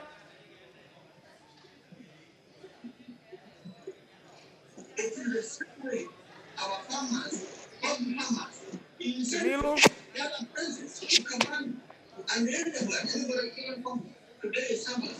Where is this now? Is bring up their issues, but not the time they wait that central. They are the ones who are delaying us.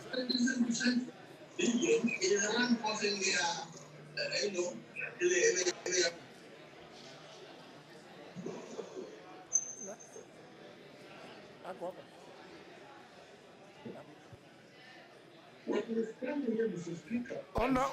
Honorable Gideon Ketel, I'm told you have come. Yes. You are the register that you are going to be online. I, Gideon Keter, I vote no. Very well.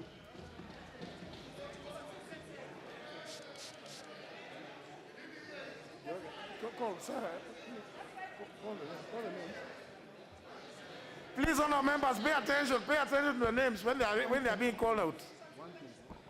Honorable Korere Sarah Paulata, Honorable Coril Generari Nixon Kiprotich, Honorable Koros Kipsengereti, Honorable Kosgei Hilary Kiplangat, Honorable Kosgei Alexander Kimtai Kigen, Honorable Kostani Caleb Kipkemoi, Kipkemei, Honorable Koske Gideon Kimutai, Honorable Koskei Dominic Kipkoech, Honorable Koi John Waluke, Honorable Kuria Moses Kiarie.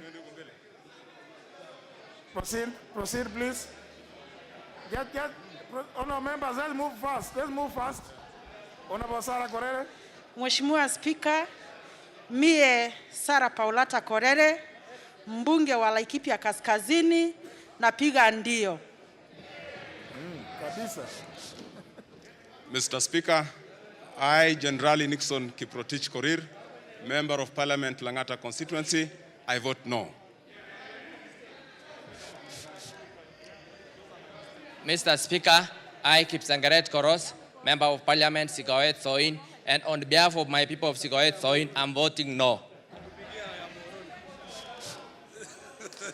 Honorable Hilary Kosgei.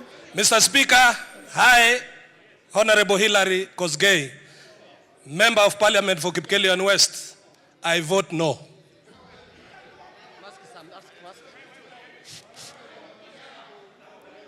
Mr. Speaker, sir, I, Caleb Kipkemei Kositany, on behalf of the great people of Soy constituency, I vote no. I, Gideon Kimutai Koskei, on behalf of the people of Chebalungu constituency and on behalf of Chama Chamashinani and for the K2 constituencies in Bomet County, I vote yes.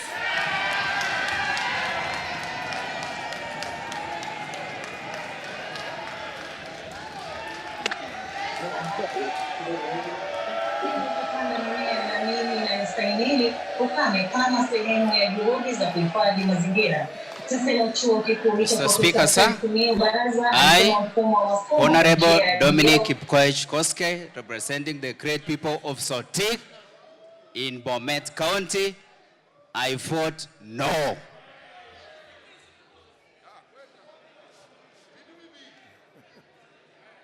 Honorable Speaker, I, Koi John Waluke, Member of Parliament for Sirisia, and on behalf of great people of Sirisia, I vote no.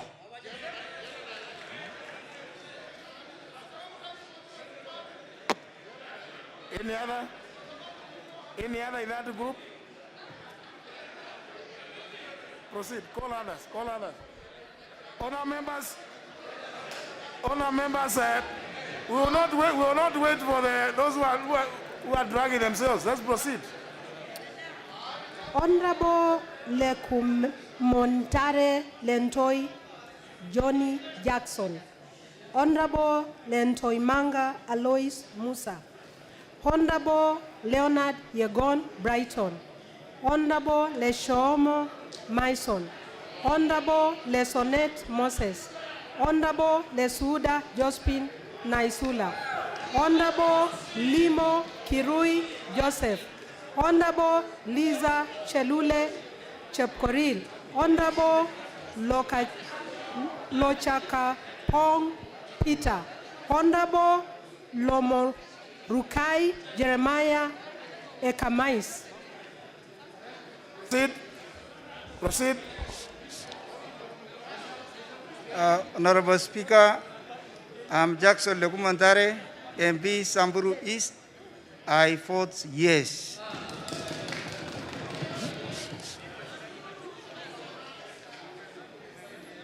Mheshimiwa Leshomo, Samburu County, member wa BBI, I vote yes. I, Naisula Josephine Lesuda, I vote yes on behalf of Samburu West and the great women of Kenya. Mr. Speaker, I, Alois Leontoimaga, Member of Parliament for Samburu North, on behalf of the people of Samburu North, I vote yes.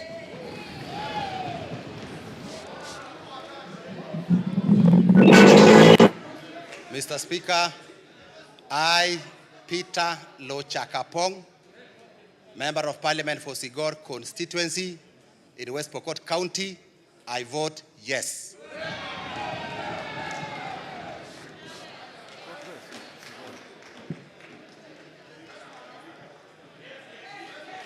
Thank you. Mr. Speaker, sir, I'm Liza Chelule, a county member from Nakuru County. On behalf of the women of Nakuru County and others, I vote no.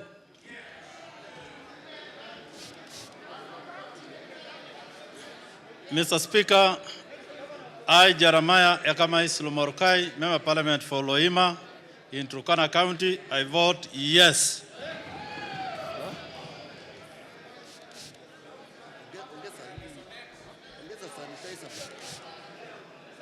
Honorable Lomunokol. No, there is another one. Mr. Speaker, I, Lesonet Moses, on behalf of the people of Eldama Ravine constituency and Mr. Speaker, Baringo County, I vote no. Very well.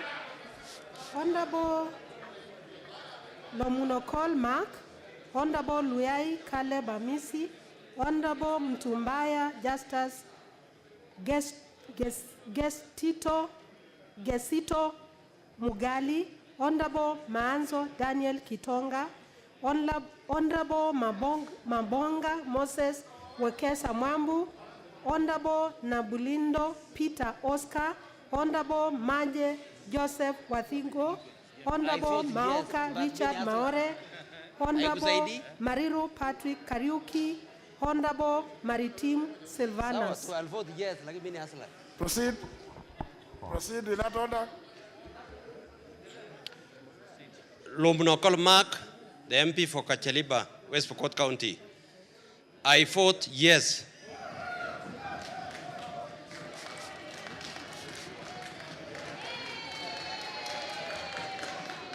Daniel Manzo, Member of Parliament for Makueni, for one more extra constituency, I vote yes. Maore Maoka, Igembe North, I vote yes.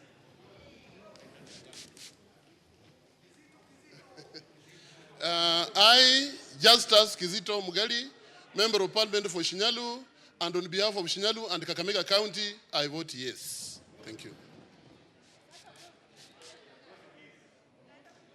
Maje Joseph, Member of Parliament, Kajiado North, I vote yes. Silvanus Maritim, MP, Ainamoi constituency, I vote no. Next. Next. Sorry, Donor members, I'm told the following persons are available now virtually. Can we hear them? Can you? Honorable Pasaris Modoni, Rosanna. Honorable Speaker, I, Esther Rosanna Pasaris, vote yes on behalf of the people of Nairobi and the country for peace and prosperity of this nation. Very well. The Honorable Kimilu. Vote. Joshua Kimilu.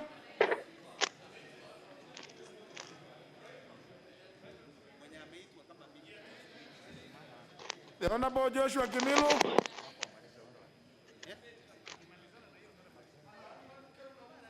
You know, some of the members voting online, if you have those Mulika Muizis, they can't.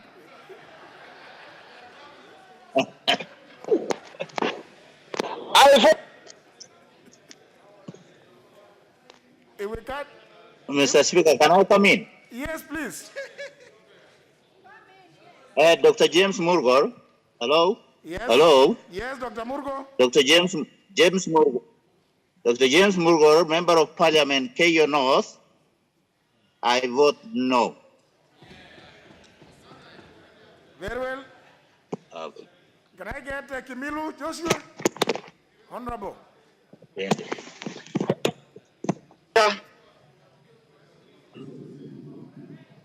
Speaker Serem. Who is this now? Serem Speaker. Is this Honorable Serem? Connelly. Yes. Please vote. Yes. I, Corneli Serem, Member of Parliament, and I constituency, I vote no. Very well. No. Honorable Didimas Barasa.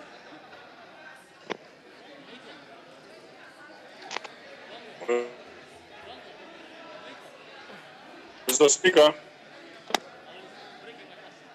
Yes. Hello. Hello, Mr. Speaker. Yes, Honorable Didimas Can I Barasa. vote? Can I vote, sir? Yes, please.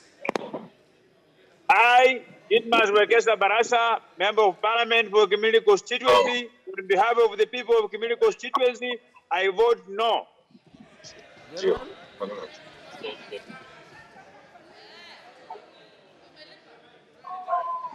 Next. Mr. Speaker, can I vote? Yes. Honorable Kimilo, please vote. Yes. I vote yes, Speaker. Who is that? I vote yes. I vote. Who? Kimilo.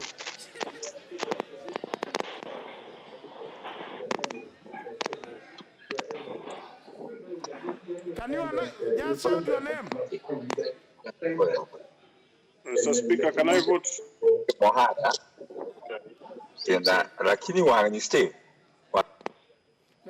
Now tell them not to introduce their partners.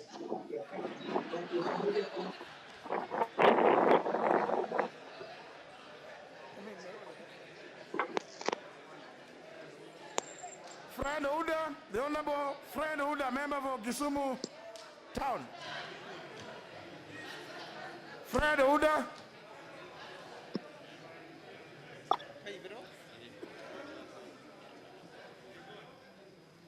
Are we able to get this? Yes. Mr. Speaker, Yes. can I vote? Yes. Mr. Speaker, on behalf of Kisumu Central Constituency and the great city of Kisumu, I vote yes.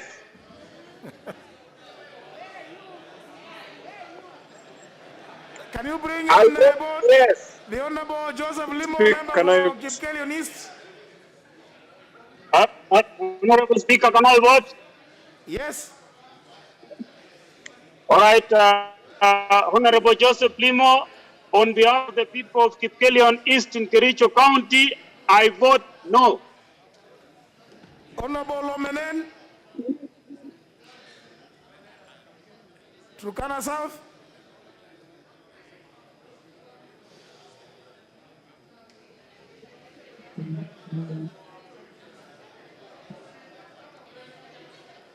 If we can't get that one. People have not voted. Honorable Jane Kiara, please vote. Can you hear me? Yes, please vote. Yes, on behalf of the great people of Naivasha, I vote no. Very well. Honorable Onyonka.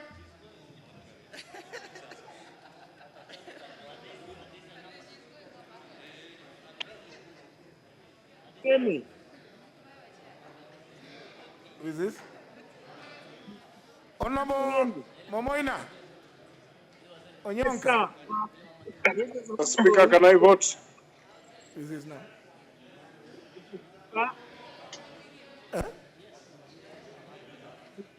Can you hear me? Who is this? Please shout your name.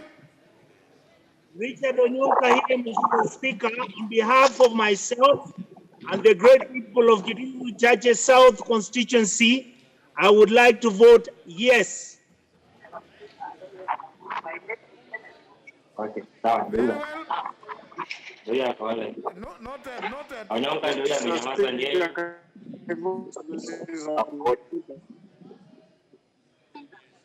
Patrick Munene. Next. Mr. Speaker, can I vote? Honorable Speaker, do I vote? Honorable James Lomenen. Yes, please vote. Honorable James Lomenen, do I vote? Speaker. Yes, please vote. Honorable Omenen. Can I vote Speaker? Now. Yes. Honorable James Wamenen, MP for Turkana South, I vote no. Very well. Mr. Speaker, can I? Mr. Speaker, can I vote? Who are you?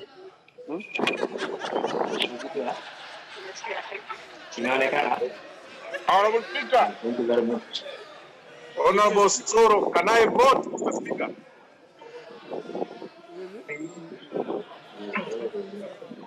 Honorable Soro. Honorable Sharif, Speaker, can I vote?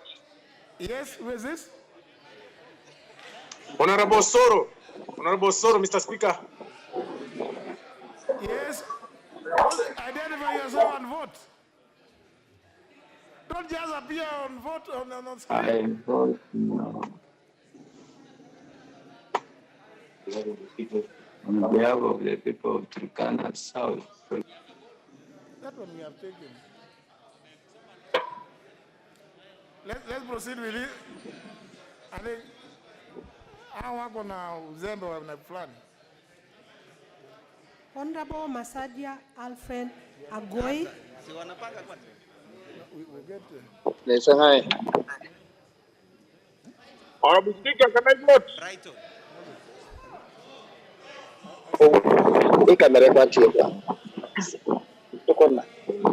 Can I speak, Speaker?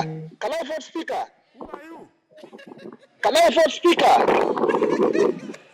Mr. Speaker, I vote yes. Who are you? State your Mr. name. I vote yes, Mr. Speaker. State your Mr. name. Speaker, I vote yes. State your name. Mr. Speaker, allow me to vote. Honorable Soro. Mr. Speaker, can I vote? Speaker. Can I vote, Mr. Speaker? Let's do physical ones. I think these ones are. Speaker, allow me vote.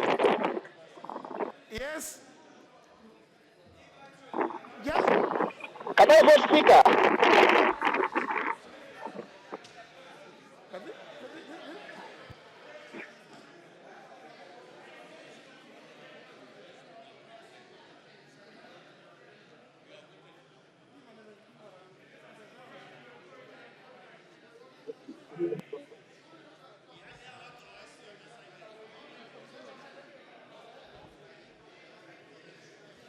Can we do the physical ones? Honorable There are these ones who are there. Legon Brighton. Honorable Masadia Alfred Agoi. Honorable Masara Peter Francis. Honorable Mawathe Julius Musili. Honorable Mbai Nimrod Bidhuka. Honorable Mbalu Jessica Nduku Kiko. Honorable Barire Siseli. Honorable Biuki Jafet Miriti Kareke. Honorable Mbogo Ali Monza. Honorable Mboko Mish Juma. And there are these names. That should be in addition to these other members who may not have had. Please, it is good that the names be read. The Honorable Moses Kuria Kiari, the Honorable Kabeabea, member for Tigania East. They are in the same list. Okay. Honorable Bonnie David Mwalika. Let this one vote. Please say your name, constituency, vote. My name is Brighton Yegon, MP Konoin constituency, and on behalf of Konoin, I vote no. Mr. Speaker, my name is Alfred Agoi Masadia, MP Sabatia constituency, Viga County. On behalf of people of Sabatia and Viga County, I vote yes. I, Julius Musili Mawathe, on behalf of the great people of Embakasi South constituency, I vote yes.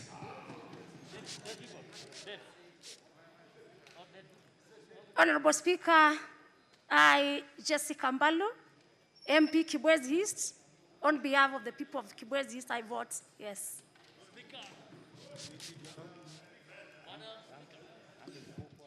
Honorable Speaker, sir, I, Honorable Mishi Mboko, MP Likoni constituency, county 001, I vote yes. One more constituency for Likoni. Mr. Speaker, sir, I, Honorable Kareke Mbioki, on behalf of Mala constituency, Tharaka-Nithi County, I vote yes.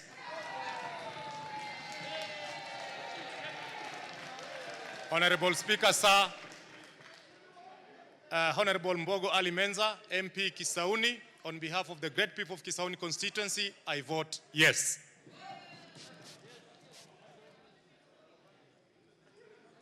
Mr. Speaker, sir, I, Peter Francis Masara, MP Suna West, on behalf of the great people of Suna West constituency and my neighbor Kuria West, I vote yes.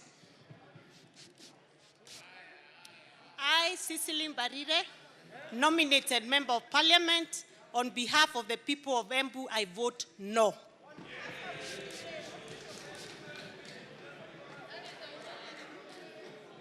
Speaker, I, Josephat Gishonge Kabeabea, Member of Parliament for Tigania East, I stand for what I believe in, and therefore I vote no.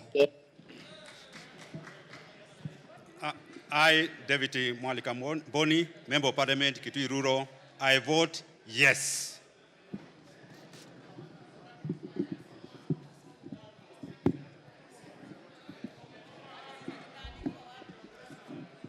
Honorable Boy Robert, Honorable Milemba Jeremiah Omboko, Honorable Mishra Swarup Rajan, Honorable Mizingi Lydia Haika Mnene, Honorable Mlolwa Jones Mwagogo, Honorable Mogaka Vincent Kemosi, Honorable Mohammed Abdikaim Osman, Honorable Mohammed Ahmed Kolosh, Honorable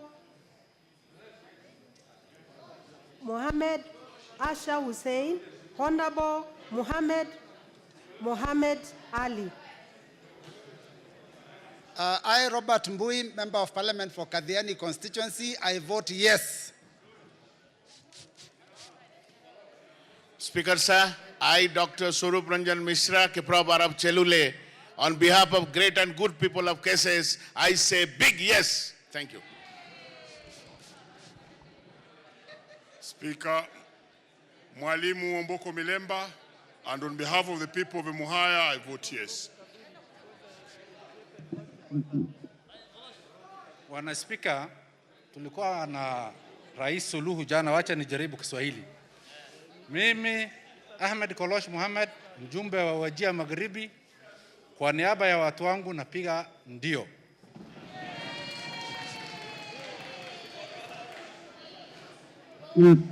Mimi Mohamed Ali Mohamed, kwa niaba ya wakazi wa eneo bunge la Nyali na taifa mzima kwa jumla, napiga no.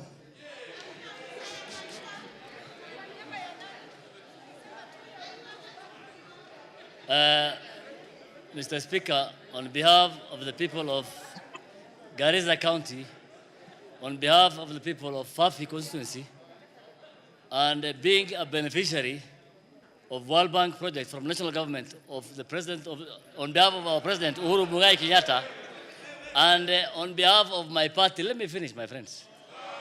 On behalf of my party stand and my party leader Gideon Moi, I vote yes.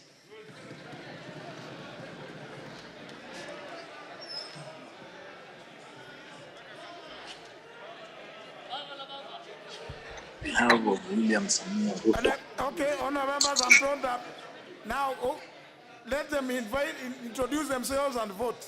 Those ones from the screen. Now bring them quickly. Speaker, can I vote? Yes, you can vote, but say your name. My name is Ahmed Abdisalam Ibrahim, MP Wajir North constituency. On behalf of the great people of Wajir North constituency, I vote yes. Can I vote, Mr. Speaker? Yeah. Can I vote, Mr. Speaker? Can I vote, Mr. Speaker? Yes, Honorable Lamu Sharif East. Lamu.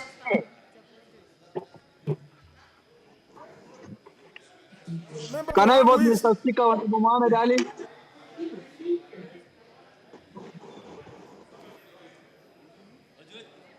Constituency, please. Mr. Speaker, Honorable Sharif, can I vote? South Mogrango, Mr. Speaker. Vote. Mr. Speaker. Mr. Speaker, Honorable Mohammed Ali Turkana is I vote no. That is Turkana. Mr. Turkana East. Mr. Turkana East. Speaker. Ali Lokiro, yes. He indicated. Mr. Speaker. But you vote. I mean. Honorable Mohammed MP Turkana East, I vote no. Honorable Sharif Othman Ali, MP Lamu East, on my behalf and on behalf of my people, I vote no. Honorable Soro. Thank you, Mr. Speaker. This is Honorable Silvana Osoro on behalf of the great people of South Mogrango and on behalf of the Kisi people and Kisi nation. I refuse dictatorship and vote no.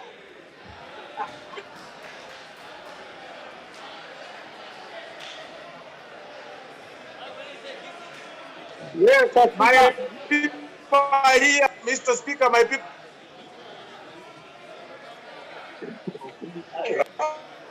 Honorable member, if you are not going to vote alone, if you are going to tag along with the villagers, it will not be counted. Honorable Speaker, I am in the constituency. Go to your office if you are in the constituency. You know, the rules are very clear. If you decide to go and Okay, Mr. Speaker, I hear you. Let me step aside. let's go on with the serious people. Let's go with the people who are here. No, these ones in the village, they will come later. Can you call out names of people who are in the chamber? Honorable Mohammed Mohamud Sheikh, Honorable Moi Kipruto, Honorable Momanyi Ben George Orori, Honorable Momanyi Jerusha Mongina, Honorable Moses Shandrak John, Honorable Musheke Halima Yusuf, Honorable Mushira Michael Mwangi, Honorable Mugambi James Gishuki, Honorable Muhanda Elsie Busihile. Please, honorable members.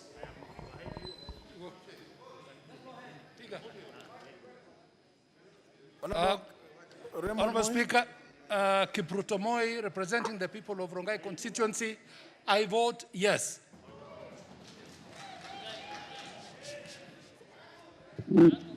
I, Ben Momanyi, the Member of Parliament for Barabu, and the BBI coordinator Nyamira Kisii and Kuria, I vote yes.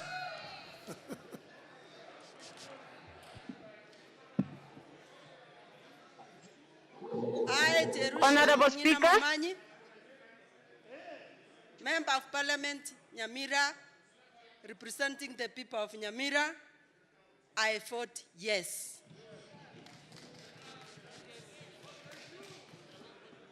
I, Honorable Shadrach Mose, Member of Parliament of the great people of Kitut Masaba in Nyamira County, and getting a new constituency, I vote yes. Honorable Speaker. Thank you, Speaker. My name is Honorable Halima Speaker. Mucheke. Nominated, I vote yes. Mr. Speaker, can I vote? Thank you, Mr. Speaker. My name is Professor Mahmoud Sheikh, Member of Parliament for Wajir South constituency, that comprises of 300,000 population with a landmass of nearly 23,000 landmass. That could not get a constituency on this. However, for the love of my country and the President, I vote yes. Thank you. Maiko Mwangi Mushira, MP Orojororok, I vote yes. I, Geshoke Mogambi, MP Odhaya, I vote big yes.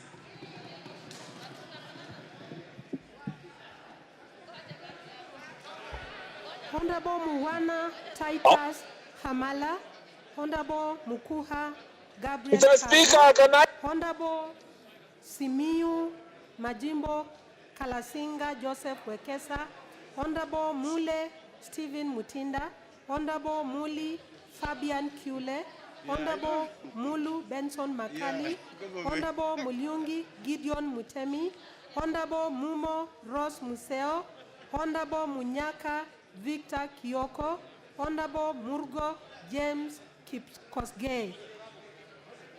Please, honour members. Okay. Yes, Honorable Hamala.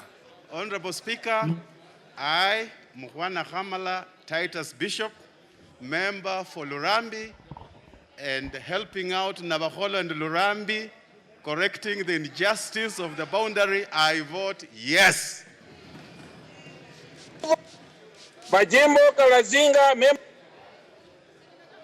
Yeah, proceed, that Kalasinga. Honorable Proceed, member. Member Kapchai, Majimbo Kalasinga, I vote yes. Very well. Kalasinga, you have taken your vote. Honorable Kago. I thank you, Mr. Speaker.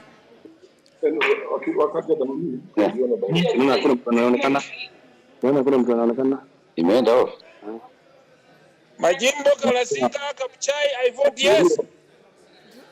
Tell him it's been recorded. Who is that one now appearing? Honorable Member for Githunguri. Thank you, Honorable Speaker. Honorable Speaker, I, Gabriel Kago Mukuha Walidia, on behalf of the great people of Githunguri constituency and on behalf of the densely populated Kiambu County, I vote yes.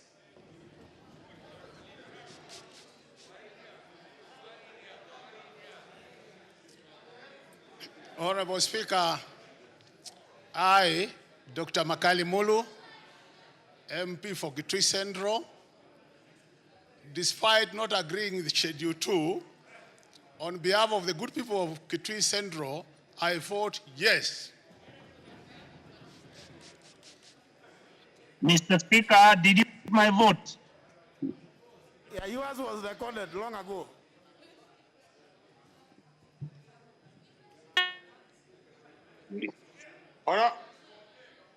Honorable Speaker, I, Gideon Mutemi Mulyungi, on behalf of the people of Mwingi Central and on behalf of Kitui County, I vote yes.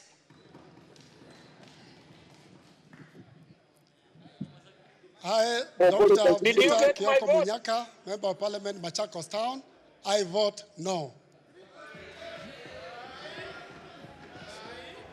Very well. Any names? Anybody on the screen? Mr. Speaker, the host is muting us. Honorable Speaker, can I vote? Yes. Who is this? Mr. Speaker, I vote. You have already voted. Mr. Speaker, for Bori constituency, Meru County, I want to vote no on behalf of people of Bori. Very well noted. Mr. Speaker. Honorable Speaker. Baro. Yes. I'm Honorable Speaker, my name is Ken Naramat, Lemanke Naramat, member of Narok East.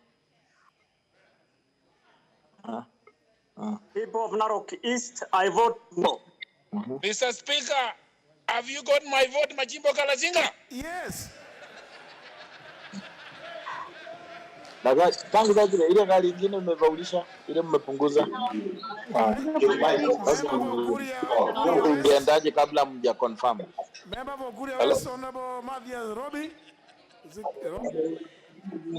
Hello?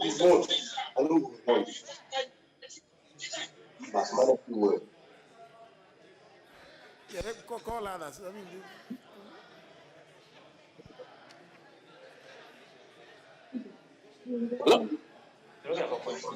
Hello, Mr. Speaker, can I vote?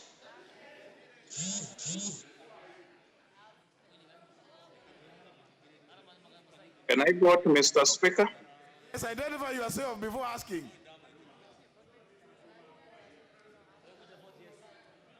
Aduma Ward. Yes, Mr. Speaker. Please.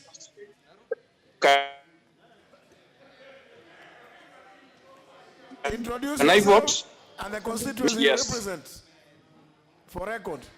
Mr. Speaker, on behalf of the people of Nyakach, I vote yes. Very well. Yes, Mr. Speaker. Yeah, the court is Thank you, Mr. Speaker. On behalf of the people of Nyakach, I vote yes. It's been recorded. Thank you. Mheshimiwa Spika. Yes. Mheshimiwa Spika. That sounds like the Honorable Naomi Shaban. Yes. Mheshimiwa Spika. Yes. Proceed. Mimi. Mheshimiwa Spika. Naam. Unaniruhusu? Mimi Daktari Naomi Shaban, mbunge wa Taveta, kwa niaba ya watu wangu wa Taveta, ninapiga kura ya ndio. Very well. Recorded. Can I speak, Mr. Speaker? Yes, Honorable Mark Nyamita, member for Uriri. Proceed. Mr. Speaker, Mark Nyamita, member of Parliament for Uriri, and on behalf of the people of Uriri and the great people of Migori, Mr. Speaker, I vote a big yes. Very well noted. Can you bring on board the member of Mr. Speaker, can I vote? Who is this? Aramat has already voted. Narok East. Honorable Speaker, Honorable can I vote? Teklatum Nandi County. Of course. Teklatum Nandi County, I vote no. Honorable Speaker. Yes. Have you gotten me, Honorable Speaker, sir? Very well, loud and clear. Honorable Speaker, my name is Ken Naramat. You've already voted, Honorable Aramat. Narok East, we've already taken your vote. Wait for the second chance. The people of Narok East. Let's proceed with Honorable Murungara George Gitonga, Honorable Murungi Kadhuri, Honorable Musau Vincent Musioka, Honorable Musimba Patrick Mweu, Honorable Mutai Japheth Kiplangat, Honorable Mudama Stanley Muiruri, Honorable Mutua Florence Mwikali, Honorable Mutunga John Kanyudia, Honorable Muturi Geoffrey Kingangi. Thank you. I, George Gitonga Murugara, with the following instructions from the people of the Raka constituency, vote no.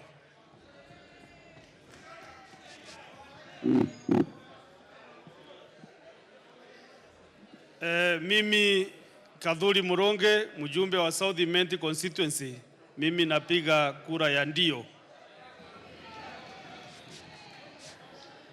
Patrick Mwamusimba, Kibwezi West constituency, yes. I, Honorable Stanley Mwiruri Mudhama, Member of Parliament, Lamu West. On behalf of Lamu West constituency and Lamu County, I vote yes.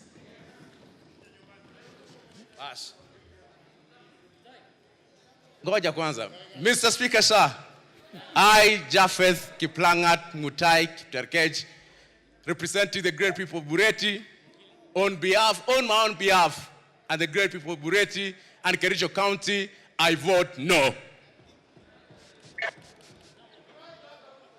Honorable Speaker, I, Jeffrey Kingangi Muturi, on behalf of the people of Bere South, I vote no. Honorable Speaker, I, Dr. John Kanyuithia Mutunga, on behalf of the people of Tigania West and on my own behalf, I vote no. Mr. Speaker, I, Florence Mutua, on behalf of the great people of Busia County, I vote yes. Next, proceed. Call more names. Honorable Mwadime Andrew, Honorable Makuoma Danson,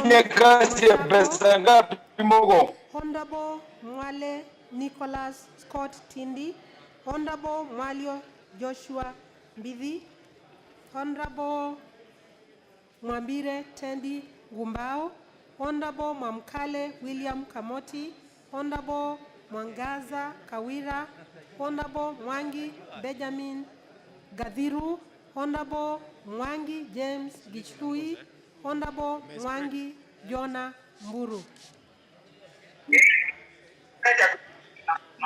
Ni ngapi nikutumia saa hii? Piga kura. Piga kura mheshimiwa. Piga kura yako mheshimiwa Kirima.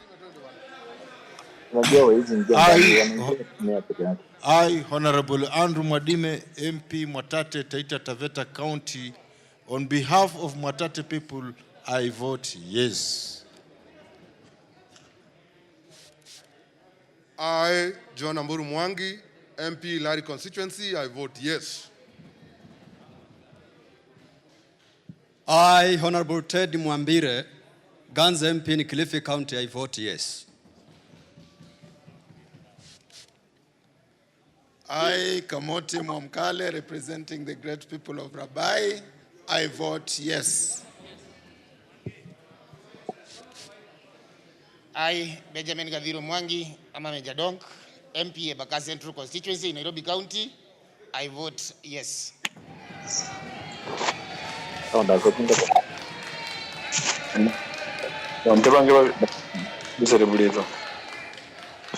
I, James Geshohe Mwangi, MP Central constituency, I vote yes.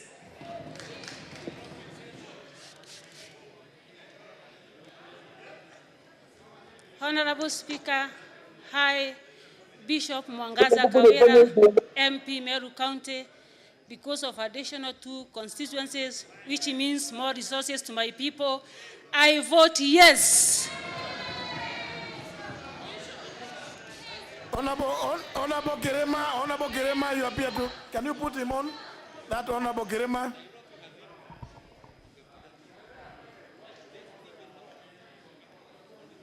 Honorable Girema Moses Muchine. Yes, Speaker, can hear you. Yes, can you vote? Hello. What? Vote. Yes, Speaker. Vote. Can you get me now? Everybody can hear you in the chamber. Yes. Yes, I want to vote. Please go ahead. Yes, on behalf of people of Central Imenti. Yes, on behalf of people of Central Imenti and Meru in general. I have instructions from my people to vote no. Very well. I think the people are giving instructions properly. Proceed. Honorable Mwaniki Ruth, Honorable Manyaje Gertrude Mbeyu, Honorable Mwashetani Katib Abdallah, Honorable Mwadhi Peter Mungai, Honorable Mwirigi John Paul, Honorable Naika Johnson Manya, Honorable Nakara John Lodepe, Honorable Nakuleu Christopher Doye, Honorable Nanok Daniel Epuyo, Honorable Nasir Abdul Somad Sherif. Proceed, honourable members. Member for Kegumo. Okay, thank you. Honorable Speaker, my name is Wangare Mwaneki, MP for Kegumo. On behalf of the great people of Kegumo constituency, in the spirit of Jiriwa Karaoke, our forefather, I vote a big yes.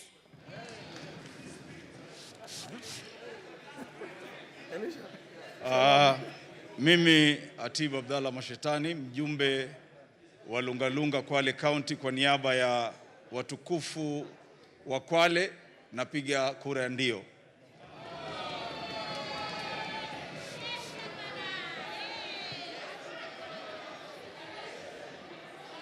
Honorable Speaker, my name is Honorable Peter Mwadhi, MP Limuru, BBI Coordinating Secretary in Mount Kenya.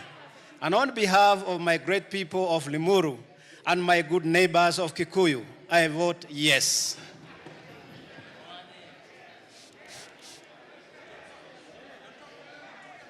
Thank you. John Paul Mwirigi, MP Egembe South Constituency, Meru County. On behalf of the people of Egembe South, and because of the closure of Miraa Market, Mr. Speaker, I vote no.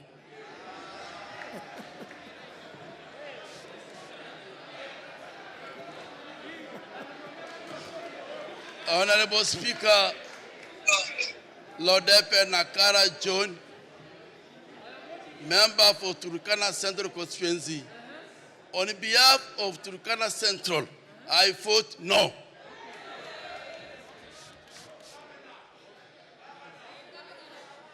Mr. Speaker, sir, I'm Honorable Gertrude Mbeyu Munyanje, the Kilifi County MP, and on behalf of the county of Kilifi, including Malindi constituency, I vote yes. Can I, Honorable Speaker? Bismillahirrahmanirrahim. Mimi Abdul Somad Sharif Nasir kwa niaba ya wanamvita. Bwana Speaker, nataka kupiga kura ndio, yes, na Ramadhani kama hii, Ramadhani ijayo, Wakenya watajua faida ya hii BBI kuweza kupita. Asante sana.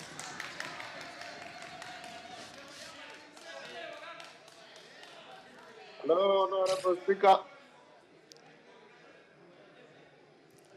Honorable Speaker, I, Johnson Manya Naika, on behalf of the great people of Mumias West, the land of King Nabongo Mumia, I vote yes.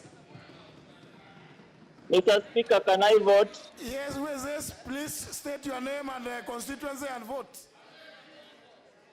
Mr. Speaker, I, Caleb Amisi Luyai, on behalf of the people of Saboti constituency, I vote yes.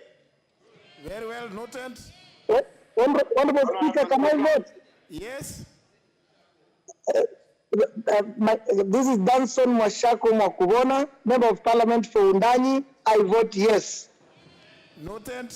Honorable Speaker. Yes. Honorable Speaker, Daniel Epuyo Nanok, MP Turkana West, I vote no. Nanok Epuyo. Honorable Speaker, did you capture my yes vote? Yes, we did. Can I get Honorable Patrick Munene and Honorable Vincent Tuwei? Honorable Vincent Tuwei, member for Mosop, is shown to be also virtual, and Honorable Patrick Munene.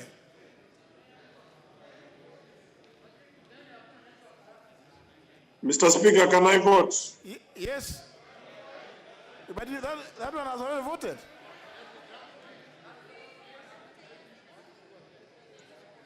Can I vote, Mr. Speaker?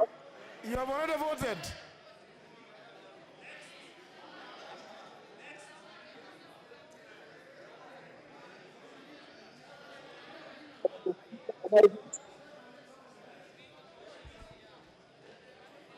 Honorable Ndirangu Isaac Waihenya, Honorable Girishi Purity Wangoi, Honorable Ngongo Badi John, Honorable Gugi Joseph Duati, Honorable Nguna Charles Gusia, Honorable Ngunjiri Onesmus Kimani, Honorable Jagangua Charles Muriuki, Honorable Njiru Eric Ushangi, Honorable Jiru Jen Wanjuki, Honorable Jomo Jude Kang'ethe. Honorable Speaker, Honorable Patrick Munene here, can I vote? Yes, proceed.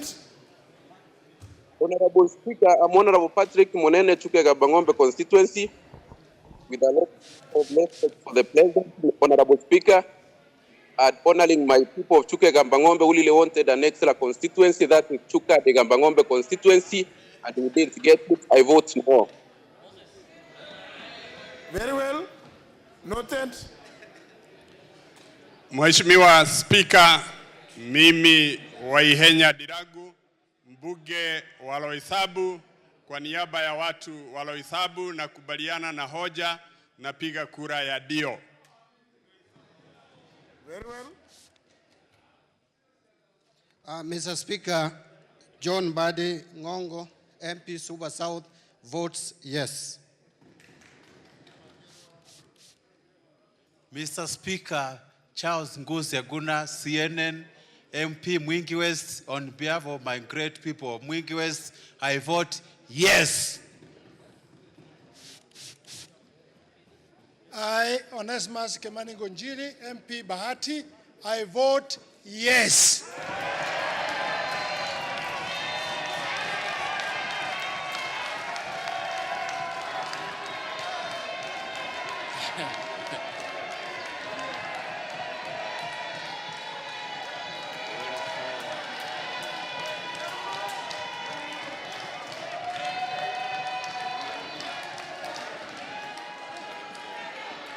Mr. Speaker, sir, I, Muriuki Njagagua, Member of Parliament, Mbeere North, for and on behalf of the people of Mbeere North, I vote yes.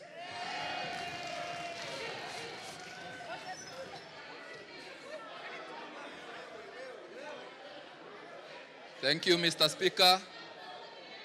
I, Mushangi Karemba, Member of Parliament for Runyenjes constituency, I vote no.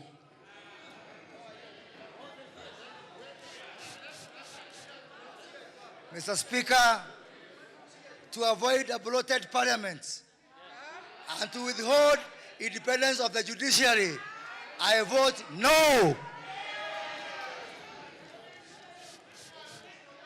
Honorable Speaker, I, Joseph Ndwati Ngoge, MP Gatanga, I vote a big yes.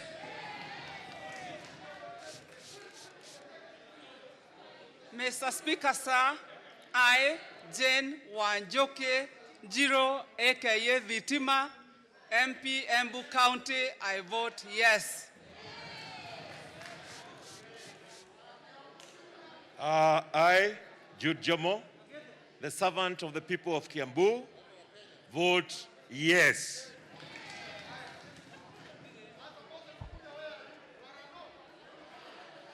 Soma. Joroge Mere wa Maua Waithera. Nur Sophia Abdi. Nu Junet Sheikh. What is happening? People cannot hear. Nyaga Beatrice Nkava. People cannot hear what they are. People can't hear.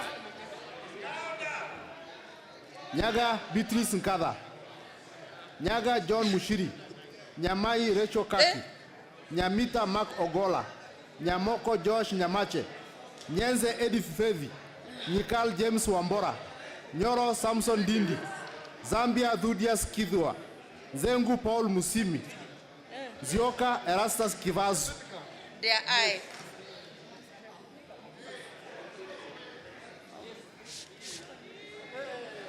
I, Purity Wangoi Ngirishi, MP Kirinyaga County, in full recognition of their duty to me and what they have said I should do, I vote no. Mr. Speaker, I, Joash Nyamache Nyamoko, representing the good people of North Mogrango constituency in Nyamira County, I vote yes. Honorable Speaker, mimi Junet Mohamed, kwa niaba ya wakazi wa Suna Mashariki na kwa niaba ya ODM na kwa niaba ya baba napiga ndio.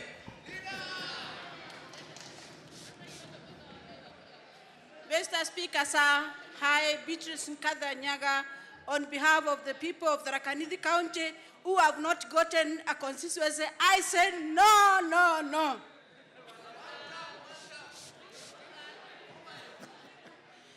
Mr. Speaker, sir, I am Mary Wamaua Joroge, Member of Parliament, Maragua constituency.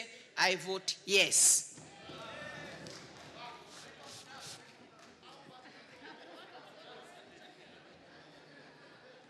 Bismillahirrahmanirrahim.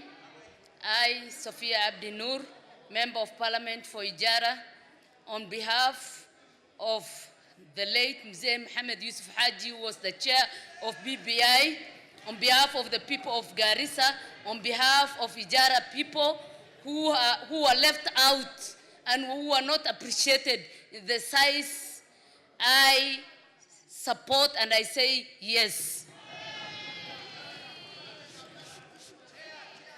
Mr. Speaker, sir, I, Dr. Rachel Kaki Nyamai, representing the people of Kitui South and my neighbors in Kitui East, I vote yes.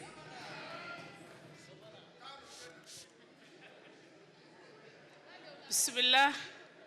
I, Amina Gedo Hassan, representing Mandera County, on behalf of the entire Mandera County and Northeastern Province and the Muslim fraternity in this country, I proudly vote yes.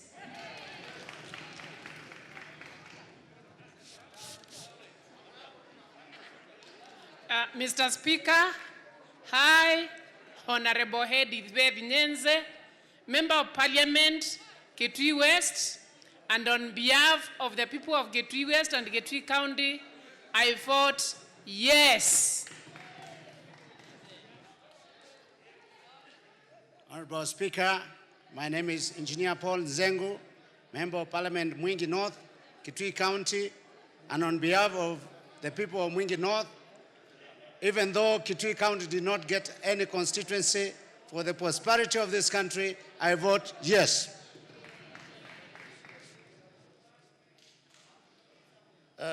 Honorable Speaker, I, Engineer Nzambia, TK, Member of Parliament, Kilome constituency, on behalf of the people of Kilome and the Wiper Party, I vote yes.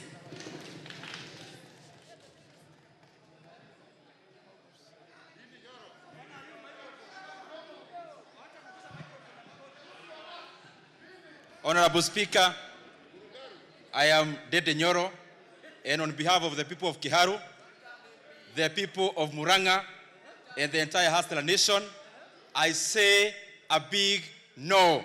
No to deception, no to conmanship. And to those of you making noise, there is nothing you can do to me. Cowards, traitors, sellouts.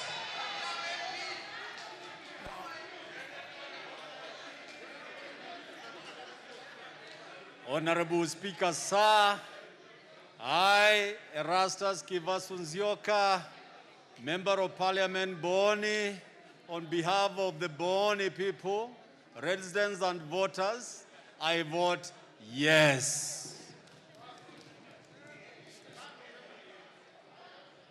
Honorable Speaker, on behalf of the Masinga constituency, my name is Joshua Mwalio. I vote yes. Honorable Speaker, I, Dr. James Wambura Nyikal, MP Seme, on behalf of the people of Seme and on behalf of myself, I vote yes.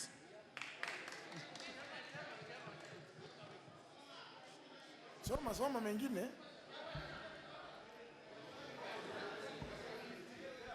Obare Eve Akinyi, Obiri Innocent Mamanyi, Obo Ruwetha Mohammed, Ochieng David Ouma, Ochieng Pamela Awor, Odanga Geoffrey Makoha, Odege Tom Mboya, Odhiambo Elisha Ochieng, Odhiambo Millie Grace Akoth, Oduol Professor Jacqueline Adhiambo, Oduor Christine Ombaka, Ogola Gideon Ochanda, Ogutu Zadok Abel, Okelo Jared Odoyo, Okoth Bernard Otieno.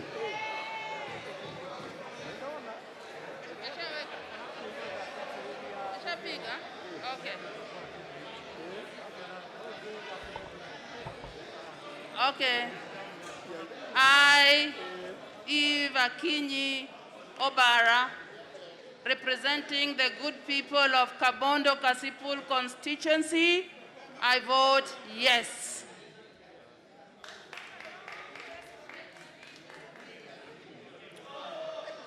Mr. Speaker, I, Dr. Pamela Awor Ochieng, on my own behalf and behalf of Migori County, especially Kuria West and East members who love inclusivity, I vote a big yes.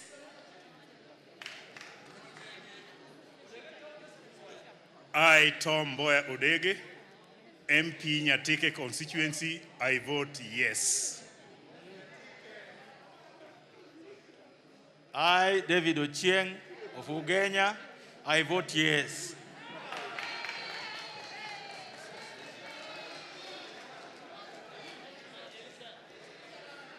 Mr. Speaker, I, Elisha Ochieng Odhiambo, the MP for Game, on my own behalf and on behalf of the people of Game, I vote a big yes.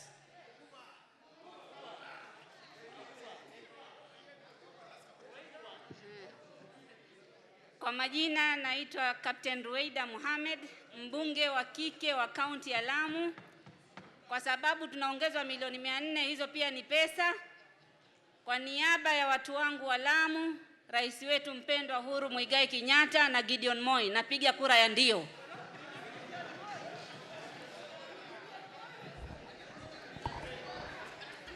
Honorable Speaker, I, Professor Jacqueline Adhiambo Oduol, specially elected member of Parliament, on behalf of my constituency, the ODM party and Baba, I vote yes. Mr. Speaker, I, Dr. Christine Oduor Ombaka, MP of Siaya, I vote a gigantic yes. Bwana Spika, nilitumwa na watu wa Muhoroni kuja kumpigia Bwana Raila Odinga na Uhuru kura, kwa hivyo napiga ndio. Mheshimiwa Spika, kwa niaba ya watu wa eneo bunge la Matayos, mimi Odanga Geoffrey Makoha, kura yangu ni ya ndio.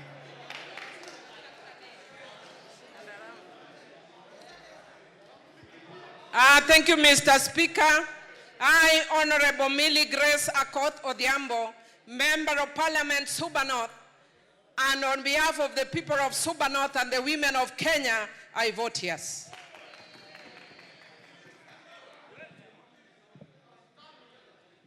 Mr. Speaker, Ochanda Gideon, I represent Bondo constituency, and on behalf of the Bondo constituents, is definitely yes. Mr. Speaker, sir, I, Professor Zadok Abelogutu, Bomachoge Borabu constituency, on behalf of my voters and the people of Gusii Nation, I vote yes. Honorable Speaker, Imran Banadukoth, Member of Parliament, Kibra constituency, custodian of Baba's bedroom, I vote yes on behalf of the people of Kibra.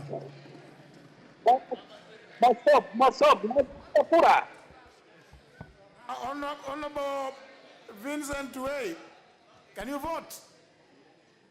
We can hear you, Honorable. Asante sana Bwana Spika. Piga kura sasa. Asante sana Bwana Spika, kwa niaba ya wananchi na wapiga kura wote wa Mosop wameniamuru.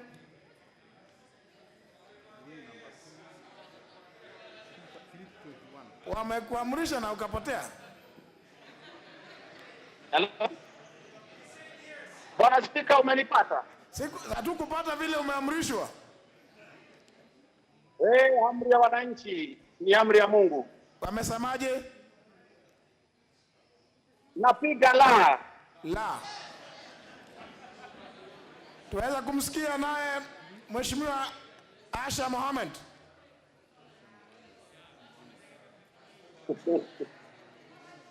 Tumesikia? Tumepata yako Mheshimiwa Tuwei.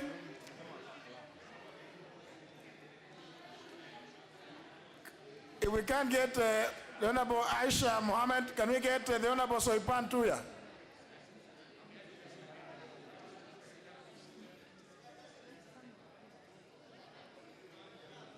Yes, Honorable Speaker, can you hear me? Yes, please. Honorable Speaker, I, Rosalinda Soipan Tuya, Member of Parliament for Narok County, prompted by the apparent erosion of the gains made with the women of Kenya, prompted by the misplaced priority nature of this exercise, on behalf of the people of Narok, I vote no.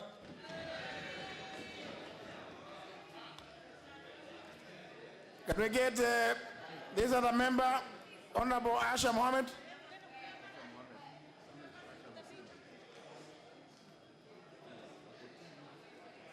Online yet to vote one, Asha Mohamed. Honorable. If not online, can we move on?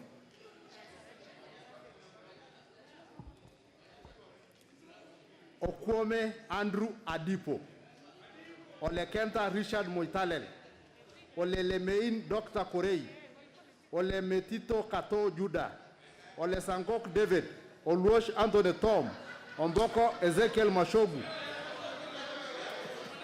Omulele Christopher, Omuse Godfrey, Omwera George Aladwa. Honorable Sangok voted. You voted, you cannot vote again.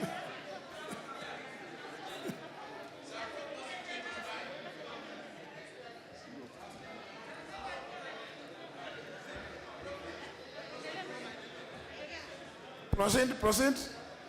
I, Nasri Sahal Ibrahim, nominated MP, on behalf of the people of Wajir South, we need another constituency. I vote yes.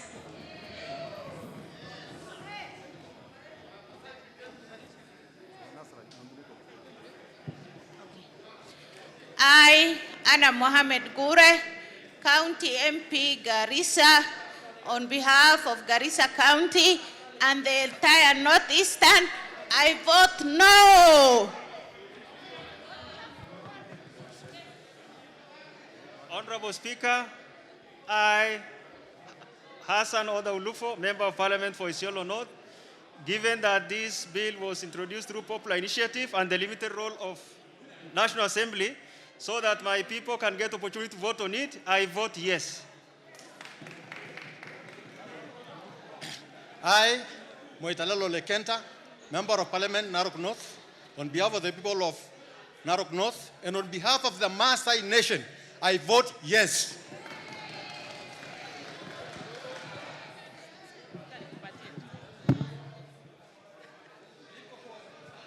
I, Andrew Adipo Kwome, Member of Parliament for Karachuonyo.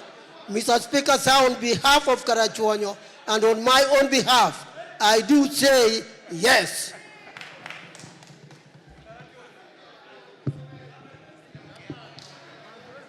Mheshimiwa Spika, mimi ni Ezekiel Machogo Mbaki, kwa niaba ya watu wangu wa Nyaribari Masaba napiga ndio.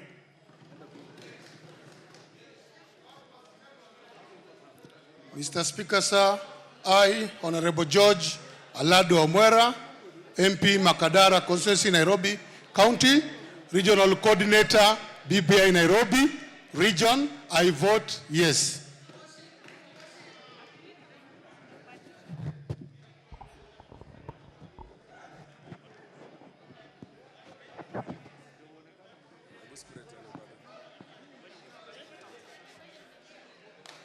Honorable Speaker, my name is Anthony Oloch, Member of Parliament, Mathare constituency, and on behalf of the entire Nairobi County, and in particular Mathare constituency, I vote yes.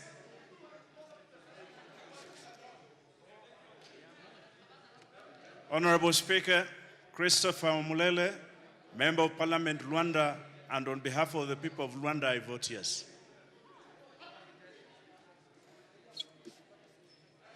Mr. Speaker, Katole Metito is my name, Kajiado South, and on behalf of the people of Kajiado South and Kajiado County, I vote yes.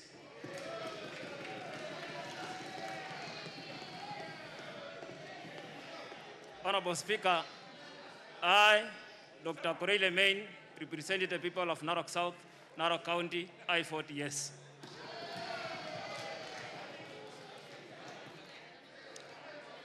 Honorable Speaker, on behalf of the great and highly valued people of Nyando constituency, I, Jared Okello, Member of Parliament representing Nyando constituency, take this chance to vote a capital yes.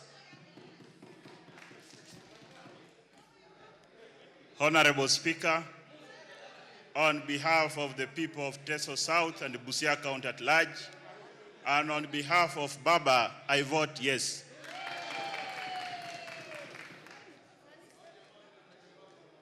Honorable Speaker, I, Bernard Masaka Shinali, MP for Ikolomani, I vote yes. And Mr. Speaker, beg to withdraw from the room, from the chamber, because I've had a calamity in my area. A mine has collapsed on people. I want to go, I beg, I go and attend to that matter, Mr. Speaker, sir. Thank you. Proceed. Mr. Speaker, I also wish to vote yes in the next stage.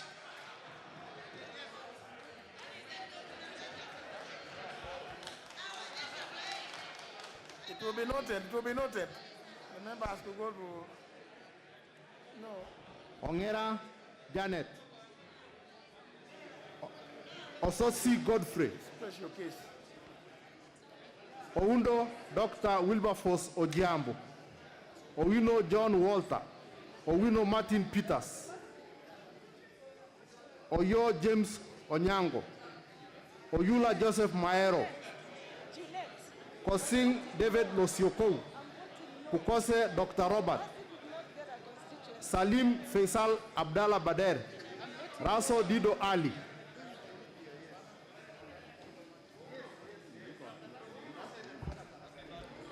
Honorable Speaker, I, Honorable Senator Janet Ongera, Member of Kisii County, on behalf of the people of Kisii County, Mr. Speaker, and also being one of the promoters of this amendment bill, I vote yes. Mr. Speaker, I, Godfrey Osotsi, nominated Member of Parliament, recognizing, appreciating, and reaffirming that no one can stop reggae, I vote yes. Honorable Speaker, I, Dr. Jambo Undo, MP for Funyula, and on behalf of people of Funyula, I vote yes.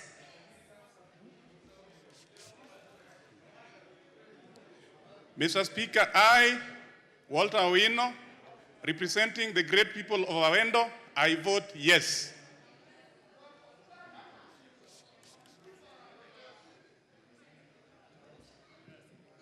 Mr. Speaker, on behalf of the people of Butula and on my own behalf, I vote yes.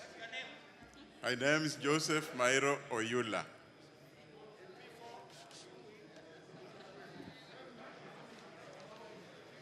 Honorable Speaker, I, Martin Peters Owino Woodchief, MP for Ndewa. On behalf of the great people of Ndewa, I vote yes.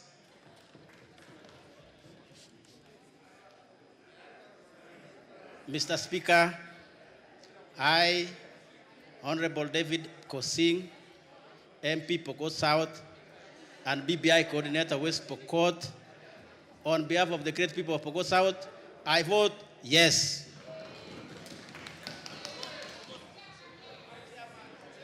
Mheshimiwa Spika, mimi Faisal Badir Salim, mbunge wa Msambweni, kwa niaba ya watu wangwana wa Msambweni, napiga kura ya ndio.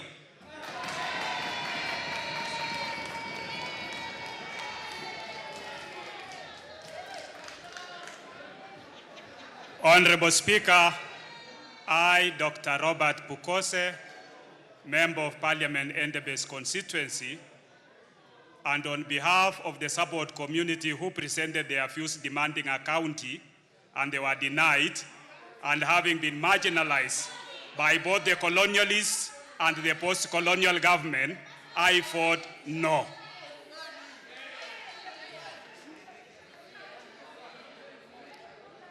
Honorable Speaker, Dido Raso, MP Saku, on behalf of the great people of Saku, I vote no. Next.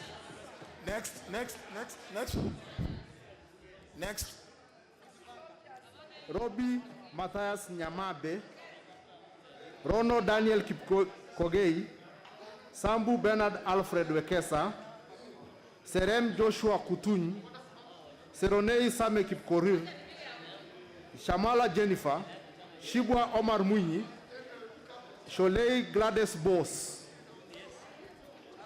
Shurie Abdi Omar, Simiu David Eseli, Sitati Daniel Wanyama, Sitienei Janet Chepkemboi, Sosion Wilson, Sudi Oscar Kipchumba.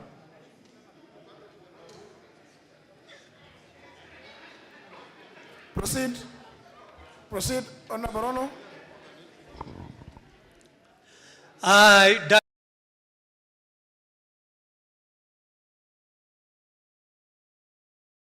clear that may BBI die. I vote no.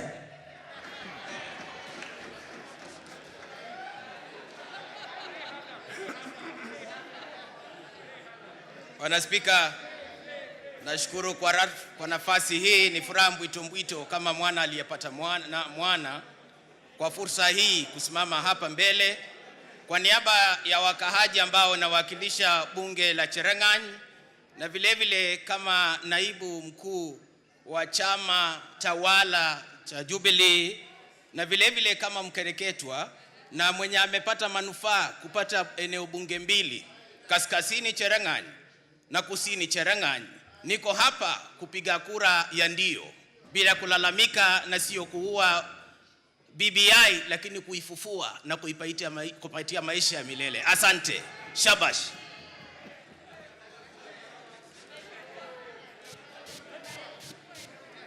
Honorable Speaker, I, Jennifer Shamala, Member of Parliament representing Special Interests, vote yes.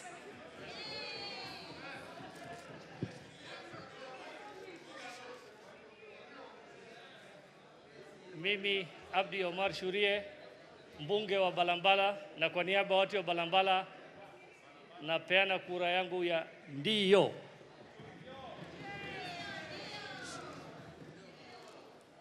I, Wilson Sosion, nominated member representing the interest of all the workers in the Republic of Kenya, I vote yes.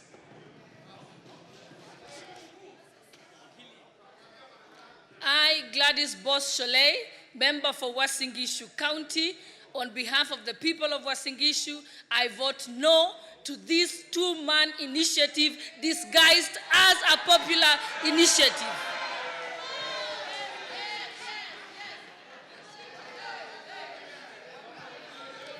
Thank you, Mr. Speaker. I, Honorable Sami Arap Seronei. I, Sami Arap Seronei, Member of Parliament of Wiper Party, and on behalf of the good people of Wiper Democratic Movement, His Excellency Vice President Kalonzo Musyoka, and the people, the marginalized group in Kenya, the minority group, I vote yes.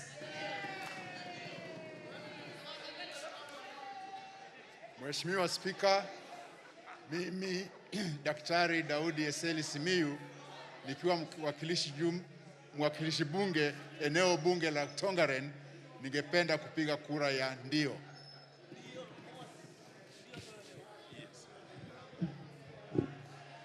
Honorable Speaker, I, Dan Wanyama Sitati, on behalf of the good people of Webuye, I vote no.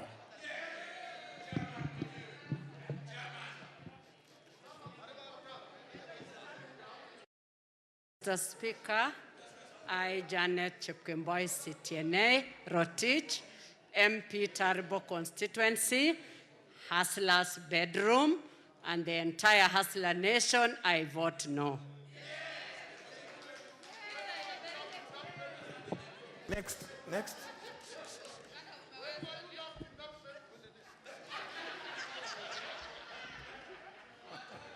Tandaza Kasim Sawa, Tayari Benjamin Dalut Stephen, Tepo Abdi Koropu, Deuri George, Thuku Sakare Kwenya, Tiren Silas Kipkoech, Tobiko Peris Pesi, Tomitomi Lilian Chepto, Tongi Richard Nyagaka, Tongoyo Gabriel Koshal, Tonui Ronald Kiprotich, Tuitoek Daniel Kamuren, to Washira Joseph Kabinga.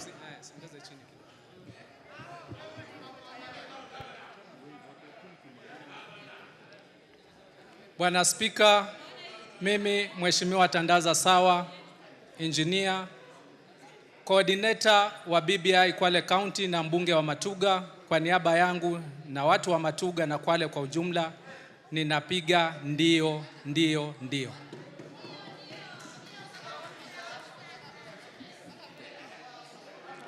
Mheshimiwa Spika, mimi Benjamin Dalu Stephen Tayari, mbunge wa eneo bunge la Kinango, kwa niaba ya watu wa Kinango na Kwale kwa jumla, napiga ndio.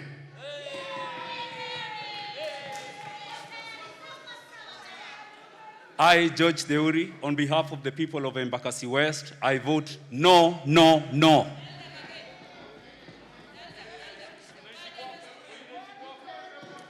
Mr. Speaker, sir, I, Abdi Koropu Tepo, Member of Parliament for Isiolo South, I vote yes. Honorable Speaker, sir, I, Richard Nyagaka Tongi, Member of Parliament, Nyaribari Chache, now in honor of the late Simeon Nyachai and for the love of the President, Uhuru Muigai Kenyatta, even when we didn't get a constituency in Kisii County, I vote yes.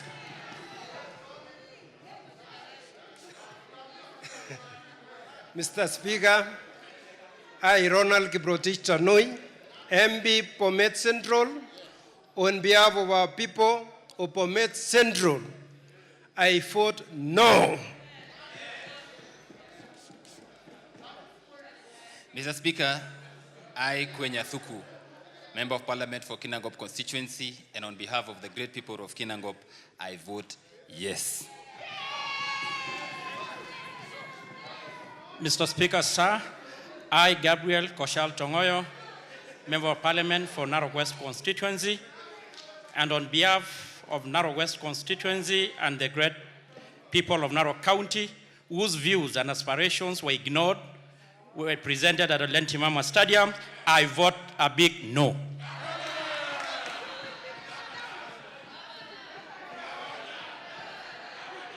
I, Silas K. Tiren, MP Moiben constituency, on behalf of the great people of Moiben, I vote yes.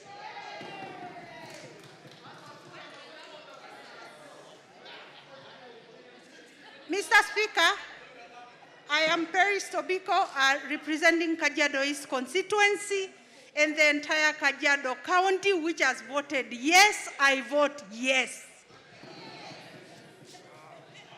Mr. Speaker, my name is Dr. Daniel Tutaek. On behalf of the people of Mogotio and all the Aslas, I vote no.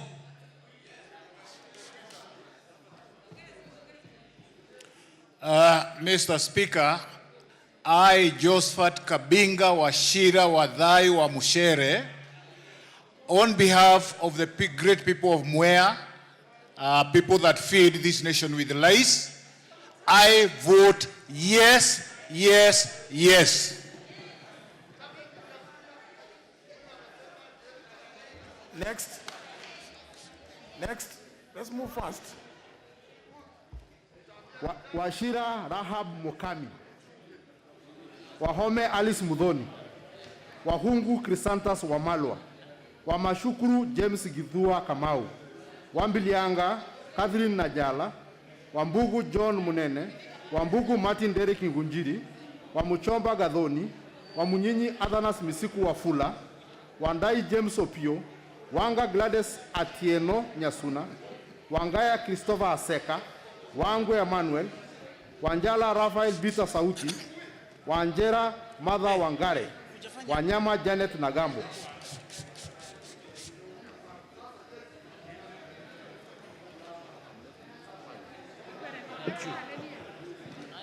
Mr. Speaker, I, Wamalwa Wahungu Chrysantas, Member of Parliament for Kiminini, and on behalf of the great people of Kiminini constituency and Ford Kenya Party, I vote yes.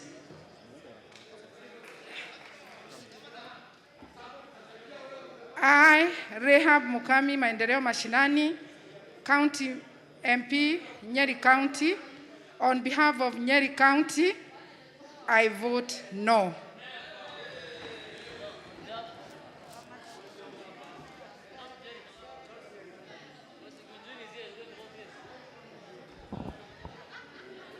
I, Alice Mudhoni Wahome, Member of Parliament for Kandara constituency, on my own behalf, on behalf of Kandara, and on behalf of Murang'a and the entire Republic of Kenya, and in defense and promotion of the Constitution of Kenya 2010, I vote no.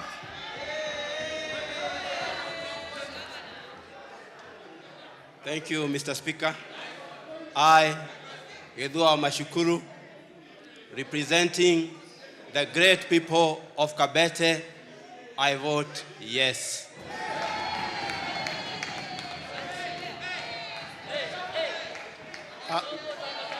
Honorable Speaker, I, John Munene Wabogo, MP, Kirinyaga Central, on behalf of the great people of Kirinyaga Central, I vote yes, yes, yes.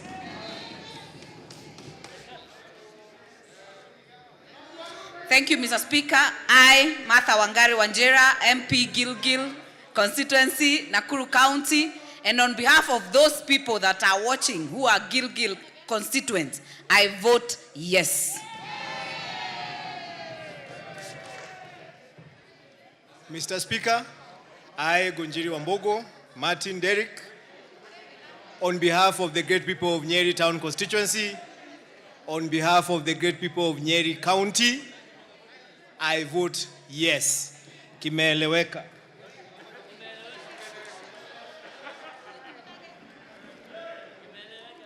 I, Christopher Aseka Wangaya, on my own behalf and on behalf of the residents of Wisero, I vote yes.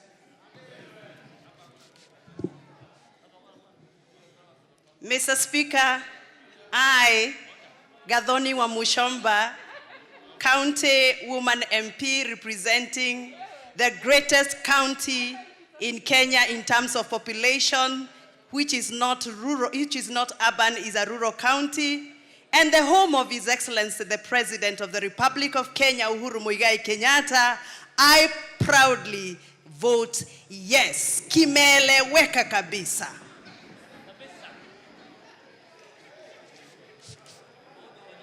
Thank you, Honorable Speaker.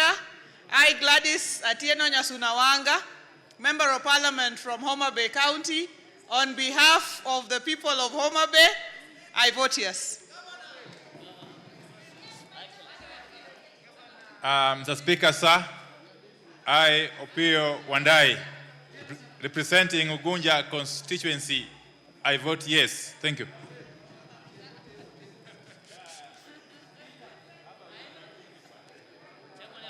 Mr. Speaker, I, Honorable Raphael Bita Sauti Wanjala, representing Budalangi constituency, I vote yes.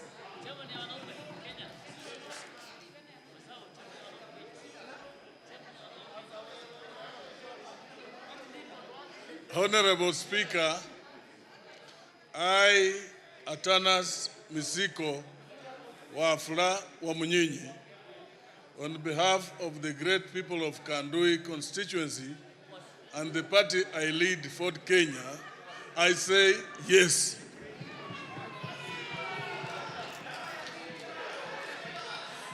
Thank you, Mr. Speaker. I, Catherine Wanjiku Waruguru, on behalf of the people of Laikipia, particularly Laikipia West, and the acting Member of Parliament, Laikipia East, I wish to give a vote for a strong yes. Mr. Speaker, thank you.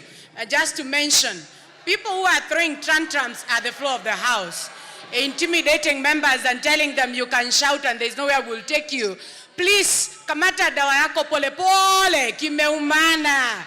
Gonjiri ako ndani ya yes. Nothing you can do, Titi Nyoro. Thank you, Honorable Speaker.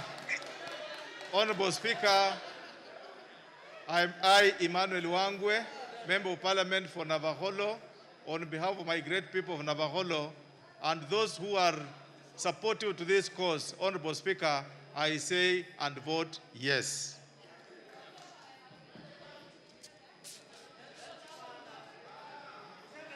Honorable Speaker, Mr. I, Speaker, Honorable Matthias Robi, on behalf of the MP people Kuria of West, Kakamega, I vote on behalf of people of Kuria, I vote no. That is member for Kuria West. No, we got the Yes, Honorable Mr. Elsie Speaker. Muhandas. Okay, She Mr. voted Speaker, yes. I, Elsie Mr. Muhanda. Speaker, can you hear me?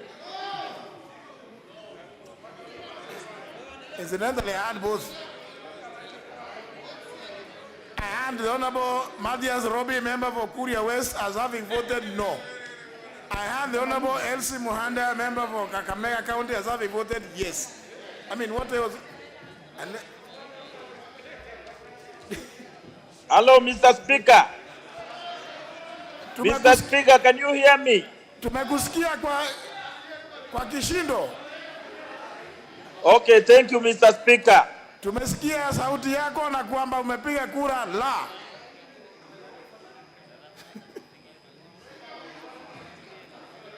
Any other on yeah? Let's finish these ones now. I think Wanyonyi Ferdinand Kevin, Honorable. Wario Ali, Wario Galicha Gufu, Washiali Benjamin Jomo, Waweru John Kiarie, Were Charles Ongondo, Yusuf Adan Haji. Is that all? Please, can we get that? That's the last list.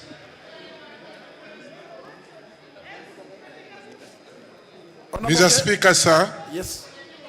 My name's Honorable Ferdinand Wanyonyi, Member of Parliament, Kwanza, Trans Nzoia County, and on the behalf of the people of Kwanza and the entire Trans Nzoia, because we are getting 2 additional constituencies, I vote yes.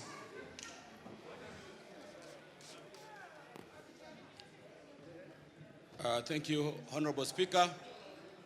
I, on behalf of the people of Mumias East, I vote no. My name is Benjamin Jomo Washiali.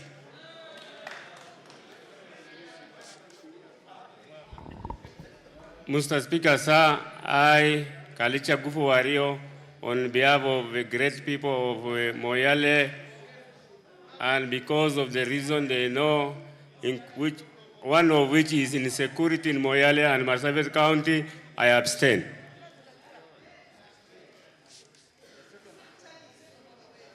Honorable Speaker, sir, I, Charles Ongondowere, MP Kasipul, and on behalf of the great people of Kasipul, I hereby vote yes.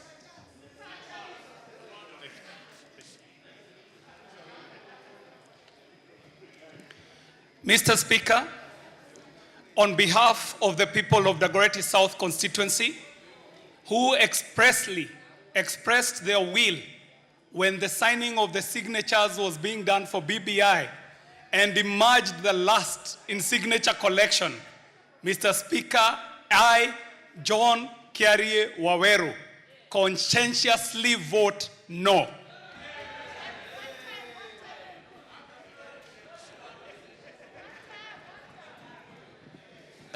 Mr. Speaker, sir, being the last on the list, but not the least, I, Adan Haji Yusuf, MP Mandera West, on behalf of Mandera West and the entire Mandera County, I vote yes.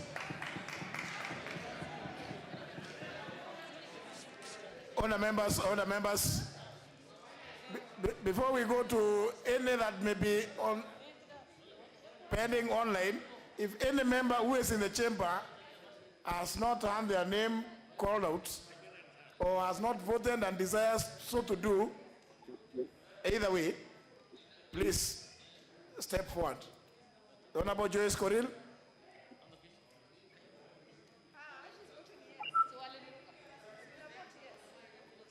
Where is it?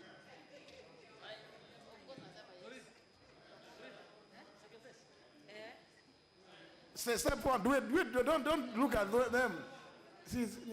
Thank you, Honorable Speaker. I, Honorable Joyce Korir, representing Bomet County, I vote no.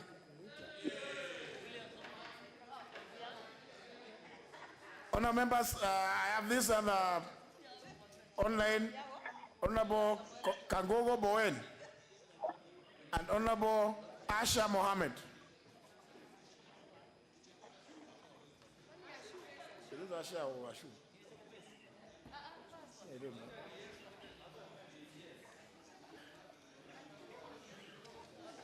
These are the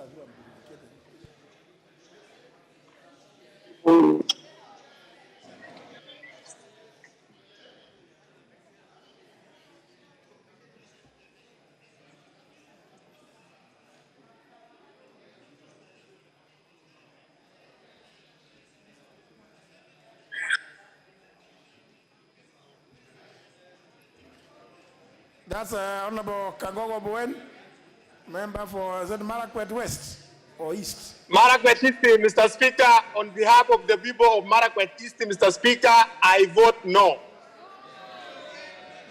Looks like it is raining where he is. Honorable Kagogo, we have taken your vote. Asha Mohammed.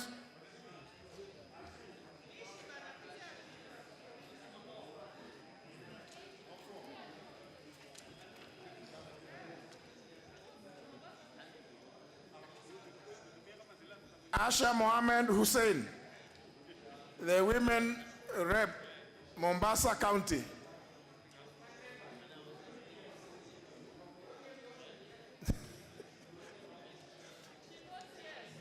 The member must be heard to say in our own words.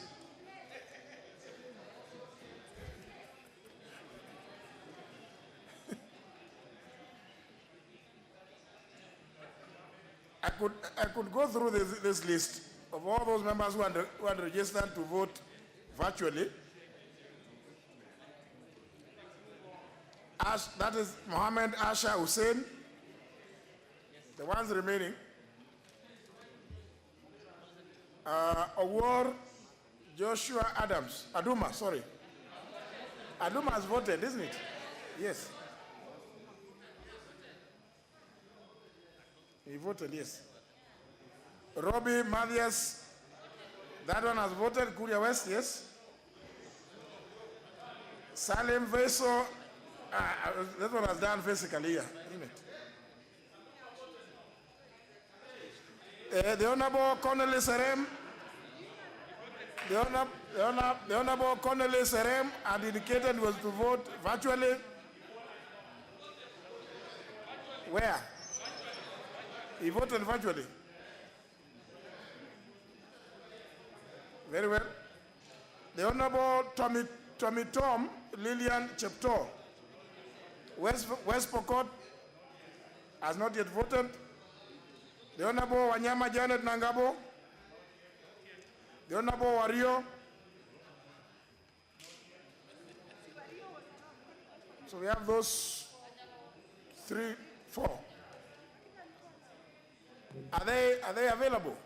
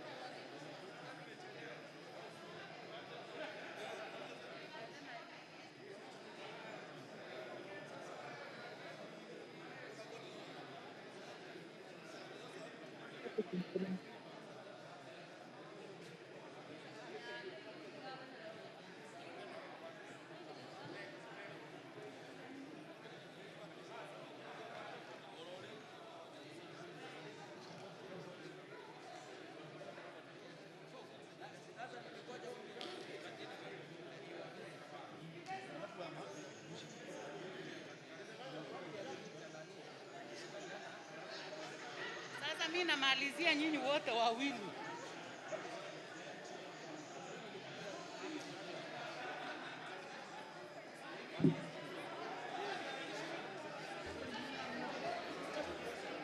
Can you log out? Can you log in the lady who is there's a lady Honorable Abilianga. Honorable Abilianga.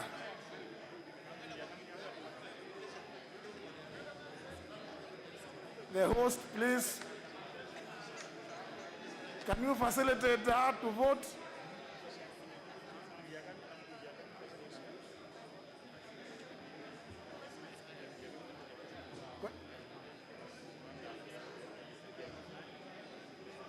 Ama amemute yake.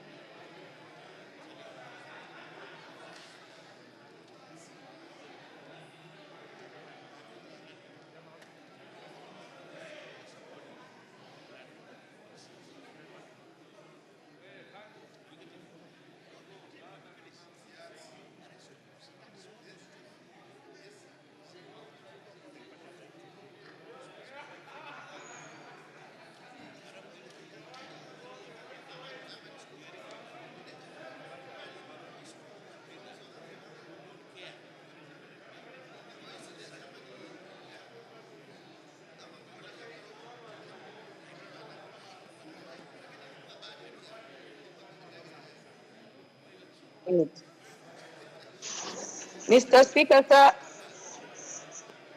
Thank you, Mr. Speaker, sir. I vote yes for BBI. Who is this? Asha Mohammed. Yes, Mr. Speaker, sir. Thank you. I vote yes for BBI. Thank you, thank you. It's noted. Can you get in touch also with the Honorable Wabilianga? She's Women Rep Bungoma. I'm online.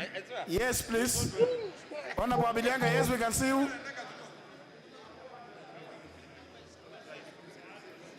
I, Wambilianga, Women Rep Bungoma County, vote yes. Great. Noted. I vote yes, Catherine Wambilianga, Bungoma Women Rep. Yeah, thank you very much, Mheshimiwa. It has been noted. It has been noted, on Mheshimiwa.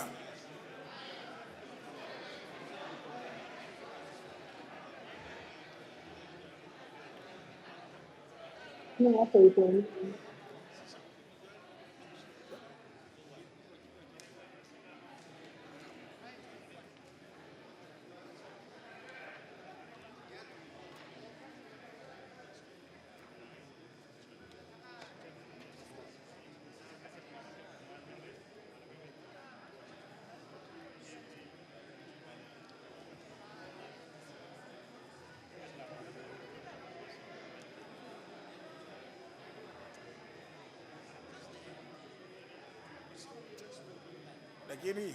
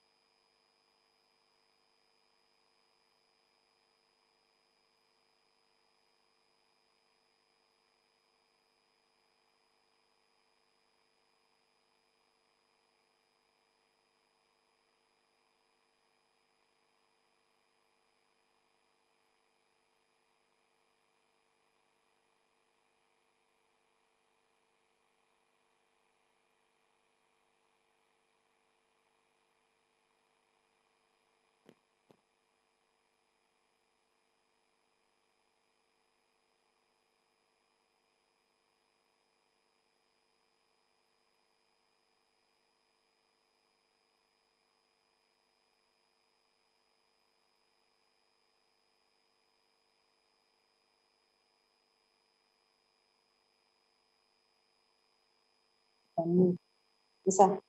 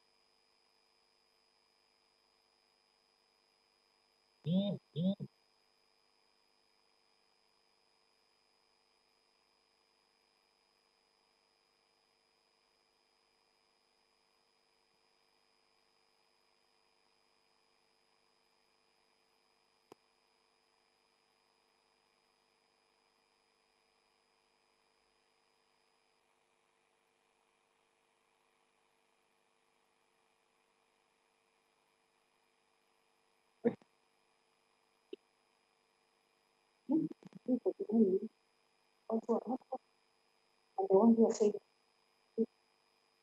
you come to know it.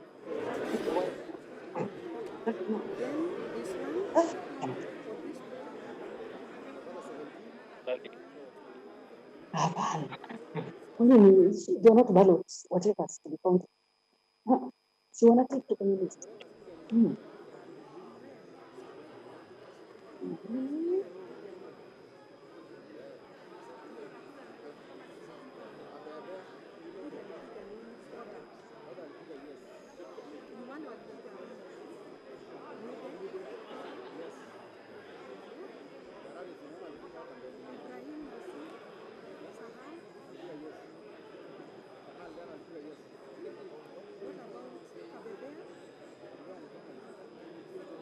Then we might not be seen to pass on. Bado election hajafanya. Ni wawili. Koinange na huyu Adija. First na subtract here.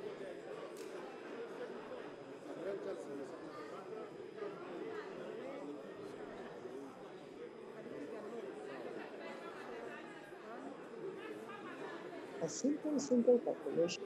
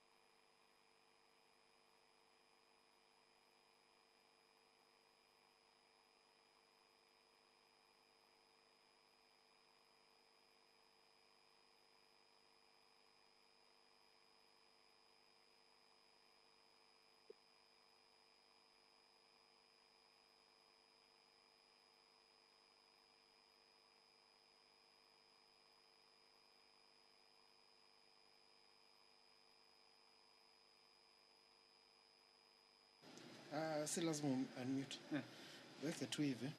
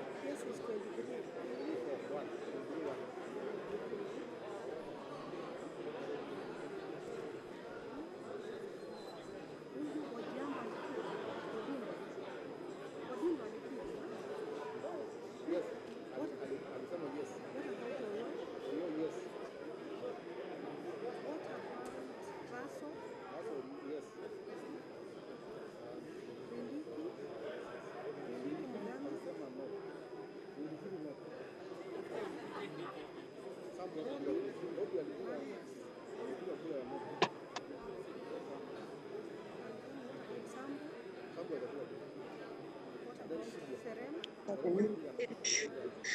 this financial year is coming to end.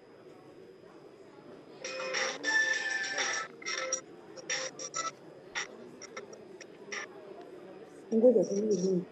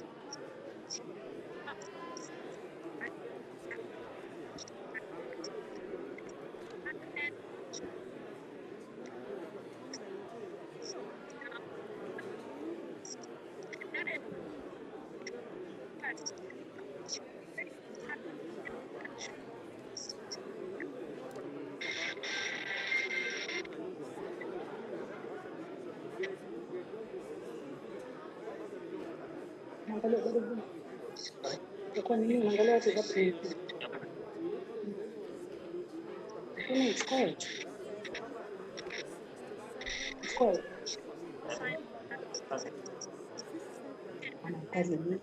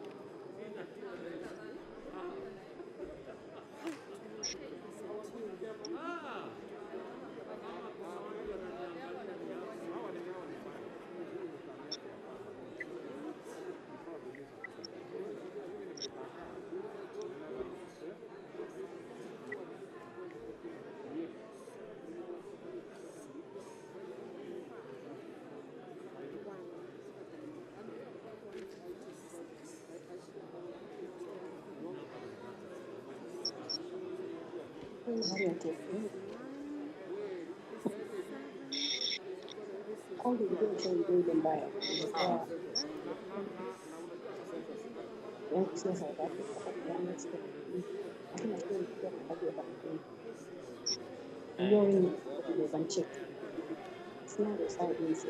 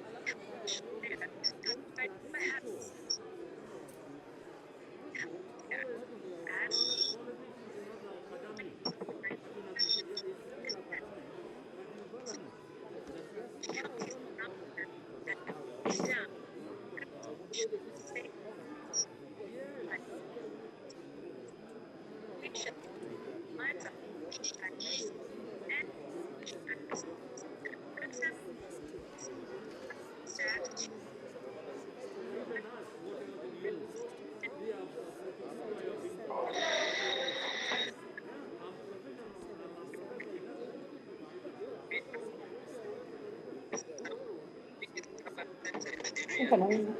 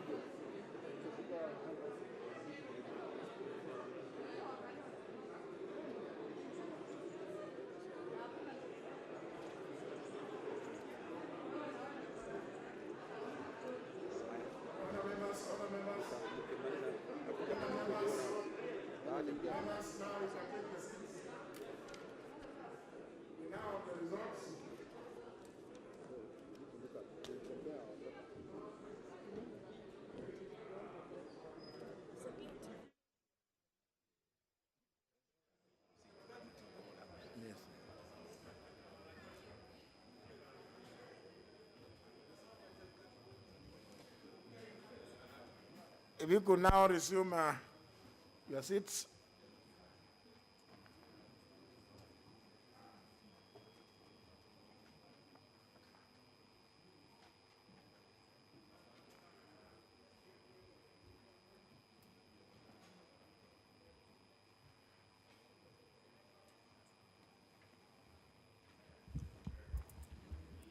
Very well, honourable members. The total combined votes for ayes is 235 votes.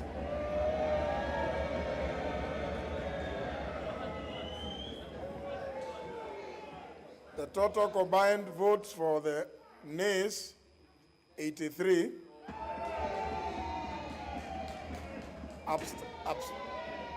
Abstentions, 2. Total, 320. The result, therefore, means the ayes have it. And now, honourable members, having met the threshold necessary under Article 257, Clause 7 of the Constitution, and in keeping with our standing orders and as guided in my communication of Tuesday this week, we now move to Committee of the Whole House. So sorry. The clerk will read the title, read the bill for a second time. Sorry. A bill for an act of parliament to amend the constitution by popular initiative. Order number 9, Committee of the Whole House.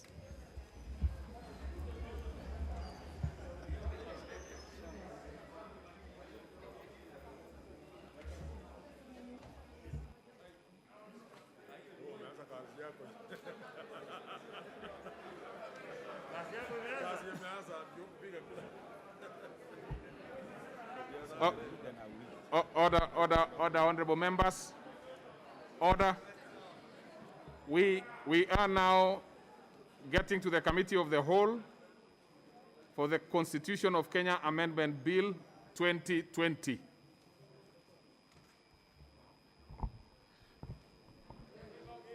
Clause 2, Clause 3, Clause 4, Clause 5, Clause 6,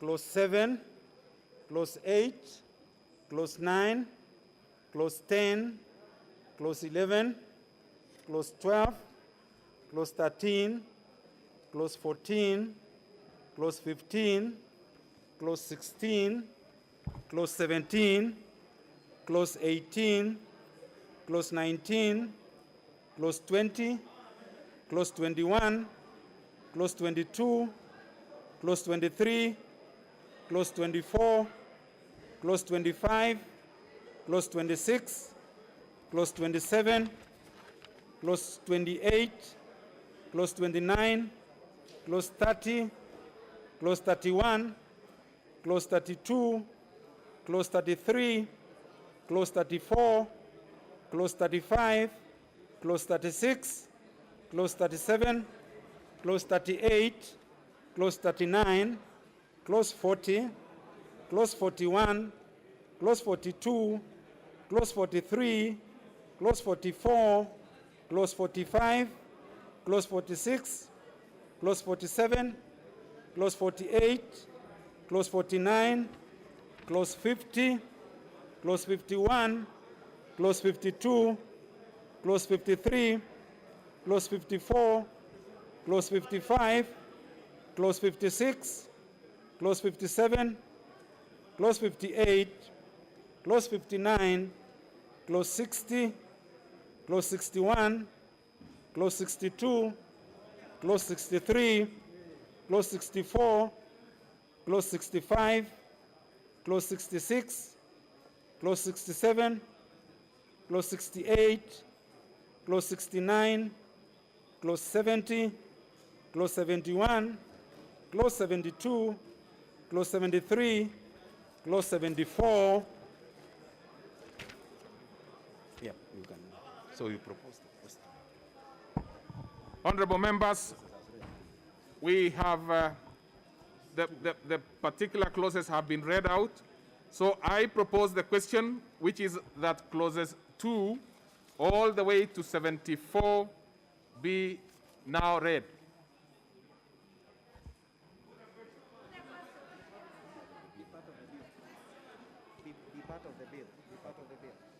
Honorable members, I propose yet again that clauses 2 all the way to 74 be part of the bill. And I put the question, which is that clauses 2 all the way to clause 74 be part of the bill. Will as many as of that opinion say aye? Aye. Many as of a contrary opinion say nay? Nay. The ayes have it. First said you, second said you. I propose the question, which is that the first schedule and the second schedule be part of the bill. I put the question, which is that the first and second schedule be part of the bill. Will as many as of that opinion say aye? Aye. Many as of a contrary opinion say nay? Nay. The ayes have it. Title. I propose the question, which is that the title be the title to the bill. I put the question, which is that the title be the title to the bill. Will as many as of that opinion say aye? Many as of a contrary opinion say nay. The ayes have it. Clause 1. I propose the question, which is that clause 1 be part of the bill. I put the question, which is that clause 1 be part of the bill. Will as many as of that opinion say aye? Many as of a contrary opinion say nay. The ayes have it. Now let's have the Honorable Leader of Majority Party to move reporting.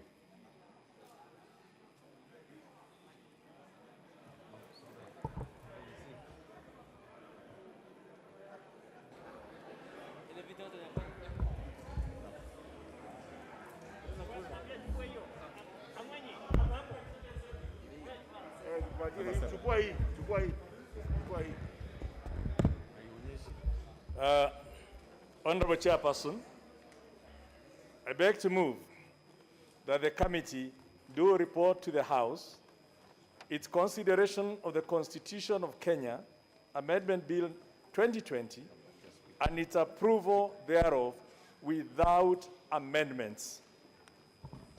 Very well.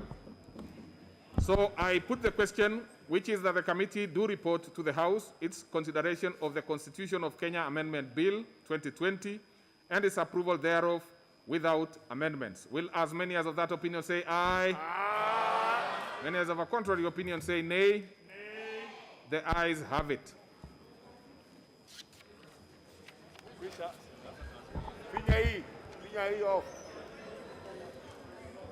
Honorable Speaker,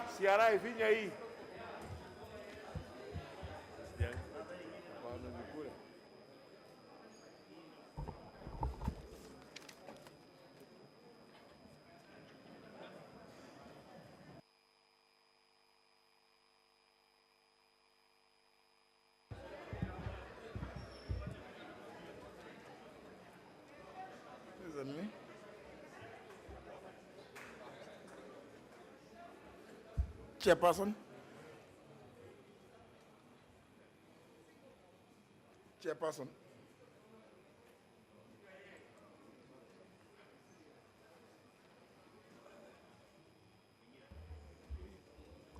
I thank you, Mr. Speaker. Honorable Speaker, I beg to report that the Committee of the Whole House has considered the Constitution of Kenya Amendment Bill 2020 and approved the same without amendments. Move on.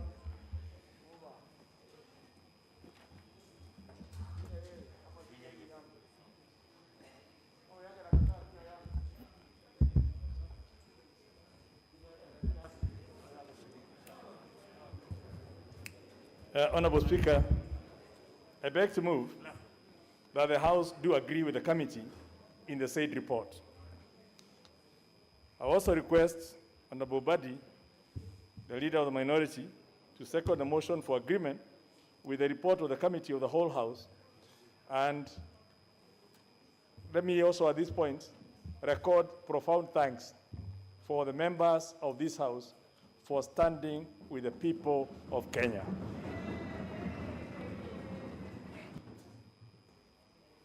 Thank you, Mr. Speaker. I second, and I also just want to say that for the first time, I think in a very long time, we have realized more than 2/3, a majority in this House.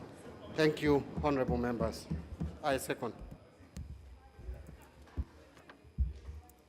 Honourable members, I propose the question, which is that the House do agree with the committee in the same report. It's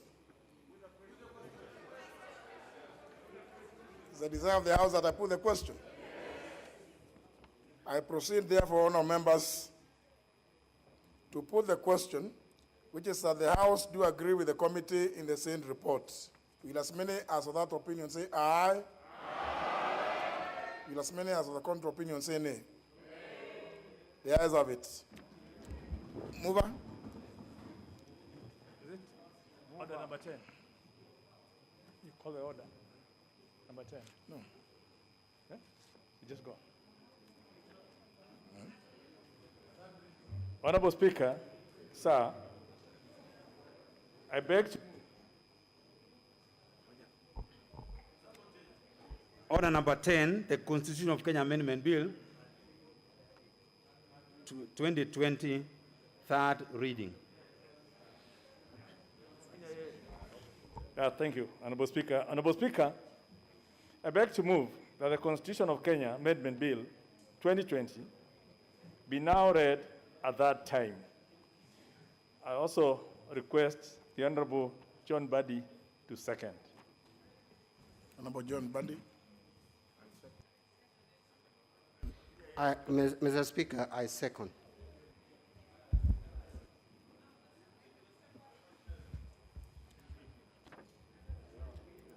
Honourable members, I propose the question, which is that the Constitution of Kenya Amendment Bill 2020 be now read a third time.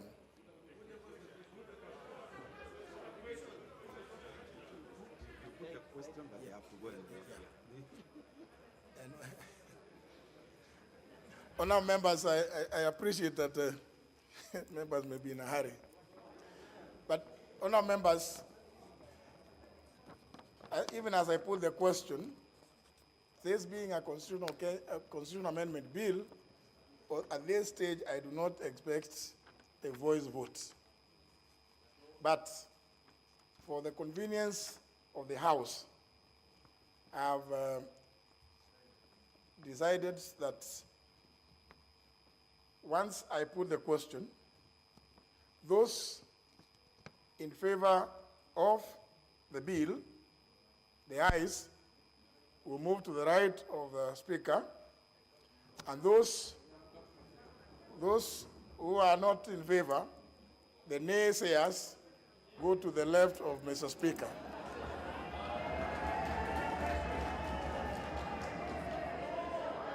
Honour members,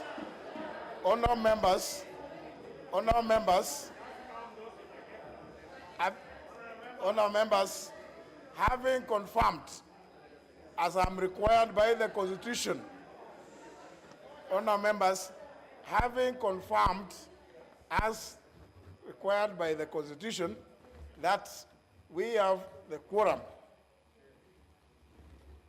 to now vote for the bill a third time, I therefore now proceed to put the question, which is that the Constitution of Kenya Amendment Bill 2020 be now read a third time.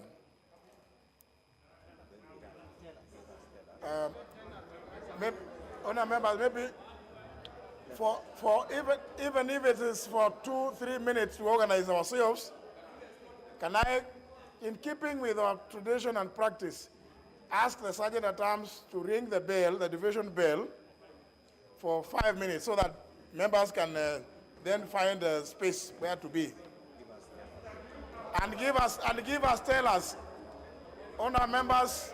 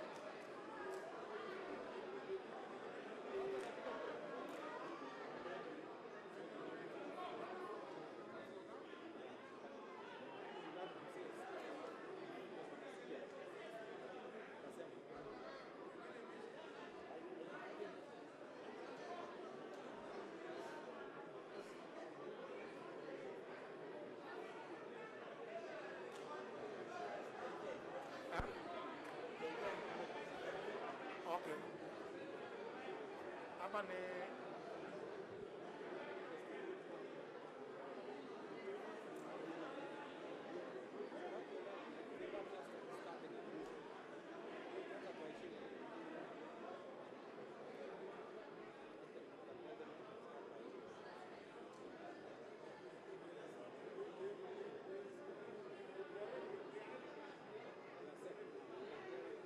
Order members, order members, order members, order members, order members, order members, order members.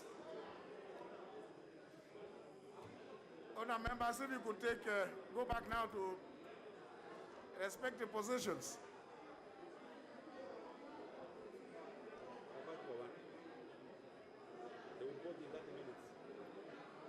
Honor members, I wish to report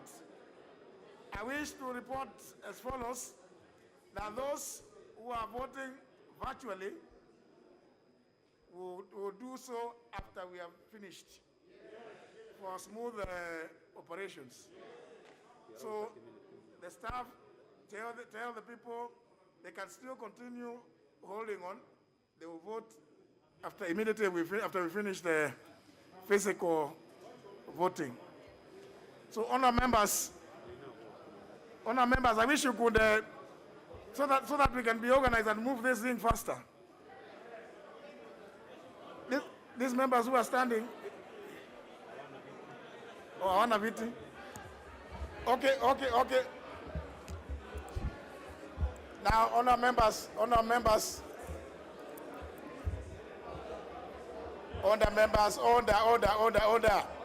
Let's have some silence. Honor members.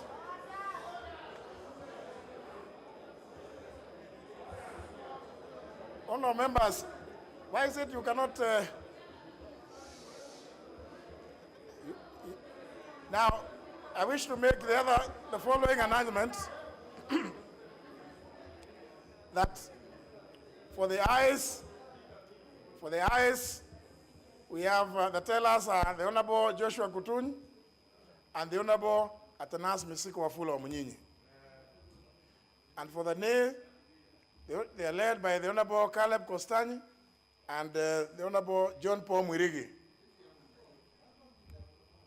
So, honor members, for smooth operation of this thing, so that all of you don't crowd here, could I propose, I don't know all the others who are here. There? 4 people at a go. So Honorable Kimunya and the team here. We go by the rules. No, let's do this. It will be easier this way. Let's have this portion here. No, get this one, go to the other one, go to the other one, go to the other one, and the other one, and the other one. When we finish, we start from there, coming this way. That will move faster. So please, let's start that way. Likewise, here, to avoid unnecessary crowding, I do the same.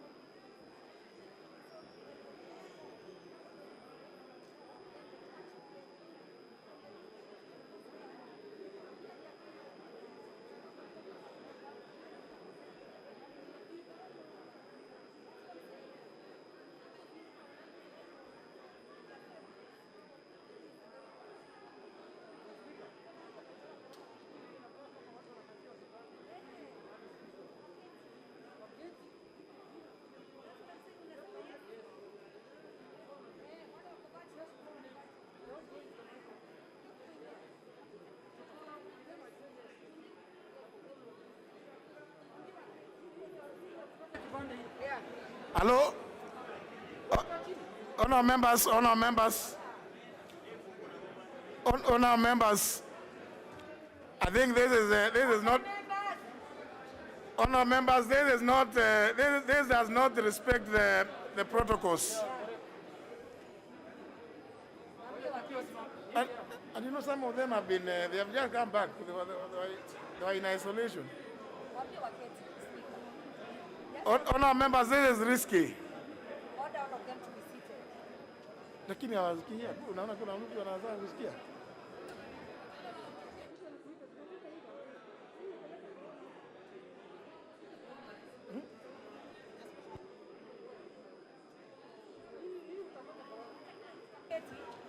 Then you call the name and you raise our hands up. Huh?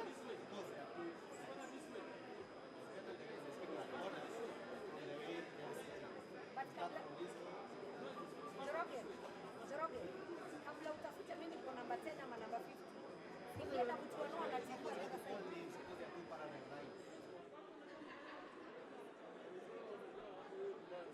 Yeah, you know, I think this, what became funny. Yeah. No, honour members, what you are doing is not good. Don't crowd there. Please, be seated. This is risky for yourselves. There is corona, honour members. I think what you are doing is, I can't believe this is if you are the ones crowding like this, then how can you be the ones going to advise? Please, this is risky.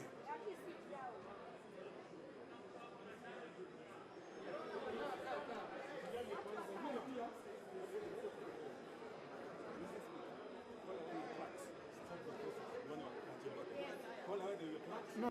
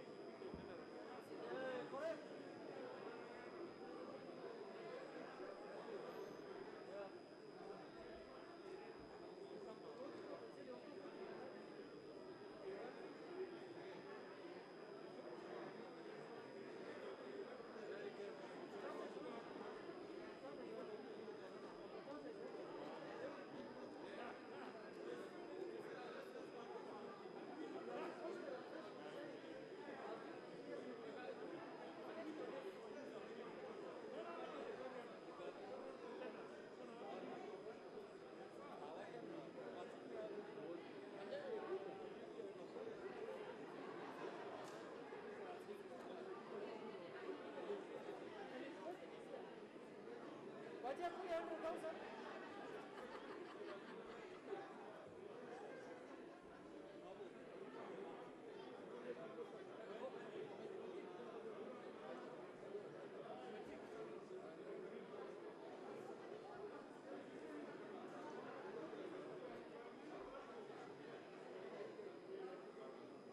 Korea. This one is Corona reloaded.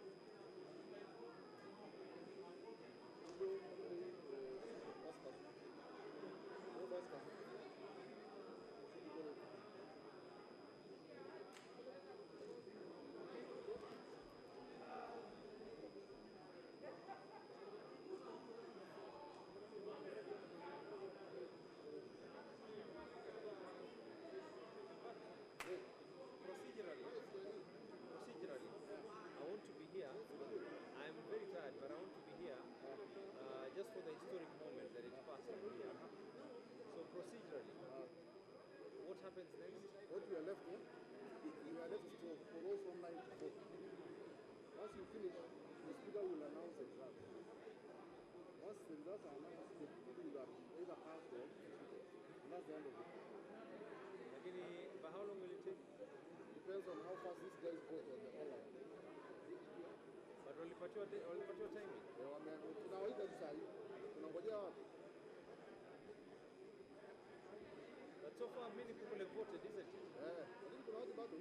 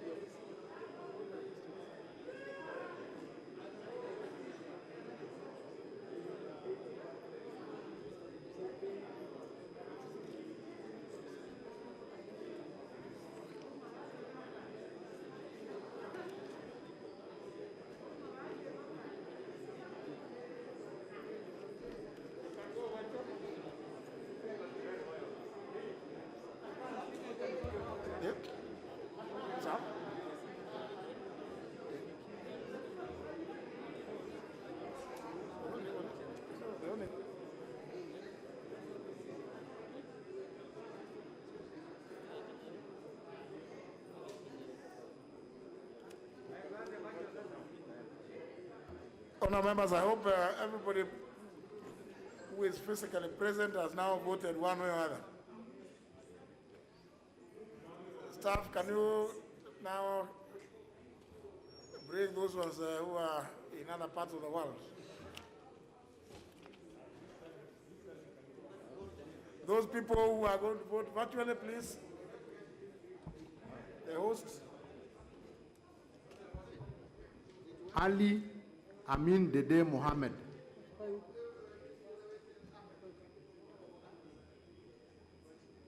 Ali Dede Mohammed. That's a member for Laikipia East. Laikipia East.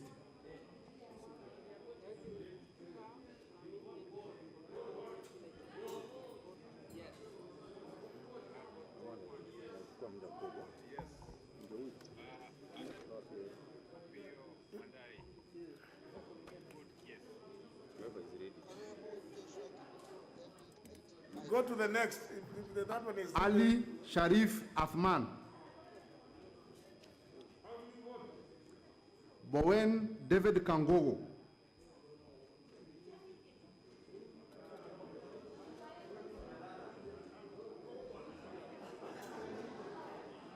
Come on, Melala.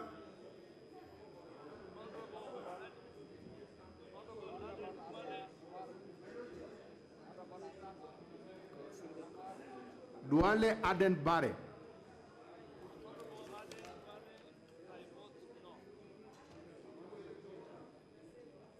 Honorable Irene Kasali, I vote yes.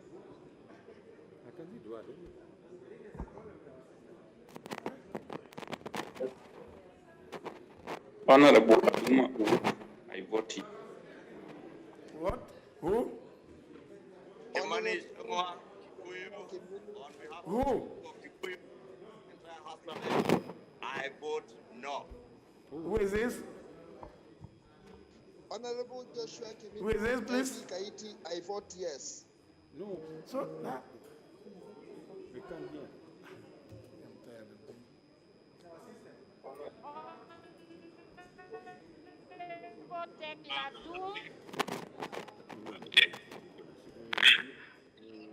Ngoja constituency, I vote yes. Thank you.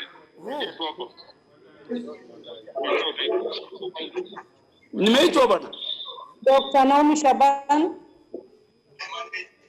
Mr. Speaker.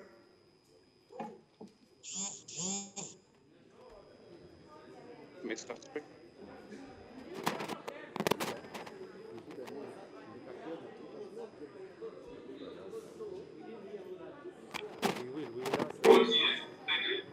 Mr. Speaker. Yes. Can I vote? Honorable Speaker.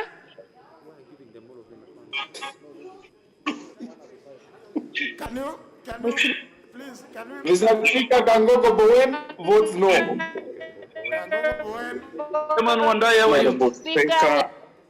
Honorable Speaker, my name is Adumu Ward, I vote yes. I'm fine. Honorable Speaker, can I vote? Who is this? Honorable Speaker, my name is Aden Duale, I vote no. Can I vote? Honorable Speaker Ostoro, can I vote? Yes. Honorable Speaker. Honorable Speaker, Mark.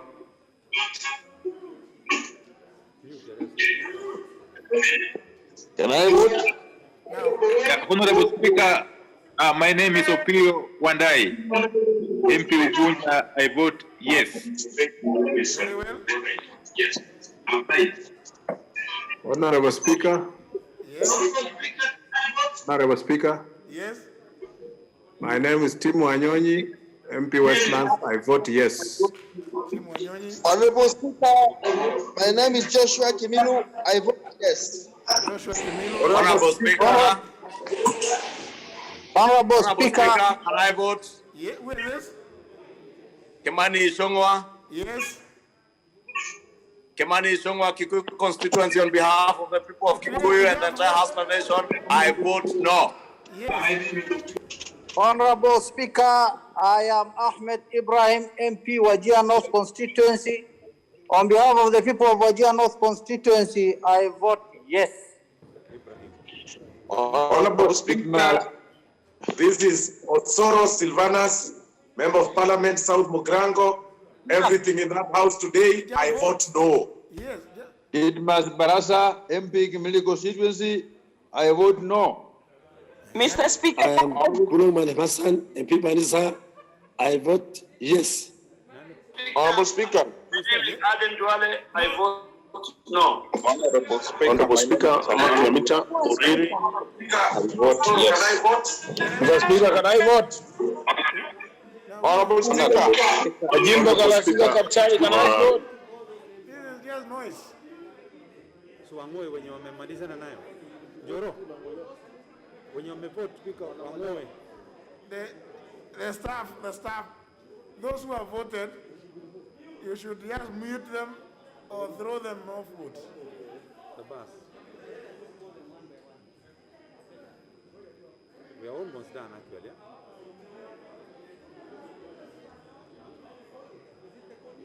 Yeah? The last one. Can you find out do they know Jambati?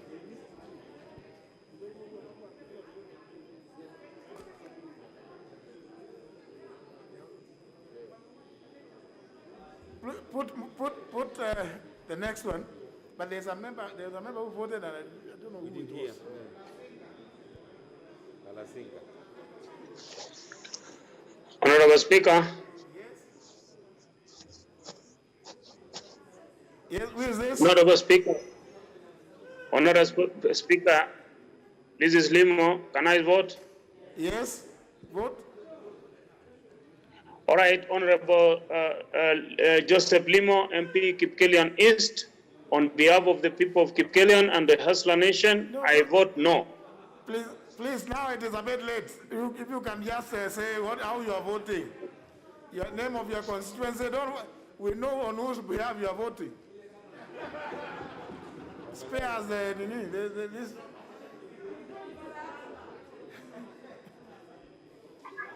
Please. Next. More? Kapuchai. Bring some others. Kapuchai. Kapuchai. The staff, those who have voted, you should just mute them or throw them off. Niwaya. Merit.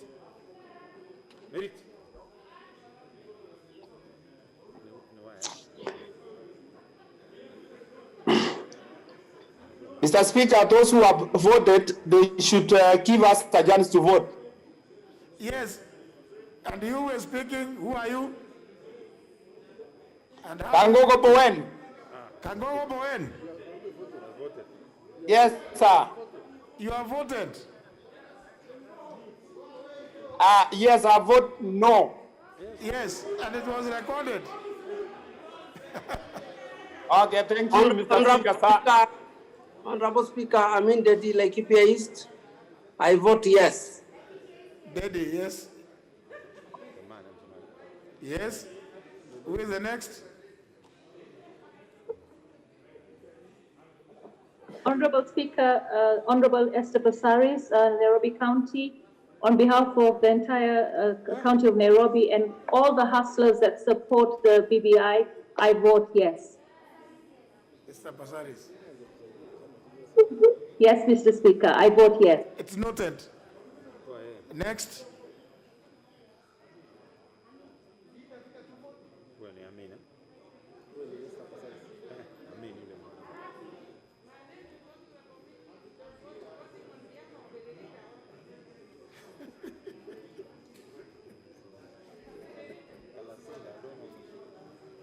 Who? Kalasinga Majimbo. Honorable Speaker. Yes. I vote yes. Kalasinga Majimbo Kapchai constituency. Yes. Loud and clear. Honorable Speaker. Yes. Honorable Speaker. Yes. Honorable Sharif Athman Ali, MP Lamu East, on my behalf and on behalf of my constituency, I vote no. Yes. Recorded. Adman. Mr. Speaker. Yes. Honorable Speaker. Jane Kihara. Jane Kihara, Naivasha. Jane Kihara, Naivasha, vote. Mr. Speaker, I vote no. Very well, noted. Next. Honorable Speaker. That's Honorable Tekla Tum. Honorable Speaker, Tekla Tum. Vote. Nandi County. Very well, noted. Next. Honorable Speaker. Yes. Daniel Epuyo Nanok, Epuyo Nanok. MP Turkana West, I vote no. Very well. Next.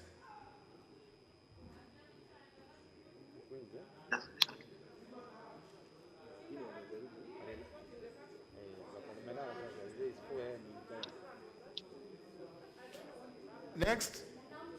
Honorable Speaker, Hassan Omar, MP Mandera East. I vote yes. Very well. Hassan Omar.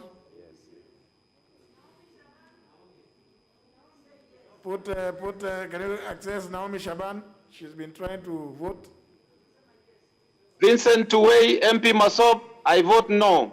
Very well noted, Vincent Tuwei. Next. Mheshimiwa Spika. Yes. Mimi Daktari Naomi Shaban napiga ndio. Ndio. Kura ya ndio. Next.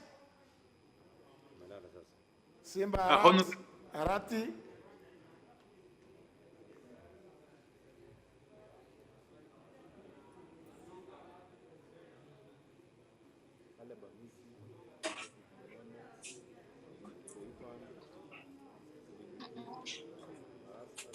Okay, Honorable Opio Wandai. Yes. I vote yes. Opio Wandai. I vote yes. Very well. Honorable Speaker, can I vote? Yes, proceed. Honorable Patrick Munene, Chuke Gambangombe constituency, a constituency that really needed to divide it into two. I didn't get it, Mr. Speaker. For my people, I vote no. Maybe other members, here in the chamber, there was no opportunity for those kind of many ones. So just say yes or no or abstention. Speaker, my people need to know why I voted no. I vote no. They needed two constituencies. Mr. Speaker, why don't you confirm the ones that have gone through? Yours has gone through, Honorable Ijongwa. Mine has gone through. Even you as Honorable Speaker Mark Nyamita. Yes. Honorable Speaker Mark Nyamita, Uriri constituency, I vote yes. Very well. Honorable Speaker, can you hear me? Yes, yes. Honorable Speaker, Caleb Amisi Saboti, I vote yes. Very well. Next. Speaker Danson Mwashako, MP Undanyi, I vote yes. That's Dan Mwashako. I vote yes. Did you get? Honorable Speaker, can I vote? Yes, with this. This is Honorable Joshua Chebiagon Kandie, MP Baringo Central. I am abstaining. Very well, noted. Next.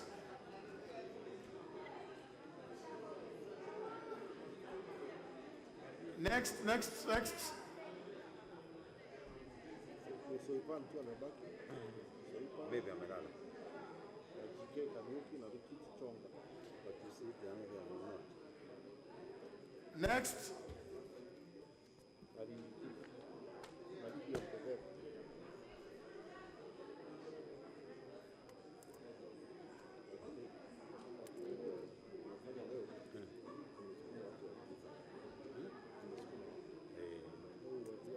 Is there any other?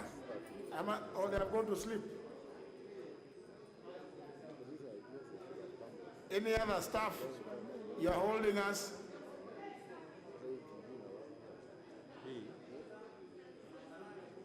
If there are no others,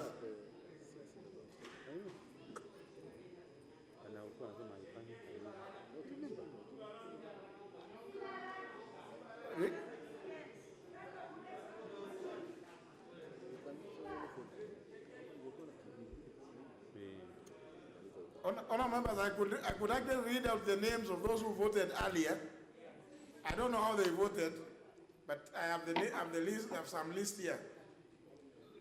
Which Mr. Speaker. Yes. My name's Kulo Malim Hassan. Yeah. MP Banisa, I vote yes. Very well. Who is that? Umesema Ekulo? Umepata huyo? Amukusika. Hello. Banisa, member for Banisa. Member for Banisa, Kulo Malim Hassan, I vote yes. Yes. Noted. Maybe the staff could help us get this. Arati Simba, Ekomwa James Lomenen, Emaniko Joy Sakai, George Macharia Karaoke, member for Ndia. We have found the member for Banisa, yes. Hassan Omar Mohammed Malim, member for Madera East.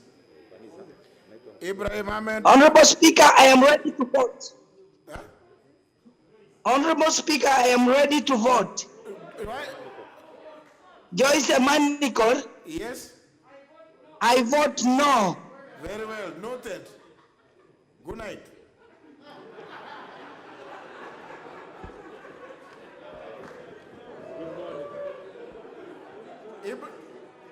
Member for Wajir North. Is already voted?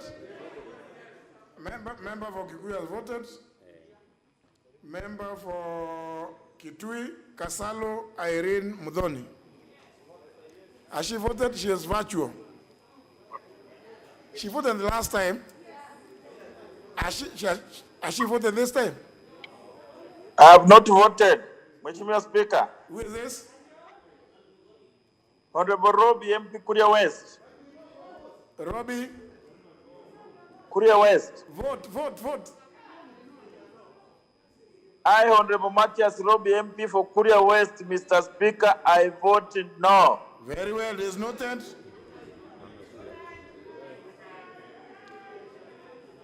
We vote Kimilu Joshua has already voted. Kirima Moses Nguchine, Central Menti has not voted this time round.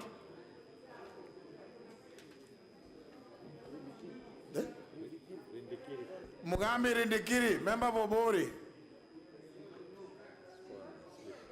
Kitty Richard Ken Chonga, member for Kilifi South, has not voted this time.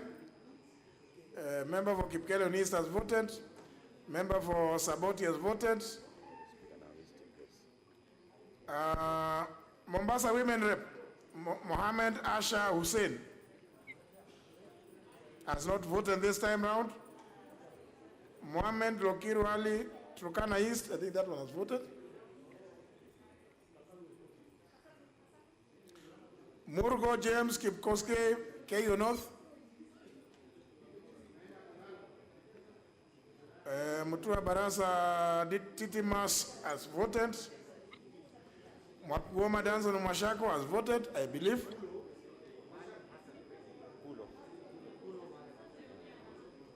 I voted yes, Mr. Speaker. Danson Mwashako. Danson Mwashako voted yes. I remember. Yes. Nanok Daniel has voted Turkana West. Patrick Ntwiga Munene has voted. Mark Nyamita Uriri has voted. Onyego Silvana also has voted. Onyonga Richard Momoima. Onyego. That one has voted. Onyonga Richard Momoima has not voted this time round. These are the people who are registered virtually. Can I vote, Mr. Speaker? Yes, who is this? This is Honorable Irene Kasalu, member for Kitui County. Oh, please proceed, ma'am. And I want to vote yes. Thank you. Honorable Speaker, Yes. Who is this? I thought Tekla voted.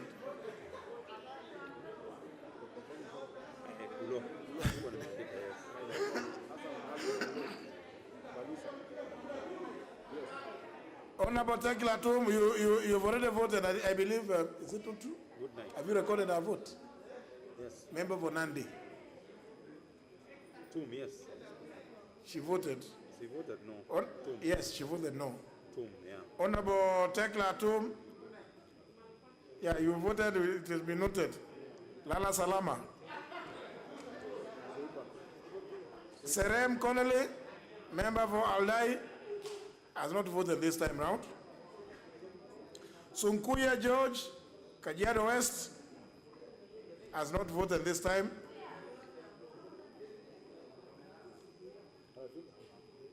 Mr. Speaker, have I voted? Who is this? Mr. Speaker, has my vote been recorded? Who? Mr. Speaker, this is Tim Wanyonyi. Honorable Tim Wanyonyi has voted, you voted yes. Yes. That's what has been recorded. It's true. Is that correct? Yes. Tim Wanyonyi, yes. Honorable Wanyonyi? Yes, Mr. Speaker. Very well, it's recorded. Okay, thank you. Honorable Soipan Rosalinda, member for Narok County.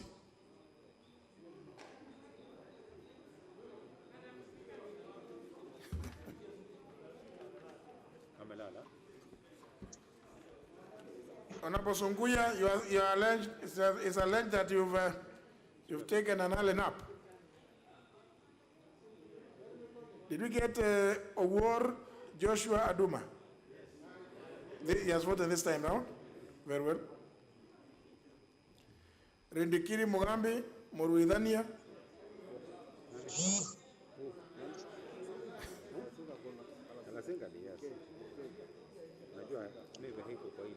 Speaker. Yes. Mr. Speaker, I'm Honorable Richard Ken Chonga. Yes, Richard Ken Chonga, please proceed. What's your vote? Mr. Speaker, nobody can stop reggae. I vote yes on this one. Even past 11. Yeah, but unfortunately I had some problem with my network. At least I'm back now. Very well. Thank you, Speaker. Thank you, Speaker. Thank you. Noted.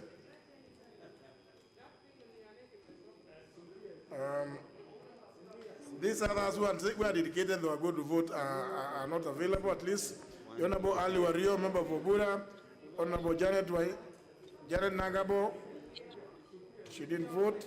Tommy, West Pokot did not vote. Sunkuya, can you wake him up? Or he needs to visit the Honorable Ken Chonga to get some sound bits.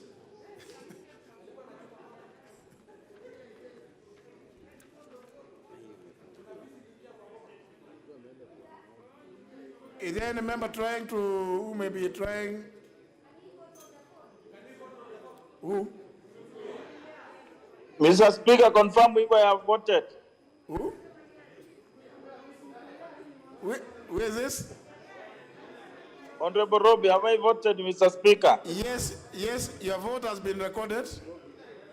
Matthias Honorable Robbie. Yes, Robbie, yours has been noted. Kuria West.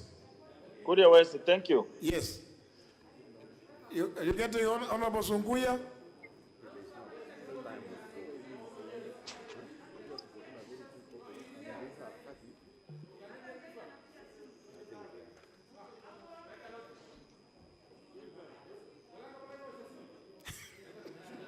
Mheshimiwa Spika. Yes. Mheshimiwa Spika. That's member for Taveta. Nauliza wakati unang'ang'ana kumwamsha Mheshimiwa Sunkuya, labda uangalie watu wote kama wameshapiga, haswa wale ambao wamekuwa macho kabla hawajalala. Wamekuwa macho? Tuko macho, hatujalala.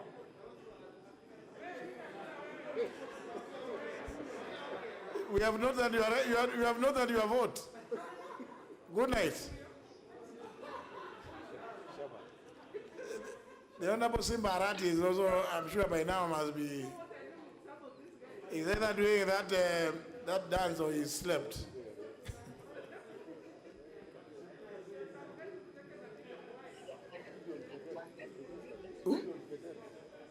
Honorable Gideon Keter.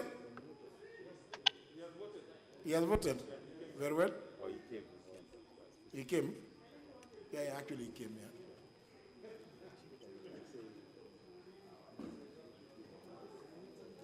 Sunkuya ameshaamka, Mheshimiwa Spika. Zunkuya is on. Ameamka, yuko macho. Tell him to log in. Kama ako Yeah. macho.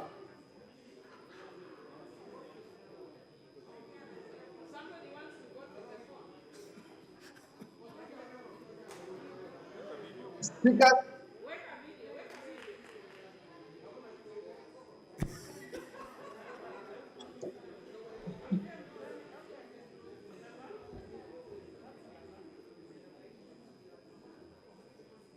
Sunkuya anajaribu kuongea na anaonekana Mheshimiwa Ana Spika. usingizi. Sio usingizi, yuko macho kabisa, lakini nafikiria labda sauti imezimishwa. yeah. Unanisikia? Sasa Honorable Sunkuya. Yeah, Honorable Sunkuya,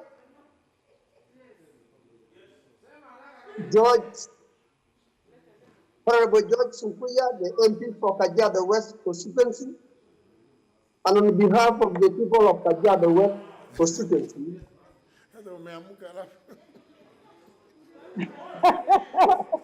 I vote yes.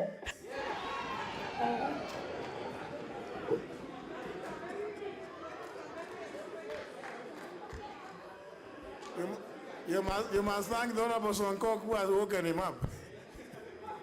I vote yes, Honorable Speaker. Very well, Honorable Sunkuya, good night. You can go back to bed.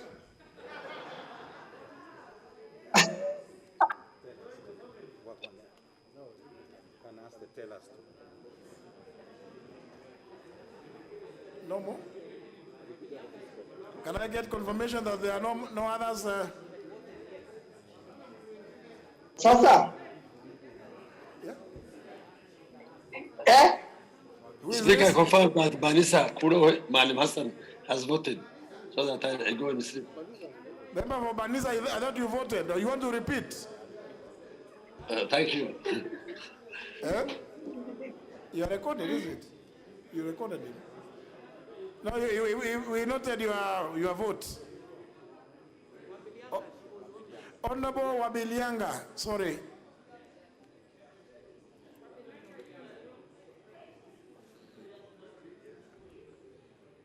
Honorable Wabilianga, who was said to be unwell.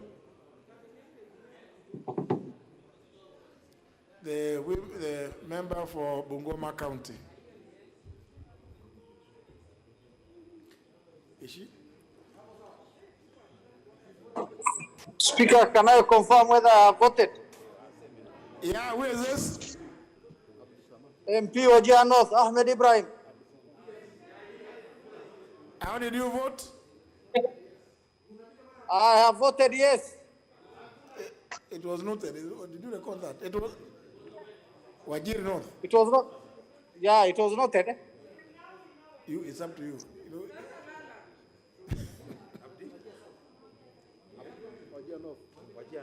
So my voting was recognized, right? Thank you. Thank you. Did you record? Let me exit now. It was recorded. It was recorded. Thank you. Thank you, Speaker. Thank you.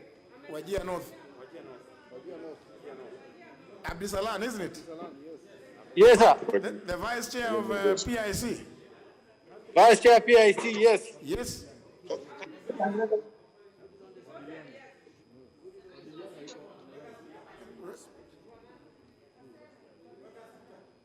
you go ahead. Yeah, go ahead. Yeah. I, Catherine Wambilianga, Women Rep of Bungoma County. I wish to vote yes once again. Yes, yes, yes. Very well. Thank you. Very well.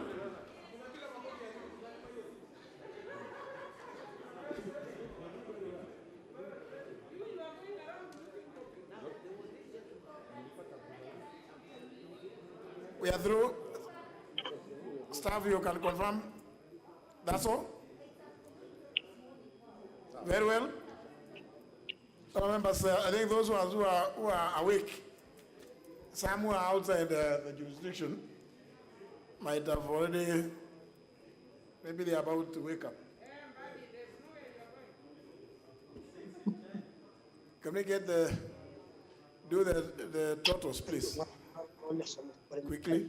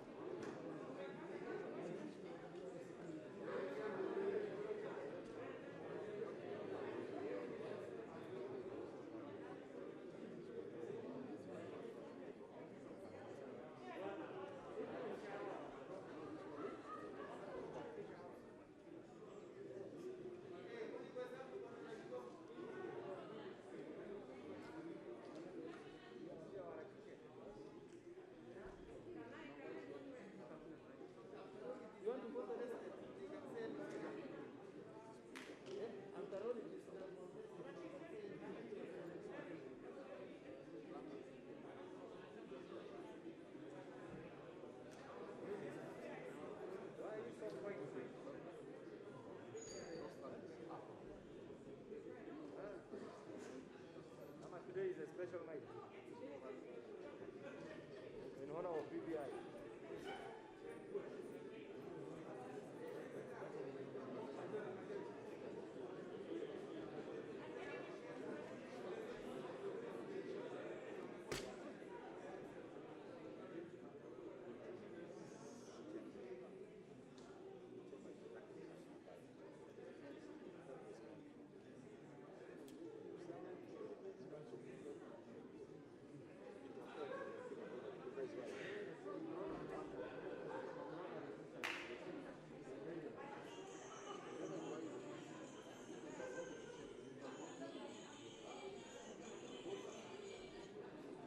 This practice is all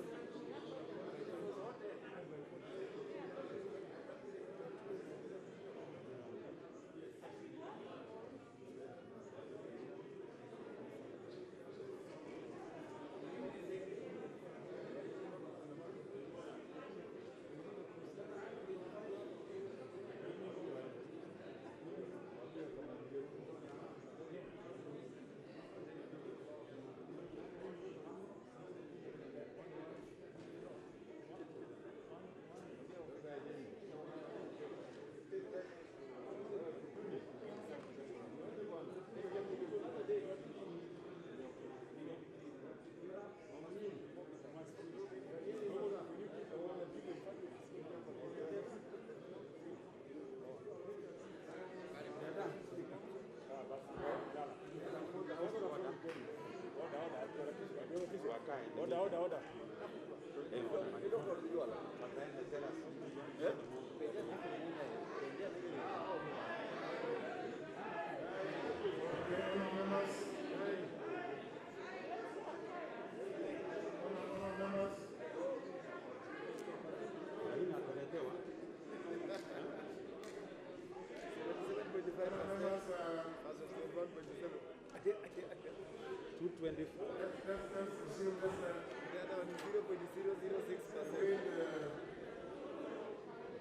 Haya, sawa.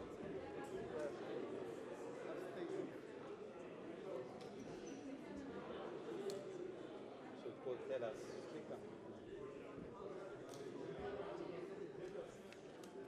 Speaker, tell us again.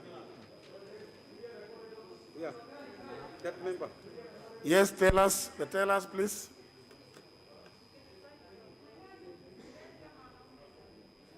Hapo.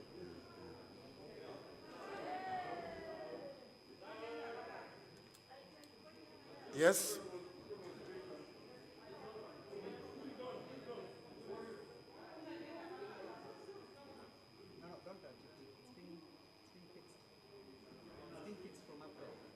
Being fixed from up.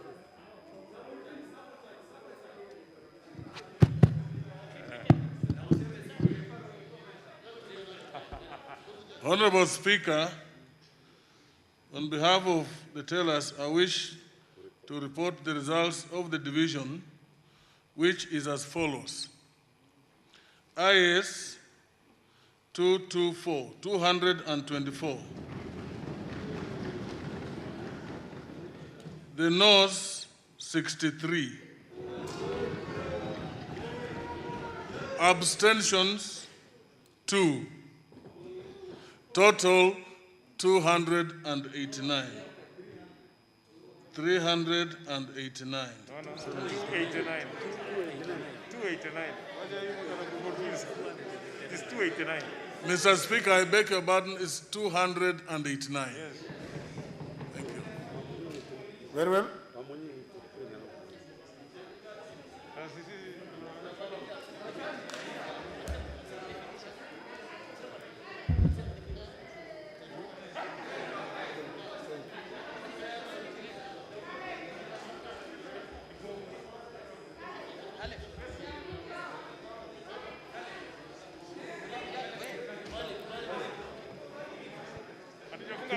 Tumeisha. Tumemaliza kazi. Tumebao.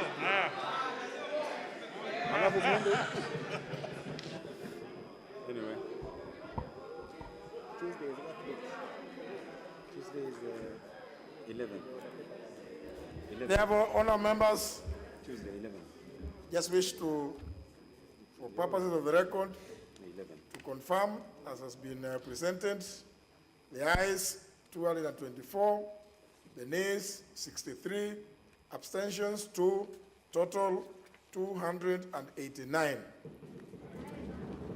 The net effect, as you know, honor members, this being a bill that does not require a voice vote, the net result is the ayes have it. I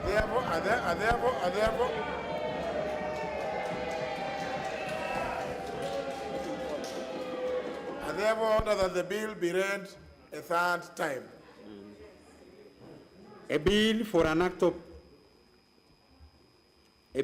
act to amend the Constitution by popular initiative.